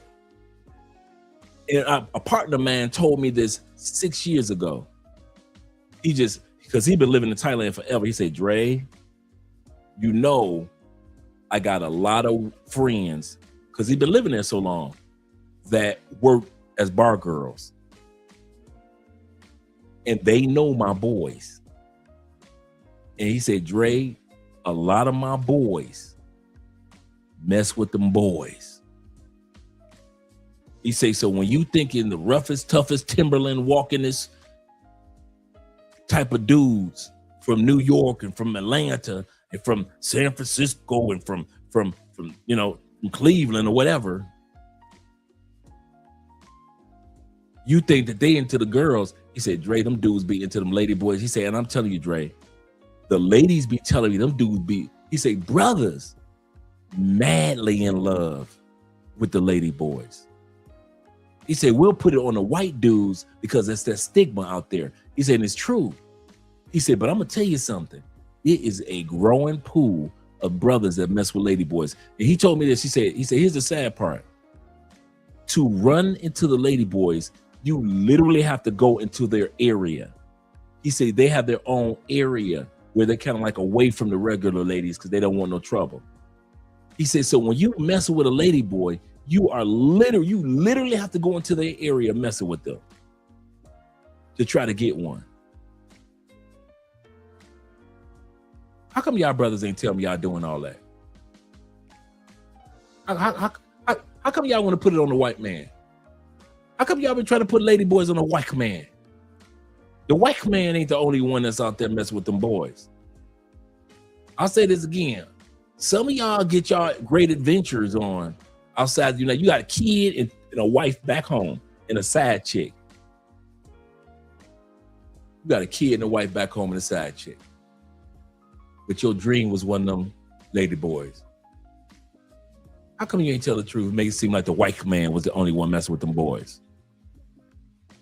Y'all ain't think I ain't got no popcorn for y'all nasty mother? I'm pulling the razor ray on y'all right now. I'm putting a razor ray on you, mother. You nasty mother. Yeah, D. Kirk. Oh, I got footage, bruh. I got footage. Like I said, I've been hearing them stories for years, but I never had any proof. Now, they courting y'all, fighting them over prices. Brothers. Not Africans, not Jamaicans, so they didn't put it on them Jamaican brothers. Stateside, red, white, and blue brothers be flying 21 hours to Thailand just so you can get a man? Why don't you just say that you LGBT? Why don't you just, you ain't got to hide it. Craig, you ain't got to lie to kick it, Craig. You ain't, Craig, I still got love for you, bro. Shout out to the LGBTQ brothers out there, man. We ain't hating on you. Keep that over there, but we ain't hating on you. But all you do is to try to hide and pretend like, no, that ain't me. That's the white man. That's the white man. Them European white men be messing with them ladies. But shh, that'd be y'all. That'd be y'all, just like them white boys, old nasty mother. They ain't gonna say nothing, Jay. Jay, they ain't gonna say nothing. They just gonna keep on going over there to do it. They just gonna keep on going over there to do it. My man had me rolling, man. He told me that I was probably sat up there for an hour, man. And I remember this because I was still in Tampa at that time period. I probably sat up there laughing at this dude tell these stories to me about because he was at the Philippines at that time period. Like I said, he'd been living there for like, God. By the time I moved to Colombia, he had already been living in the Philippines in Thailand. He had already been living in Thailand for about 5 years at that time period. So right now he's at about year 14, year 15, 16, right? And he was like, Dre, man, my girls be coming back telling me some of the funniest fucking stories about black men that come to Thailand messing with them lady boys. I said, you lying. He said, Dre, and he started telling me stories. I say, nigga, you funny as hell. Because dudes don't realize the bar girls, that's regular bar girls, sometimes have a WhatsApp group in the phone with the lady boys. They all start sharing stories about you dudes. They all start sharing stories about you dudes. So now the regular girls know which dudes, brothers, are coming down, and white boys are coming down to mess with the lady boys as well as the regular girls.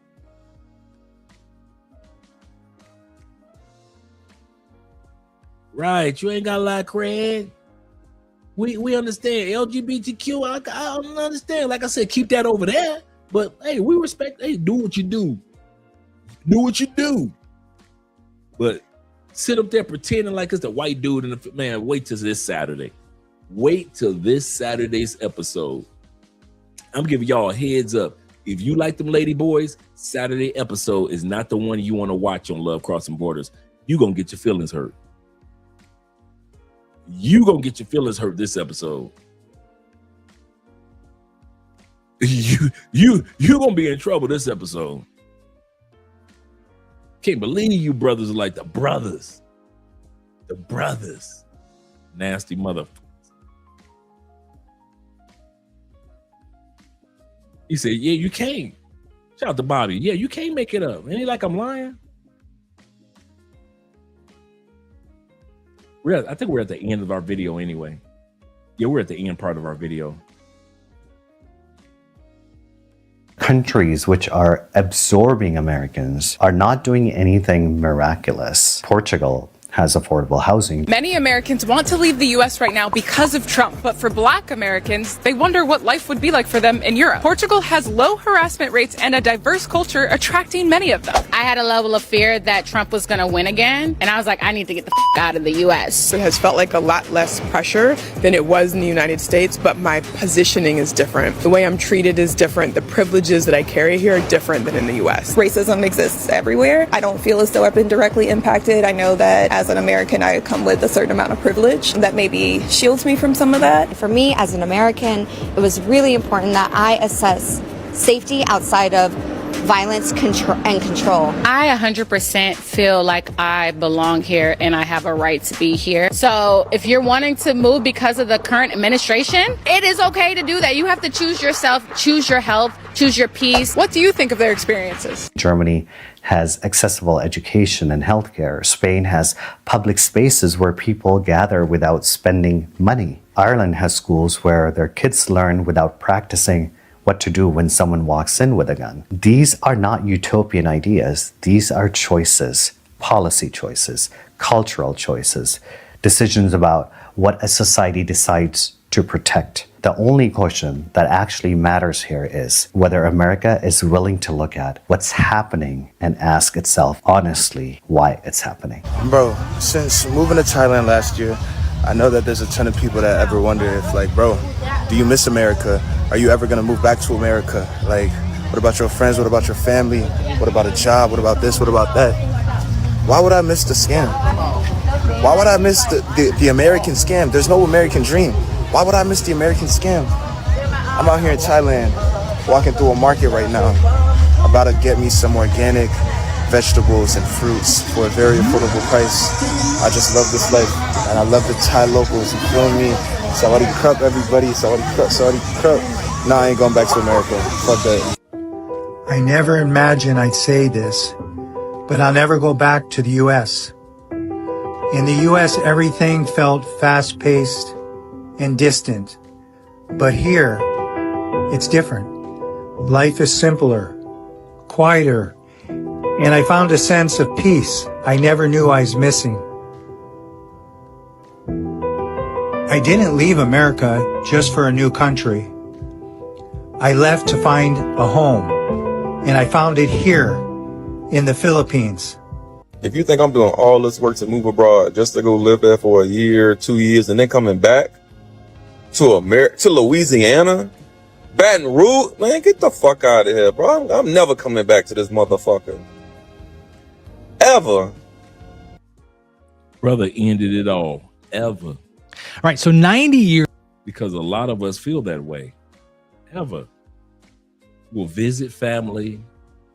We'll support when we can. We try our best to set a positive examples of Americans in other countries. But many of us have said, goodbye, Georgia. I may never see you again. Goodbye, Michigan. I may never see you again. Goodbye, New York. Goodbye, Carolinas. Goodbye, Utah. Goodbye, Wyoming. Goodbye, Oklahoma. Goodbye, Dakotas. Goodbye, Washington, D.C. and the state of Washington. Goodbye, Texas. I may never see you again. Goodbye, California. Goodbye, Oregon. Goodbye, Nevada.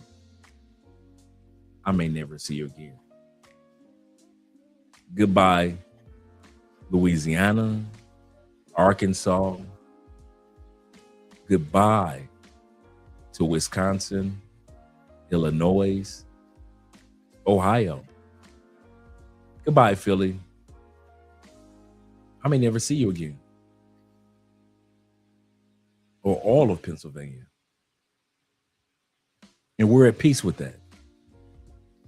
We're at peace with saying goodbye to Alaska as well as to Hawaii. And we may never see you again. And that's what it's like to have peace outside of the United States. Kid you not.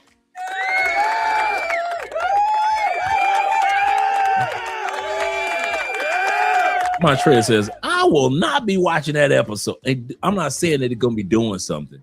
Most of it's going to be dudes getting beat down by messing around with them boys. I will not be. I will catch you on Sunday right after church service. Sunday live stream. He say, my stomach won't take it. I kid you not, man. It's the funniest thing. You looking like, what? You say, damn, we Pookie, yeah. Pooking it up for the Saudi Arabia, yep. In the 90s and 2000 for the 99. Yeah, man. Let me get ready to let you gentlemen go. We've been on here for quite a while. Let me let you gentlemen go. We got a great live stream and some interviews coming up this week. He said, I mean, we had our brother Dave say this. He said, side note, Dre, are we going to do another investment? Yes, we are. Yes, we are doing another investment live. Absolutely correct. There's a couple of lives that we did last year that had to do with investments, that had to do with jobs, government, not government, contract work, things like that. So we're going to be doing another episode like that. We got to do our crypto episode, our annual crypto episode. He said, don't forget the super chats. Let me check it out, AM. Let me make sure I don't forget. Thank you very much, brother, for reminding me. Oh, wait a minute. I got a couple. Oh, I did that one. My brother AM SM says this, a man supporting men. He said, Andre, the sad thing about trying to live in a minimalist is trying to live as a minimalist in the United States. The cheaper you go in rent, you're most likely living in an unsafe neighborhood. And that's the part, man. you can really live a really good life as a minimalist in other countries.